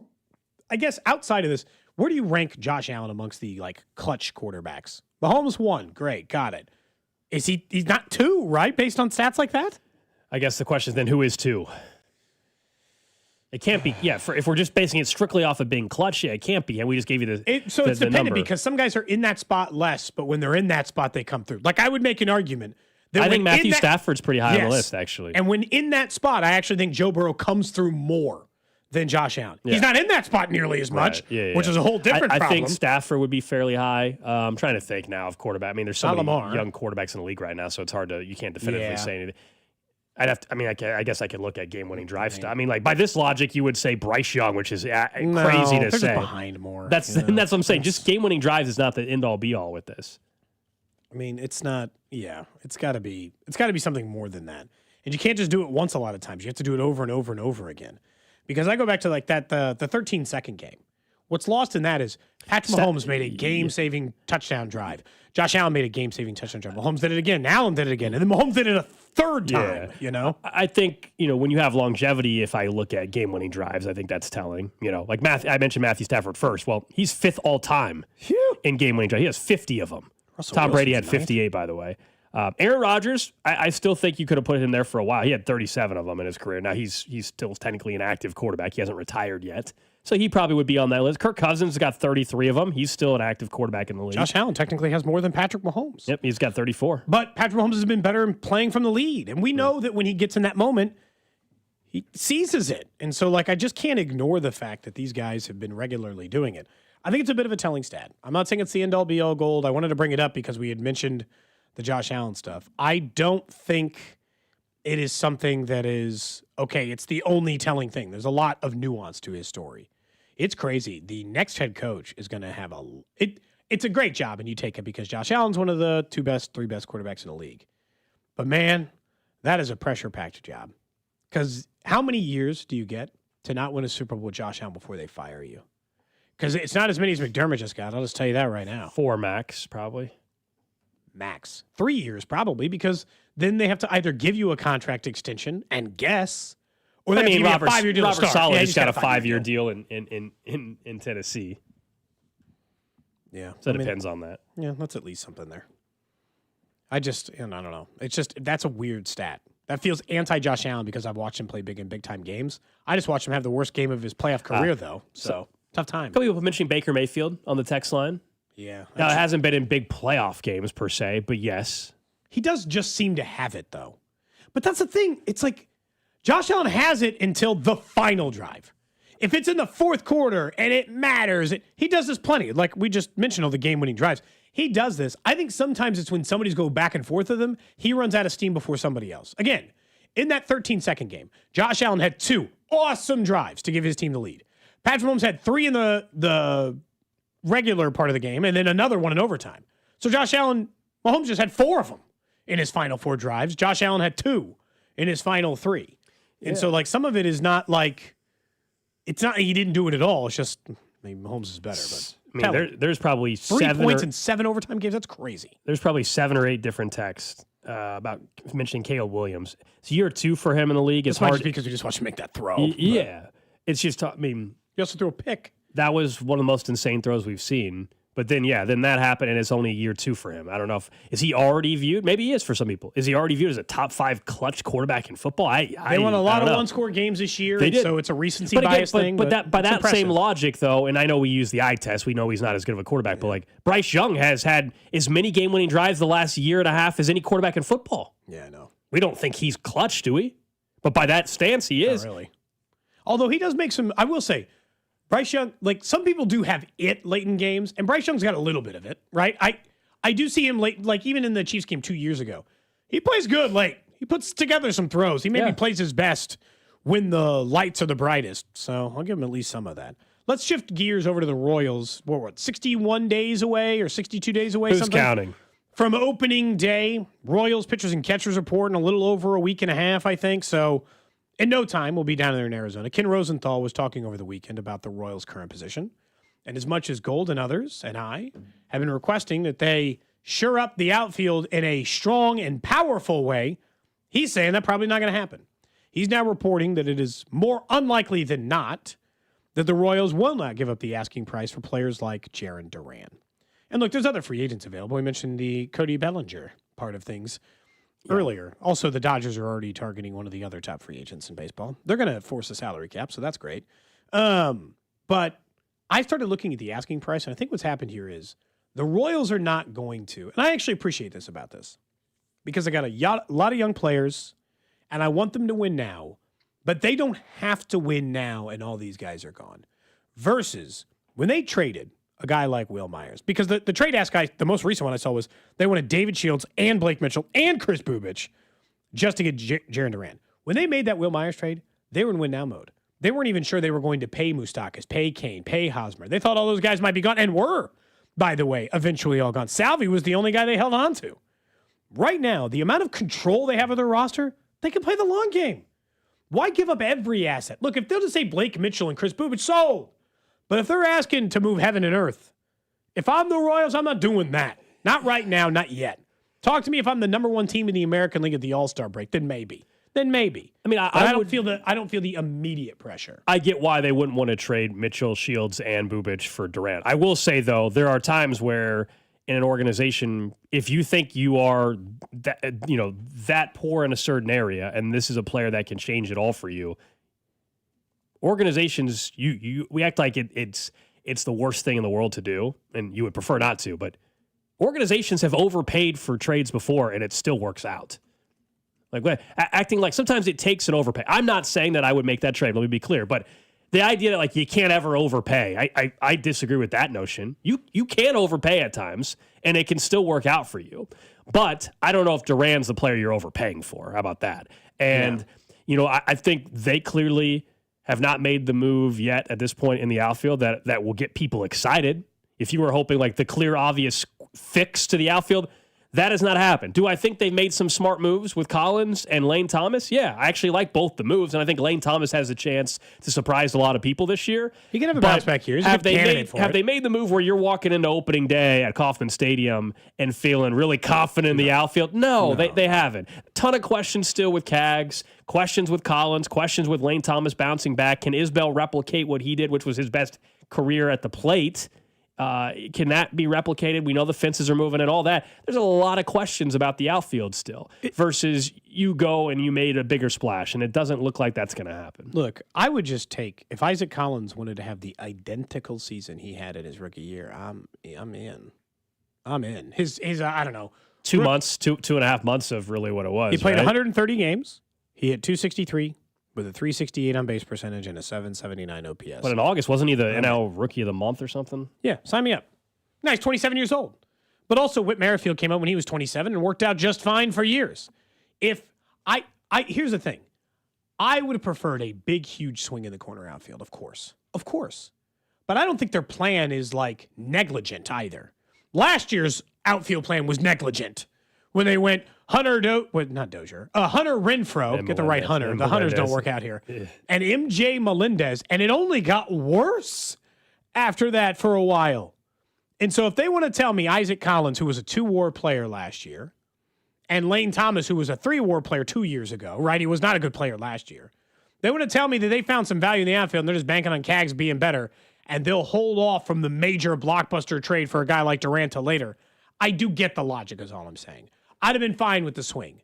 But the second that they brought in Collins and brought in Lane Thomas, the swing percentage chances of going for the fences went down anyway. Man, that appears to be the path they're headed. And so much of this gets solved if Jack Caglione turns out to be the player they think he is when they draft him.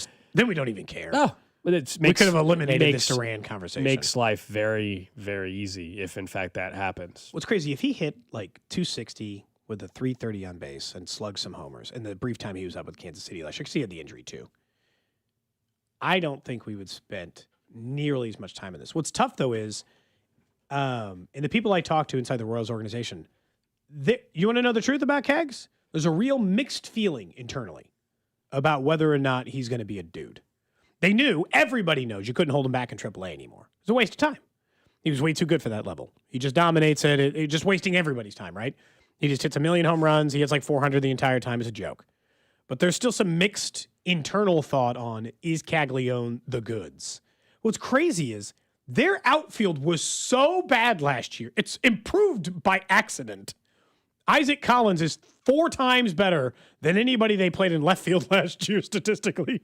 I'm just saying, they already improved dramatically based on the performance they got in the outfield last year alone. I think a bigger swing guy we don't talk as much about is, can Michael repeat it? That's the toughest. Noah Cameron and Michael Garcia are the toughest. Can you repeat what you did last year candidates?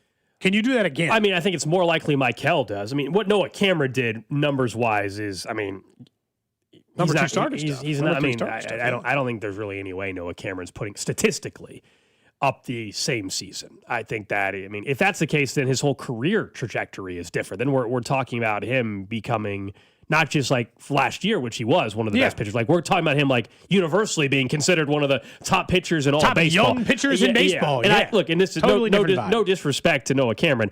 I don't think he is that, across a 3-year sample size. Hating on the local kid, huh? Wow. Not at all.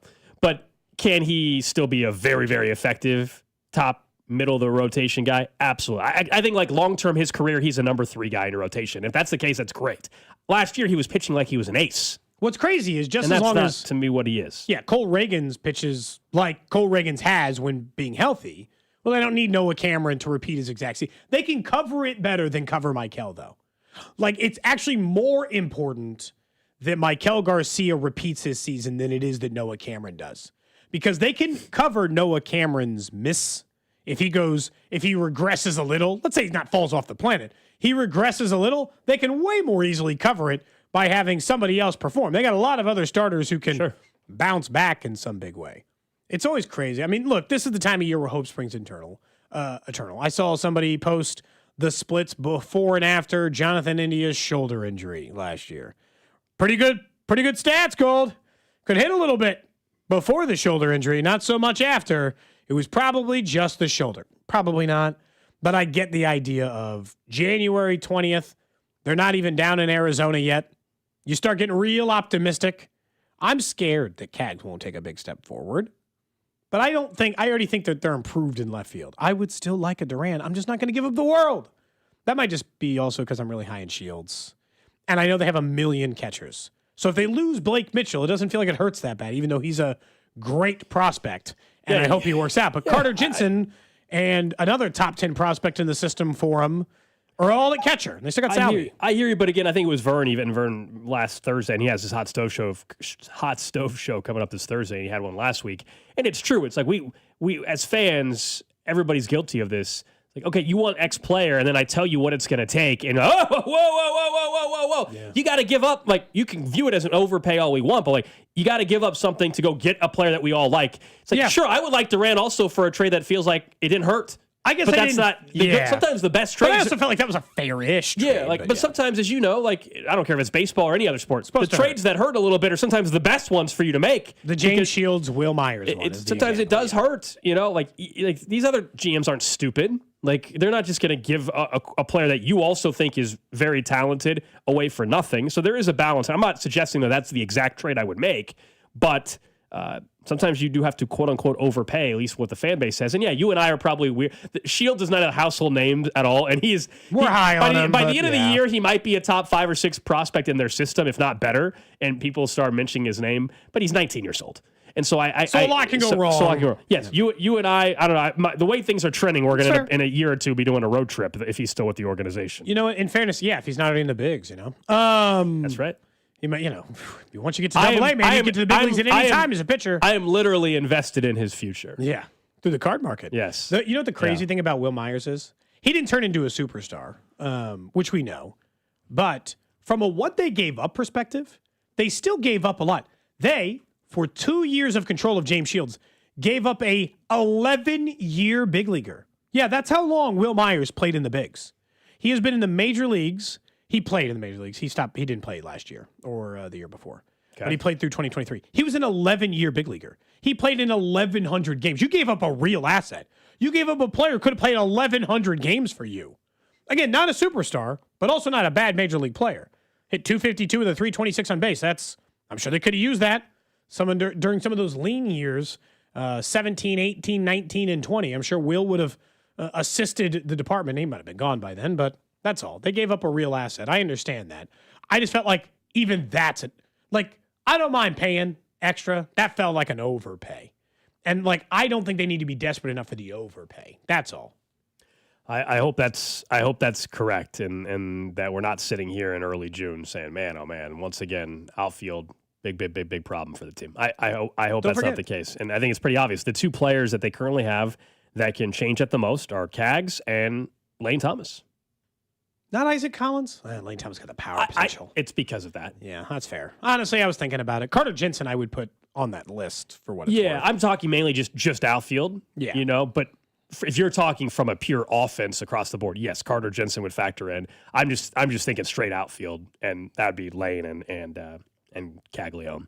All right, up next, we'll get to what's trending and then find out what they're feeling like in Buffalo after Sean McDermott's out. Who are the early candidates there? What about Josh Allen after his worst playoff appearance? Mike Schopp from WGR 550 joined us earlier today. You'll hear that next. Cody and Gold. I'm just telling you the facts.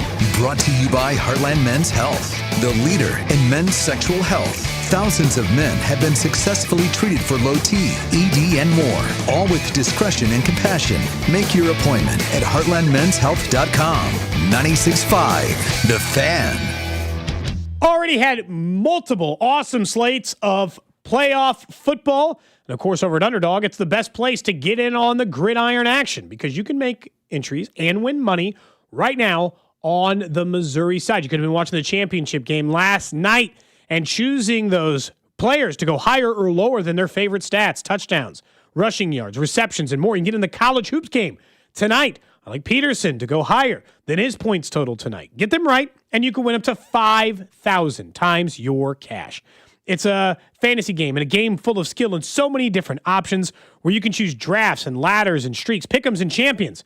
Deal revealed. Select a player out of the 9 offered, get a discount applied. The discount applied is randomized and varies between uses, and choose between those options over at Underdog. So what are you waiting for? Download the app today. Use promo code TAPP, T-A-P-P, to score $75 in bonus entries when you play your first $5.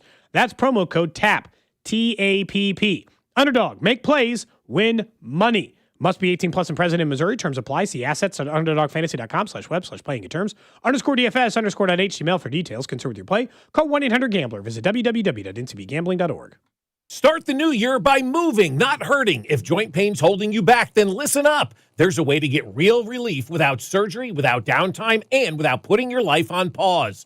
QC Kinetics delivers regenerative treatments that actually help your body repair the areas causing you pain. Those achy knees, hips, shoulders, your back, wherever it hurts. Instead of facing an invasive operation that sidelines you for months, these treatments happen right in the office and you go about your day. Skip the 3 to 6 months of recovery. Skip the pain. Skip the invasive surgery. Imagine this instead. You're moving stronger and better and planning the year you want. Game-changing regenerative treatments from QC Kinetics. January is supposed to be your clean slate, so make it one. Stop managing the pain and start solving it with QC Kinetics. Call now for your free consultation. 816-412-6299. That's 816-412-6299. Off 435 in State Line and in Gladstone, it's QC Kinetics. Midwest, winter 2026, Airman.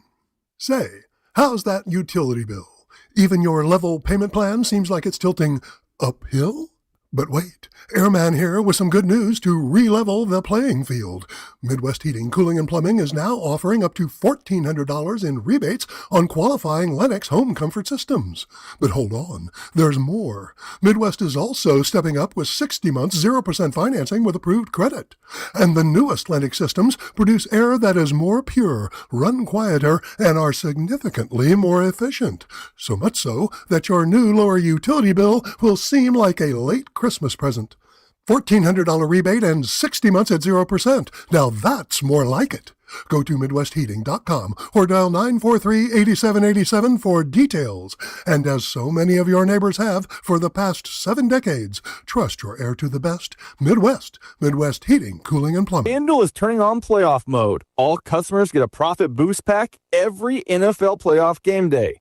Each game day during the championship round, you'll find a pack loaded with multiple profit boosts waiting for you inside the app. More boosts means more ways to level up your playoff bets. Pick the matchups you believe in, take a shot on the upset, or build a parlay that fits the moment. It's championship weekend, it's January, the weather is cold. I expect low-scoring games, which means keep your eye on the unders. Then apply your profit boost and go after even bigger payouts while the playoffs keep rolling. So visit FanDuel.com/local and grab your profit boost pack every NFL playoff game day. FanDuel Sportsbook is the official sportsbook of 96.5 The Fan. 21 and present in Missouri. Opt-in required. Bonus issued as non-withdrawable profit boost tokens. Restrictions apply, including any token expiration and max wager amount. See terms at sportsbook.fanduel.com. Gambling problem? Call 1-800-GAMBLER. I'm McCall with Lee Summit Subaru, and it's time to make a big deal out of nothing. Announcing Lee Summit Subaru's 0% event. Up to 0% financing on select 2025 Subaru models for 72 months. And we have the largest selection of Subaru certified vehicles in Kansas City, starting as low as 1.9% for 72 months. 0% event and a lifetime warranty. Fall in love with driving again at Lee Summit Subaru. Based on January 2025 through June 2025 Kansas City inventory listings.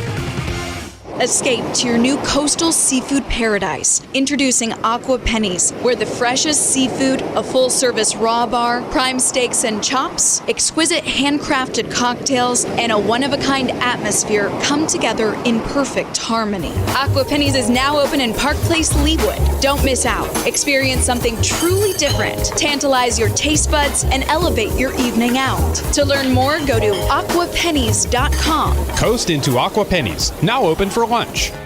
This is the story of the one. As an HVAC technician, he and his digital multimeter are in high demand. So when a noisy office HVAC turns out to be a failing blower motor, he doesn't break a sweat. With Grainger's easy-to-use website and product information, he selects the product he needs to keep everything humming right along. Call 1-800-GRAINGER, click Grainger.com, or just stop by. Grainger, for the ones who get it done. Febreze. New Febreze Air Mist has 50% more odor fighters and up to 30% more fragrance than the old formula. So now you can take on 100% more stinky odors, like sweaty gym bags, greasy cooking smells, and the after effects of the dog rolling around in something. Just spray, and new Febreze Air instantly restores just clean freshness. Smell you later, odor. Breathe happy Febreze. La la la la la. I built this business the old-fashioned way. Hard work and a whole lot of spreadsheets. Yeah, about that, I upgraded us to Odoo. Odoo puts everything we need, sales, inventory, accounting, on one connected platform. No more juggling systems, no more headaches. So it all works together? Exactly. Odoo is the all-in-one business software that makes running and passing on a business easier than ever. Take your business into the next generation. Try Odoo free at odoo.com. That's ODOO.com. You're listening to 96.5 The Fan from the DM Injury Law Studios. Mike's got this. Car, truck, or motorcycle wreck? Remember, Mike's got this. 816-888-7500. Mike's got this. What's trending? Cheddar, mozzarella, Havarti. Number one on what's trending, local college basketball tonight. KU, 10 o'clock tip-off out in Boulder, Colorado. It'll be Jock Vaughn filling in as the head coach tonight after a health scare yesterday for Bill Self. The team yesterday put out a statement saying, out of an abundance of caution, he was transported to a local Lawrence hospital where he received IV fluids. In the last hour, there was a statement from Bill Self directly saying, quote, "I'm feeling much better. I want to thank the well-wishers and the great team at LMH Health. I'll be sitting out tonight's game, and as I've said before, we have an elite coaching staff at KU, and I know our players are in good hands. Jock Vaughn will serve as the acting head coach tonight." So Kansas will be without Bill Self tonight. We'll see his status as the week goes on, as they will be at Manhattan, Kansas this Saturday. Missouri hosting number 21 Georgia tonight in Columbia. Big one for them after dropping to LSU over the weekend, Gold. So they got to see if they can bounce back, obviously, on the Missouri side. So we'll see. Next up on What's Trending, there's at least one report from a developer in Kansas City that Kansas City will become a host city for 3 different World Cup teams, with Lawrence adding a 4th. No confirmation yet from FIFA or for the mayor, who did address it kind of cryptically over on Twitter. The current report suggests that the Netherlands, Argentina, and England could all be based in Kansas City for the World Cup. Look, if they end up getting a host, if they get the chance to host 4 teams in the area and 3 in Kansas City, economically that seems like a good thing. Also, it seems kind of cool to have some of the bigger countries in the World Cup in your city, at least for a time. You would think that some of the teams' fans would want to be near or around the training for those teams as well, so that could add a little boost. Plus, it makes me want to rent out my house on Airbnb, you know? You should. Spec said it's financially irresponsible for me not to. If you're going to be gone already. For a week of it, I am, yeah. Then you should do it. Elsewhere, in what's trending, we know last night, national championship, the Indiana Hoosiers get it done in Miami against Miami. They had a Big Ten title they split back in 1967. That's all they had with their football program. Now they are national champions in just 2 years of Kurt Signetti taking over. It is unbelievable. They're 16-0. That's never been done in college football history. And yes, now everyone expects Fernando Mendoza will be the number 1 overall pick in the NFL draft, meaning he will likely be in the Chiefs division for years to come as a member of the Las Vegas Raiders. Which means no more rooting for Fernando Mendoza. That's true. You had your chance last night. Time's up.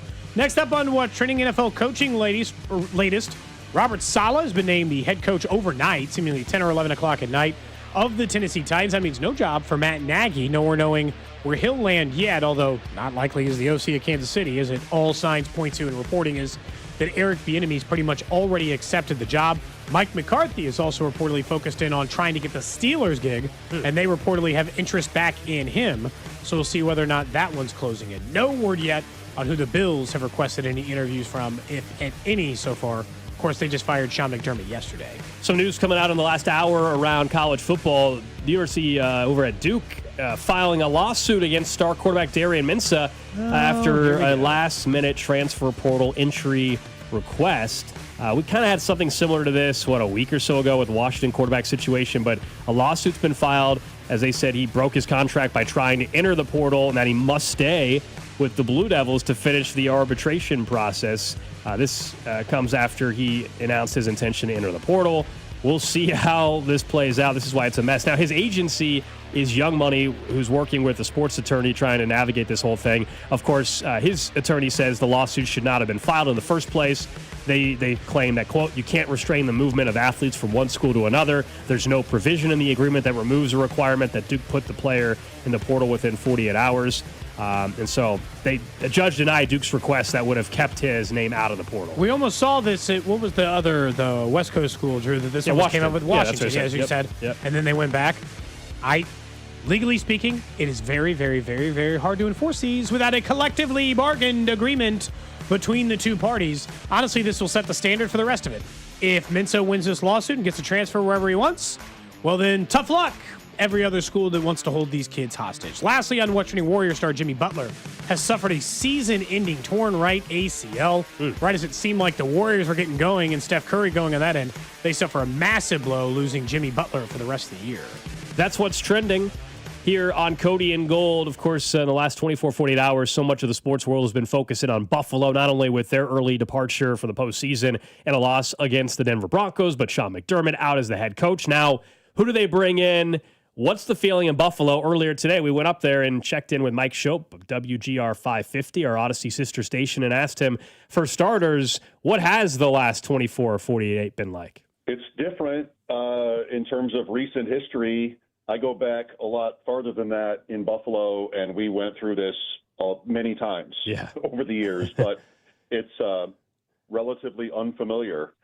I mean, I was really surprised. If 10 is shocked on 1 to 10 and 6 is surprised, that would be like 8 or 8.5. But the dust is settling a little bit, and it's starting to sound like there was really a rift between the coach and the GM, and that happens, relationships tire and fray. And so I think probably what happened here, and Sean McDermott was not always super subtle when it came to referencing what the Bills didn't have in terms of their roster. We talked about a lot during the season. Now I think, he lost a power struggle, and I think it's easier for an owner to go forward with a GM than with a coach, because that's a little bit inside out. So, I'm still processing this. It's, like you said, a long time since we've had this conversation. 3 weeks ago, if not less, Sean McDermott was the 4th longest tenured coach in the AFC, and then he was second, and now Sean McVay is the 2nd longest tenured coach in the league at age 39 behind Andy Reid. So crazy times. I guess when it comes to the GM stuff, your team's not the only team who's going through that, obviously, in Buffalo. The GMs have been winning out for the last couple of years. So, like, if I'm a coach and I'm going to go be with Bean, isn't there some part of you that's, I guess Josh Allen's probably too much of a driving force. But aren't you worried about the guy who I think, honestly, has not done a very good job over the last 5 years and has been part of the issue for why they haven't been succeeding? Would you be worried about, I guess, partnering up with him, or is the bright lights of Josh Allen just too bright to scare anyone away? Well, that's a really good question. I wonder if the Bills' next coach will have already built some sort of connection with Allen. And I kind of think maybe that should be the case. But if you look at Jacksonville, and here was Liam Cohen, who was a coordinator. Not to condescend, but he wouldn't go to Jacksonville unless they flushed the GM. Right. And whoever signs up for this is signing up for Bean and Pagula. And for Pagula, he has the Sabres. That's a hockey team, by the way, you two. We wish we had hockey here. They have a 14-year playoff drought that may change this year or may not. And he's been through lots of coaches. And the Sabres are part of how I think Pagula has to put it nicely, mixed reputation with the fans. So, whoever signs up for this, look at the Giants. Is John Harbaugh going to take directives from Joe Shane and even Mara? These things are very political sometimes, and I don't know what the Bills are going to do. It's kind of day one for this, yesterday being day zero. And we're still not hearing much in the way of speculation as to who Sean's replacement will be, other than the sort of the obvious names you can draw upon based on like their experience here, or Dable, Joe Brady. Who was it again? Webb? Oh, Davis Webb, the Broncos guy. Davis Webb. Come on. I think they're either going to want to go offensive mind because that's what they didn't have in McDermott. That's teams usually do the inverse of what they just had, or somebody that has the thing that the Bills don't, which is a Super Bowl ring. I don't know. We're talking to Mike Schopp at WGR 550 up in Buffalo. As far as Josh Allen goes, I think it's no secret that prior to that playoff performance against Denver, in our opinion, like he hasn't been the problem. It's either been Sean McDermott or that you guys have ran into Patrick Mahomes. It just so happens that this game against the Denver Broncos, where the path looked so great for Buffalo, he had his worst game in the postseason. What's the feeling in Buffalo just about Josh Allen? I know nobody's like questioning long term, but just what would that, is there fans there that just think, all right, it's just never happening? Well, I wouldn't expect that, or I'm not hearing that really. It's more, Allen at times in his career has been susceptible to these kinds of games where not so much in the playoffs, but, mistake-prone games. And that happened on Saturday in Denver. At the same time, they scored 30 points. And that's the dilemma with him and with the Bills, is they usually get home offensively, but can you get a stop? And, they had the ball in overtime after Denver had already punted. They had a chance to pull away late in the fourth quarter, didn't do it. And so really, between, us guys, it's a sports talk show host's dream, because you can really paint this any way you want. For all the greatness that Allen has shown as a player and success that he's had, there is now this increasingly long list of games where but how come this throw? Philadelphia, late in the season, you and I have talked since then. I was at the cemetery with the turn signal going all day. and how come that throw doesn't happen? They're kind of like 6 to 10 games in Allen's career. We're like, okay, but we needed this right now. And this is quarterback narrative street, heaven, where you sort of like, okay, well, this guy is great, or is he missing some gene that tells you that it's not going to work out? I don't know. If I were a coaching candidate, I would be thrilled to have a look at a chance to coach this team with him. And it can't get, in my opinion, it can't get much weaker around him than it already was. There aren't weapons. Defense was mid. I don't know. There's some age on this team, but I feel like in a couple of years it could be, who knows, if it's done right at the top. It's funny you mentioned the sports talk angle, and because of course Alex and I going into it thought this is a big narrative year for Josh Allen just because there weren't the quarterbacks in his way, and we understood the Bills roster wasn't as good as normal. And yet I find myself, because probably we're in Kansas City, and I wonder if you guys see it that way, we look at the firing of Harbaugh, or I do, the firing of Harbaugh, the firing of McDermott. I'm like, well, that's Patrick Mahomes' fault. Because for a while they were using that as the crutch of keeping the job. We just can't get past that guy. And the one time he wasn't in the way and they couldn't get past, they're like, well, now it's a real problem. You can't even do it when he's not around? I think, sure. I think that the difference is between the Ravens and the Bills is more that the Bills in the last 6 years now could not get off the field on defense. Yeah. And that continued against Bo Nix. They did not sack him in the game. It was an overtime game. They never had a sack. And that's the story of Mahomes against Buffalo. Even last year when the Chiefs' offense was so bad, they get to the Bills in the AFC Championship and they roll. So, on that front, the Bills have to figure out, because they've poured so much draft capital and free agent money into defense and have really not gotten there. I think Baltimore is more a situation where, you have fumbles at the 1 yard line and you have these fluky things. I don't absolve the quarterback on that, but I think, it's sort of a different conversation than with the Bills. But they're both happening right now. Both teams have vacancies And it's kind of incredible to think about how long it's gone with Pittsburgh, Buffalo, Baltimore, and, even Miami, I guess, in a certain way. And here they are all sort of, well, Miami has a guy now, but sort of searching. Mike, Cody asked you about Baltimore and Buffalo there, and I think naturally once we saw Sean McDermott get fired in the vacancy, people are like, well, would John Harbaugh have waited if he could have known that Buffalo was open up? Would Bills fans have wanted that, knowing what, the Ravens weren't able to get past Patrick Mahomes either? Would that have been a hire that you would have wanted, I guess, if I told you John Harbaugh had not agreed to a deal with the Giants already? Not really. He's 64. Yeah. Sorry. Yeah. And not really a specialist on offense. I think, well, I'll go along. What Bills fans are probably going to want is some plausible idea that the next coach is sort of a fit with Allen.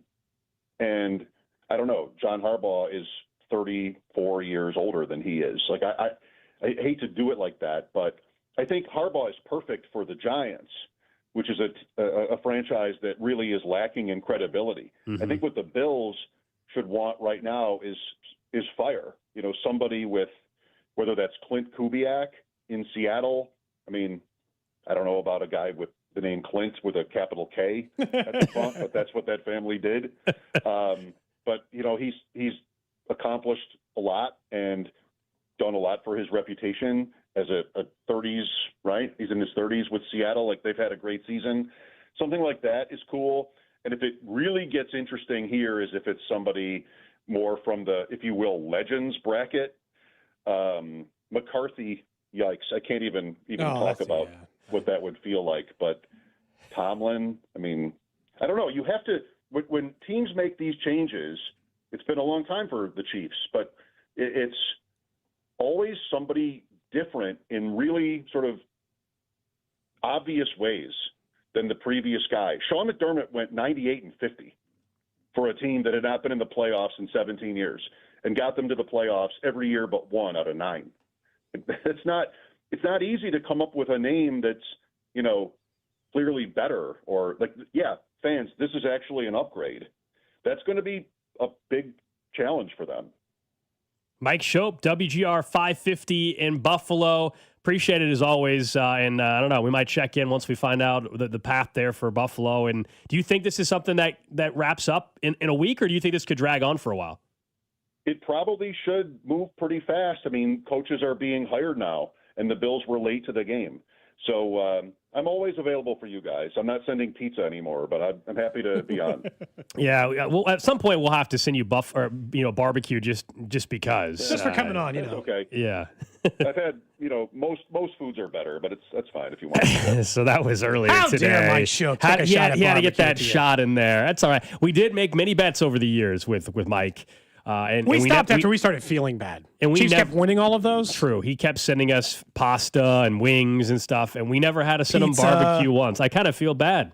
I think we ought to send it. Like, we ought to get one of the other local barbecue joints who want to pair with us, and let's just send them something. They're looking for a new head coach. They're going to have to work some the longer start of hours. a new era for you, Let's just send him a little bit of local barbecue. Maybe we should. Just to be nice. We've had Mike on. I've gone on their show. You've gone on their show plenty of times over the years. I'd love to get up to Buffalo, like you said, for a game. The new stadium is intriguing, but I just think we've always heard great things about their atmosphere. We know about the atmosphere here in Kansas City, and I would like to see what it's like in Buffalo. Maybe it's different with their new stadium as well. Can you buy single game tickets for their games yet? Not yet, but you will be able to, of course. I would love to go to Buffalo next year, honestly, if it's not December. I also think now with all the new stadiums and now that we're waiting for the Chiefs one, I kind of want to go to the other new stadiums. That makes sense. Like, as we lead up to the Chiefs stadium being built, I want to go. I want to see Tennessee. I want to see the let's do a stadium tour. Won't be expensive at all. Let's do a stadium tour. Who wants to sponsor us? Yeah, we're going to do a stadium tour. Is there a local law firm? Every new stadium before the Chiefs' new stadium. We want to have some insight. I know for a fact that there's you had mentioned that your former host in Washington, D.C. used to have somebody sponsor. They get to go on a road game every year. They do. They do. How about some There's way more to it than that. Fine, I'm trying to simplify it for the audience. For some local business to support Alex and I going on a, You're phrasing this wrong. You're making so you just want a free trip. No, I think that you'll get some advertising out of it and fans can go and you can be there too. I would like to see these new stadiums in research. Yeah. What is the, I guess, I'm trying to think about of the new stadiums, which ones have I been to? Allegiant might be it. I haven't been to that many. I haven't been to NFL SoFi. stadiums. Need to get to SoFi. Check that out. I've been to Seattle Stadium. That's not new anymore. Do you want to know the newest stadiums in the league? Sure. Allegiant is the newest We've been stadium there. in the Yep. NFL. Yep. SoFi, Been there, which been to Allegiant twice. I haven't been to SoFi. Unfortunately, had the Chiefs been in the Super Bowl, it might have been at SoFi. Isn't it there this year? Santa Clara. Oh, Santa Clara. I have not been to Levi Stadium. SoFi next year, maybe. Mercedes-Benz, 2017. I haven't been to Atlanta. U.S. Bank for the Vikings, 2016. No, that's that one. Levi, which I have been to, 2014. MetLife, which I have been to, 2010. Those are the only ones built in the last 15 years. Yeah, I have not been to all that. I have not been in all that many NFL stadiums. Believe it or not, AT&T's now 16 years Allegiant, old. Arrowhead, Hard Rock, State Farm.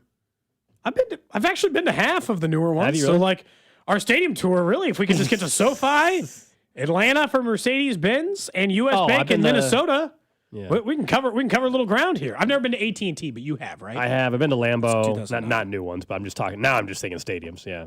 I haven't been that many on the East Coast. I mean, makes sense where I haven't gone to the East Coast as much. So Buffalo, Pittsburgh, New York, haven't gone any of those. Let's get this thing going. Philly. I have no interest in going to Philly. We've done plenty of Cody Gold road trips. What do we get on a plane? Yeah. You know? I mean, we can drive to Nashville. We can drive to Minneapolis, too. There's a couple of these we actually can drive to. But the problem is, if it's year one of this stadium, do you remember what the Jerry World tickets were when that stadium first opened? True. And they're still expensive. Like, it's still one of the more expensive stadiums I mean, to get a ticket at. Take whatever. Allegiant, too. Like, we don't have to take whatever Kansas, Missouri stuff out of it for just a half second. Like, the pricing is going to be extremely high at the new stadium. Duh. What's the new Arrowhead capacity going to be, did they say? We don't know. Range.